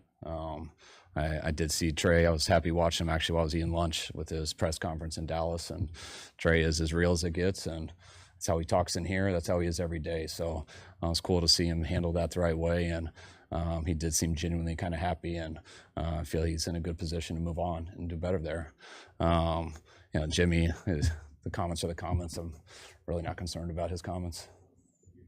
Any relief? Do you sense that this kind of era of lots of changing is over? I mean, the era of changing is, when we got here, we waited 10 weeks, made a trade for a quarterback, played 5 games, and then we made him the highest paid quarterback of all time at the time. Then he played 2 of the next 5 years and did really good in those 2 years. His injuries for 3 of those 5 years were legit. It was rough on him, rough on us. And then we made a move to go to a younger quarterback, and that's what we did. We thought he'd be ready in 2 years, and he wasn't. And now we have a different younger quarterback. So that's the situation. There you go, Kyle Shanahan. And I mean, he takes another jab at the end, too, because one of the comments that Jimmy Garoppolo made was that it was a very unique situation there. And he was like, a lot of things are unique about the 49ers and San Fran. And Shadow up at the end there, I believe he does go into like, it was unique. Yeah, unique. It was unique. It was unique. So he makes a reference there. But I'll just say this. Just knowing him and just knowing him really well, listening to that sound and psychoanalyzing my boy Shano, who's one of your very best friends. He is so annoyed with talking season because talking season this year has been just they've been eviscerating the 49ers and how they've handled the Trey Lance situation and all that kind of stuff. And now he's ready to play. He wants to play ball as soon as possible because he's so tired of people talking trash about the mistake. It was a mistake. It was a boneheaded dang coaching mistake they made about Trey Lance. But he's like, people forgot that we've been competing for the NFC Championship year after year, even with all these mistakes, even with all these issues. Yes, I missed out on drafting Micah Parsons or Jalen Waddle. Yes, we missed out on all that. But y'all still see that we're basically the best team in the NFC, not named Philadelphia. And we could probably beat them if we had a healthy quarterback. Right. He's really annoyed at that. Everybody's forgot all about what he accomplished, and all they can look at is the horrible, terrible they're trying mistake to paint them as a bad organization. Yeah, and he's like, what? Yeah, he's like, what are you talking about, man? And I thought he laid it out really well there. And, okay, we traded for Jimmy Garoppolo because we needed a quarterback, right? That's who he's talking about 5 years ago. And then that quarterback, we made him 5 games in, we made him the highest paid quarterback ever. Paid him. And then he proceeded to play 2 seasons of the next 5 in which he could stay healthy in. Right? That was the story of Jimmy Garoppolo. And the 1 year he played well, they went to the Super Bowl. The Super Bowl and won. And, they lost the Super Bowl, right, when they got there. They were up double digits in the fourth quarter. Patrick Mahomes. Twice now he did that. Brutal. But they went to the Super Bowl. But he couldn't stay healthy. Like when they traded up to draft Trey Lance, they said very clearly, we need more stability and an available quarterback. Well, did they get it wrong with Trey Lance? Yes, in hindsight. Yes, we now know that. But as he said when he traded Trey Lance, year 1, we knew he was going to be a project. We still had Garoppolo. We were going to let him season. And when we finally built the offense around Trey Lance, he got hit. His finger hit a helmet. He broke his finger, and he missed most of the year. Couldn't play. Then, the following year, we built the entire offense around him. We put him on the field, and he blew out his ankle in week 1. So he could never play. And so, fast forward to the draft, they get Brock Purdy, and he becomes a sensation. Yeah. I mean, I would turn it back to the critics of the 49ers and say, what should they have done? Neither guy could stay healthy. They found their quarterback. They signed a more than capable backup in Sam Darnold. They let Jimmy Garoppolo walk, and then they traded Trey Lance. They're admitting their mistake. They are. But the mistake came with guys who couldn't stay on the field. And I can hear the frustration in your guy Shano, too. It's like, we're going to be okay. Exactly. He's like, guys, we are not, we are not a fuster-cluck of a franchise just because we made one mistake at quarterback. It happens. Yeah. And we still don't think it was a mistake. It was just that he couldn't stay healthy. Yeah, it's bad luck. And he got passed on the depth chart by this guy, Brock Purdy, who we think's pretty damn good.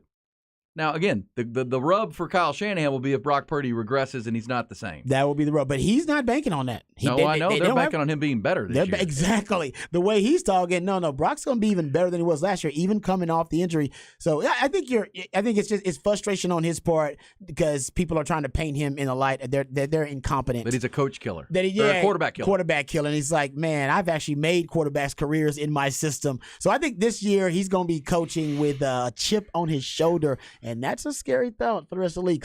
And also he needs that Super Bowl. He needs it because he's been so close, and everybody. Because when he traded for Trey Lance, he was tired of the narrative being, man, if the 49ers ever invested in a quarterback, a real quarterback, man, what could this franchise be?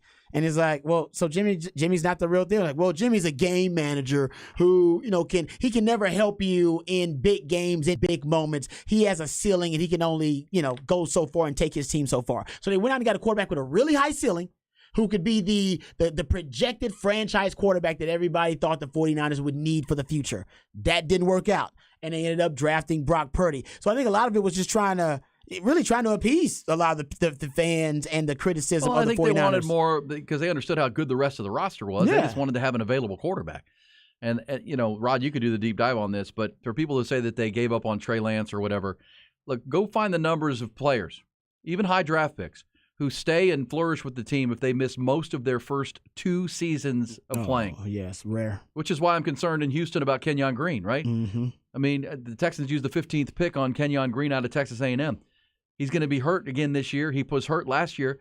I don't project him to be a good player because they're always looking for your replacement. And if you can't even be on the field to fight for the job, you're not going to last with that organization. Mm-mm. You may flourish somewhere else, like Trey Lance hopes he does, but you're not flourishing there. Nope. I mean, it's just that's how the league works. And just because it's the quarterback position and it's so under a microscope, that's how the 49ers went. But, I mean, I agree with you on Kyle Shanahan here. I would say for Kyle, Matt Ryan's MVP year, where he looked better than any time we've ever seen Matt Ryan play quarterback. Yep. Kyle Shanahan. They went to the Super Bowl. Now, they blew it up 28-3. Oof. A lot of fingers to point on that. There's a lot of them. But there are reasons why the Garoppolo thing and the Trey Lance thing happened, and mostly because they're injuries, and then mostly because Brock Purdy showed up.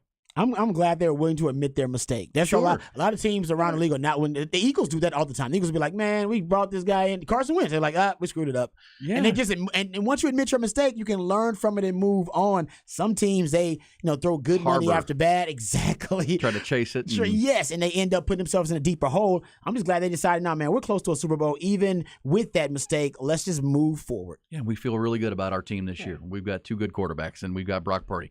And good luck to Trey Lance. And now that's Dak Prescott's problem to deal with what they're going to do with Trey Lance in Dallas. All right, we'll come back. We're going behind the burnt orange curtain one more time. Also tell you where Rod and I will be hanging out tomorrow. We want you to come pregame with us ahead of Texas and Rice. Watch college football with us. We'll tell you where when we come back here on Ian Rod B.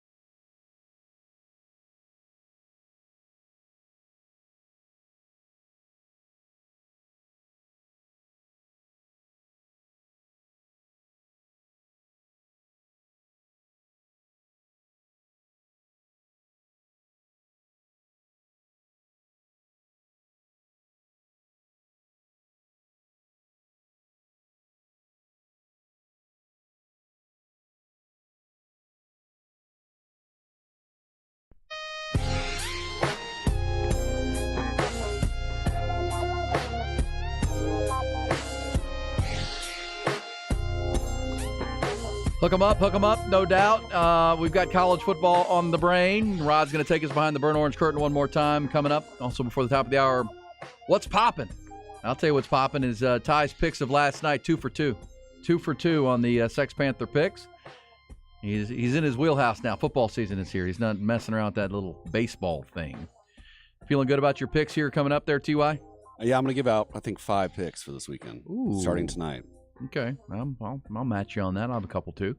Also, Rod and I will get you what's popping. What's popping tomorrow for us on pregame is going to be the Mockingbird Saloon right on Guadalupe there, right before 27th Street. If you're coming from the south, if you're coming from the north, it's just after 27th. But you want to go down 27th regardless of what you do. You want to turn there, either going right or left. They have some parking in the back, or you can park on the street behind it. It's right on Guadalupe, though. You can come in from the backside, or you can come in the front, right off Guadalupe, right next to Kirby Lane, Mockingbird Saloon. We'll be there pre-gaming. We'll get there about 11:30, watching TCU in Colorado, and we'll go live for 2 hours from noon to 2, giving you more pregame insights and coverage and conversation about the Longhorns and the Rice Owls, and keeping you posted on some of the other scores that are going on in early college football. So either tune in or join us. I mean, I'm sure a lot more of you will be able to tune into us on the Horn app and on 101.9 and AM 1260. Then we'll be able to join us down there because you got your own tailgating plans and all those things. That's fine. Just tune us in on the Horn app. And Rod and I will be there from noon to 2 tomorrow. Tonight, yesterday in this spot, we talked to Drew Sanders, the head coach at Vandergrift High. He had some good thoughts about their rivalry with Cedar Park tonight. That's the game that we have. Cedar Park and Vandergrift. Of course, we carry Vandergrift every week. If you missed it from last night, Westwood put on a show, beat up on Austin High 49-14. Weiss put it on LBJ 44-19. Bastrop beat Leander. Hendrickson beat Colleen Ellison. Colleen outscored Stony Point. And the games tonight, Rod, Ty, I'm sure you're excited about this. Westlake and Converse Judson. That's over at the Westlake house, right? I might scoot over there after. I think you might need to after we do the remote here tonight. CJ, Converse Judson. Not sure what they are. We know Westlake's the top-ranked team in the area. Cibolo Steels at Lake Travis. That'll be a great game. Cibolo, great program out of the northern San Antonio area. Georgetown is at Vista Ridge in a good game. Georgetown, one of the most high-powered offenses in the league, and Vista Ridge got a really good defense.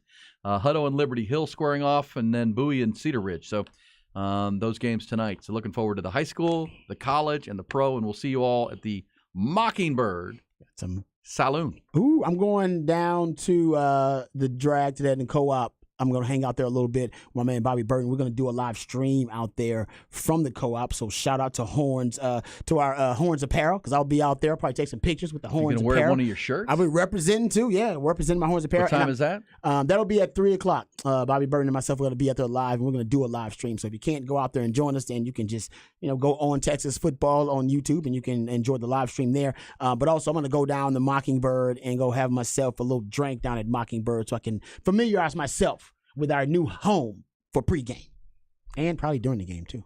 If you like good old school on campus kind of dive bar places, you're gonna love it. I love old school dive bars near pool campus. Tables that look like there've been a lot of the wear and tear on them. Oh, man. Dart boards. It's fantastic. Got a certain smell to it. Oh, you can't ever get it out. Dive bar smell. Your wife can tell when you've been to a dive bar. Like, why you smell like that? What is that? What is that? I don't even like cigarettes, and I find myself smoking cigarettes every time I go to a dive bar. No. I am a social smoker when it comes to cigarettes. I'm not. I don't smoke anymore. I used to. My wife, she broke me of the habit because she's a saint. But when I go out and I drink at a dive bar, I will find me a loose cigarette from somebody. I'll go bum a cigarette. You kind of have to. Oh, it's part of like the tradition. It's almost a ritual. When I'm at a dive bar drinking. Yeah. Let's go out back. Exactly.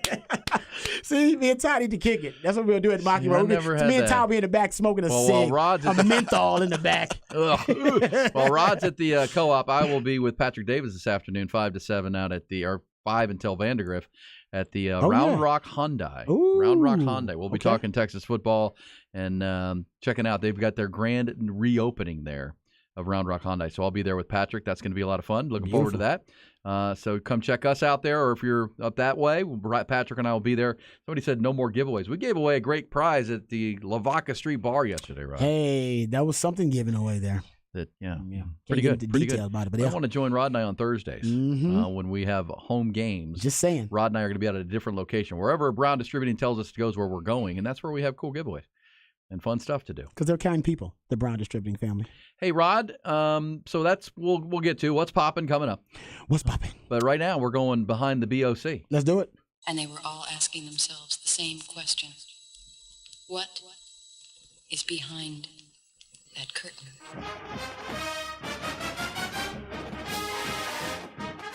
All right, time to get to some Texas football conversation. We played some sound from Steve Sarkisian earlier, and if you missed any of that, we'll have that podcast for you. You can go check it out. But I think the biggest news coming out of the media availability had to do with the offensive line. I mean, Sark's been really, he's been a little coy, and he's been secretive about depth charts. He did say that he would release, or at least the media should get a depth chart right before the game. So basically, probably when they are, entering the stadium or when they go up to the press box, I'm sure there'll be depth charts there. Before the Gen Pop like us, I don't know if we're going to get that depth chart officially until the media gets it, then they release it to us. But he did say that DJ Campbell is going to start at guard over Cole Hudson. But for listening to Kyle Flood, I think that they're going to have 8 linemen they trust in the rotation. We know they're going to use that 6th lineman package, so they have 8 linemen in the rotation that they trust. So, Cole Hudson will play, but they want to start with DJ Campbell. And I think the reason they want to start DJ Campbell, a big part of it is they want to infuse some juice in the run game post Bijan and Rojo. And from what I've heard about DJ Campbell, his elite X-Man ability is as a run blocker. That he can open up holes. He's a road grader, and I think they want that presence in the interior. At the tackles, they've been really good pass blocking and run blocking with Christian Jones and of course with Kelvin Banks. But now they want to be able to be a little bit more stout on the interior. That's where DJ Campbell comes in. Big humans. I even saw my boy at Nino's Corner, who does a great job following Texas football. He tweeted out the average size at height and weight for Texas offensive line. Average weight, 324 pounds, damn near 325 you want to round up. And the average height is 6'4". That is the biggest O-line in the Big 12. And against Rice, you should be able to manhandle them up front. This is one of the worst rushing defenses in all of college football, allowing over 5.3 yards per rush in 2022. That was the 8th highest for an opposing yards per rush average in the country. And then they also allowed like 181 rushing yards per game. So this is the slump buster. If Texas, just so you know, Longhorn fans, if Texas can't run the ball versus Rice, then start freaking out. Be afraid. Yeah, be very afraid. Then you can have a little anxiety about it, because if Rice is the slump buster, everybody should be able to run the rock against Rice. So that's one concern. Also, something E and I were talking about the game plan for Texas going into this Rice matchup. Offensively versus the Rice defense. And by the way, the Rice defense, they love their corners and their secondary. That's the strength. They got some good players. Jason Dunbar is a corner, a really good player. They also have Fresh, who actually is from LBJ. He went to Austin LBJ, about 5'8", maybe 177, but he's a Sean Fresh. He's a really good corner for them too. And they got Gabe Taylor, who's the younger brother of the late great Sean Taylor. So that's the strength. They got playmakers in the secondary. I think guys that actually could potentially play at a higher level if they wanted to, but they don't really have those resources when it comes to their front seven, which is why Texas could play bully ball. But we were talking about something earlier about whether Sark's going to come with a vanilla game plan, like just totally vanilla, knowing that you can go out there and beat them with your basic, schemes with no schematic, strategic, tactical advantage. It's Rice. You should be able to do that. Or do you, and by the way, that would be, the strategy would be trying to hide as much, as much material, all right, as much material as you can from Bama. So that Bama has very little to game plan on and with based on what they've seen so far out of that one game versus Rice. Or you could decide to almost inundate, all right, the Rice squad with so many concepts, so many personnel packages, so many formations. And by the way, these are already things that you've shown because you've been at Texas for 2 years. Continuity with the staff and the players. You got a lot of returning starters. So in terms of game planning, Alabama game planning for Texas, they really do have a pretty thorough sample size on what schemes, tendencies, trends, patterns that Texas utilizes. They can really figure that out. So I do wonder if Sark would show a little bit more in the game versus Rice just to force Alabama to have to address and prepare for all of those possible scenarios when knowing they only have 20 allotted hours per week to do so. And you would almost force them to prepare for all those scenarios, which means they're going to be ill prepared. Yeah. All right. For whatever way you're going to attack them. So if you force them to prepare for everything, they'll be ill prepared for the main thing. So that's the route Sark could go too. I think he's going to go vanilla though. I think he'll give vanilla, not, I don't think he'll go with a kind of overwhelm them approach with let's let them see everything we got. And then see if they can prepare for everything rather than the vanilla approach, which is show them very little and give them very little to be able to use in preparation. Yeah, I think that you said that yesterday at Lavaca Street, and I thought, man, that is that's because my blockhead thinks, no, just go with vanilla, don't show them anything. But you're right. I mean, if you have all this personnel and you're going to major in personnel groupings, and from everything from 6 offensive linemen with 2 tight ends and go huge jumbo. Again, you're not going to show them actual plays or game plans that you're going to use, but you show them the formations, you show them the personnel groups, and make them. As and Sark is building here. Nick Saban's got analysts on top of analysts. They'll be watching every play of this game, and that's going to be how they prepare for Texas. And they only have 20 hours a week with the players. So yeah, for especially a new team with a new defensive coordinator, it's Nick Saban's defense. We know that, but the more time, that they want to work on everything, but they can be masters of none. You know what I mean? Mm-hmm. Yep. Now, they're going to be working on multiple. They know Sark's multiple. They know he's got a lot of different things, but at least you just force it. I think that'll be interesting to see how they play it out. And I think you said something earlier that I think is true, too. With Rice and their talent level, everything you need to learn about Texas and where they are right now is in the first quarter and a half. Yep. Agreed. If they struggle, like on third downs, if they struggle to run the ball early, because if you get to the end of the game and they've rushed for 250 yards, but a lot of them came in the third and fourth quarter when they wear them down with depth and talent. Mm-hmm. I'm going to be looking at that first quarter and a half, and I'm looking for the things Sark has talked about. Red zone efficiency, third down conversions, money downs. Yep. He started camp saying we're so far along with our install, we're going to start working on the nuances of the game, the situations of the game. So situations become the thing. I'm not worried about the scoreboard here. I'm worried about how do they look on third downs? What is their third down package? How do players execute within these money downs on both sides of the ball? Yep. Because PK has said getting off the field on third and fourth down was a huge priority for them. So, and I think in the first quarter and a half, that's where you're going to see Rice try to make their bones. And if they're able to be successful with either side of their ball against Texas, that's where you get a little nervous because, and again, they're a competitive football team, as your guy Mac would say. They got scholarships too. They're on scholarship too. They're on scholarship. Don't think they're not. But you're right though. They play hard. That first quarter is going to be because Rice doesn't. The coaches don't think they can beat Texas. And in a perfect world, if you're really excited about Texas, you like your teams with Mac, and then teams right after you. That a team like Rice, it'd be 35-0 at half. Ideally, can Texas go to that point where the offense is you're because there were times last year Texas did that, where they built big leads and just crushed teams, and the script was on point, and they executed it on point. And but you don't want to see them muddling around with Rice here early. You want to see them sharp, crisp, no procedural penalties, and get after a Rice team. And I think we'll learn a lot about this team tomorrow. Agreed. All right, 2:30 kick time, but we will be at Mockingbird Saloon at noon and live here on the Horn noon to 2. So tune in and check it out. Come see us or listen. We'll be back with What's Poppin'.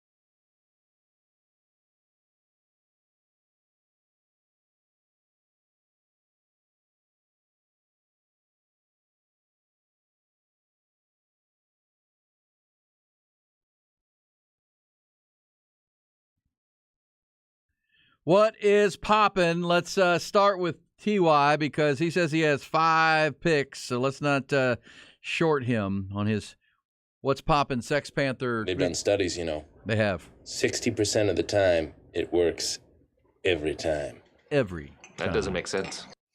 Well, doesn't make sense, but neither does Ty sometimes. But a lot of times he does, which is really good.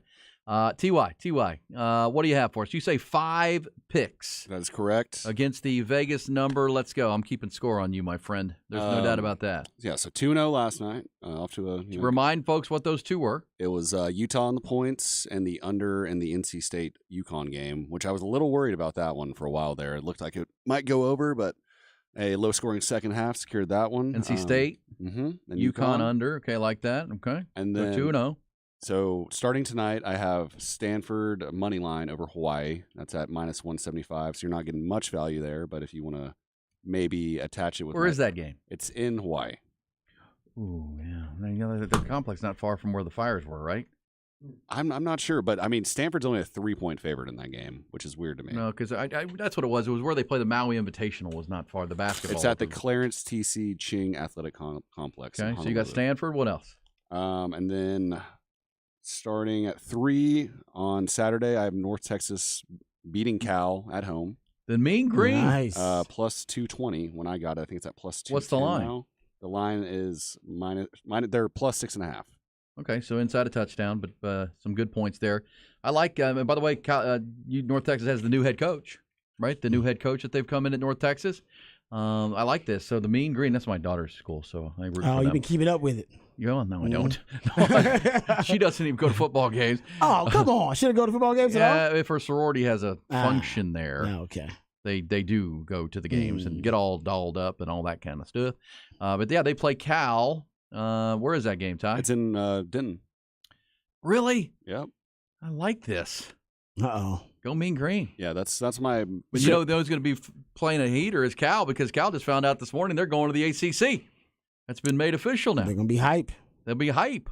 Stanford, too. So you're going against that, though, because the Mean Green. Are you parlaying this, Ty? No, these are just 5 straight picks. We're not doing parlays this year. No parlays. No parlays this year. I'm talking him out of them. Learn this lesson. And then the next game is on Saturday night at 6 p.m. It's the UTSA Houston game at Houston that we've talked about a lot this week. I have UTSA money line in that one. But the spread is -1.5 in favor of UTSA That's right smart move. UTSA is going to win that game.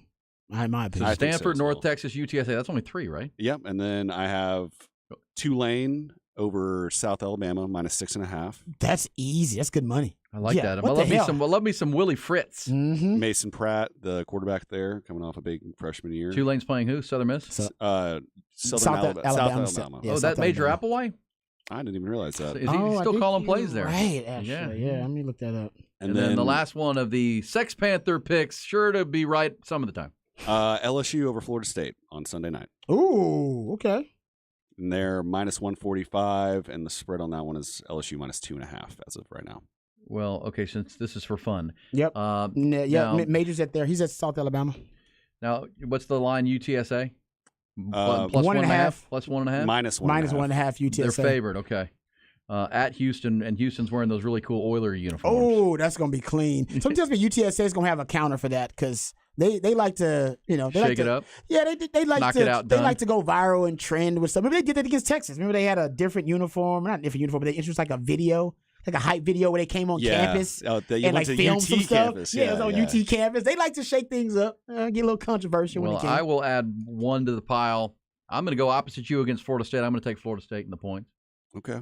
What's the line there? That Florida State? It's Florida State is a 2.5 point underdog. Okay. I'm going to take those 2.5. Thank you very much in Orlando. Thank you very much. I'm not buying it. I'm going to take Florida State. I think they're better, and I'm going to take TCU and lay the 20.5. I just think TCU is going to roll it up on Colorado. I know. Oh, I cannot wait for that game. It scares me just a little bit. It does because you just never know. There's so much unknown. We haven't seen the Deion Sanders team at this level. We don't even know who's on his team for the most part. They're from parts unknown. They're from everywhere. They are. From everywhere. That could end up being an advantage or a disadvantage. Yeah, I have no idea. Yeah, you kind of sounded like Deion there.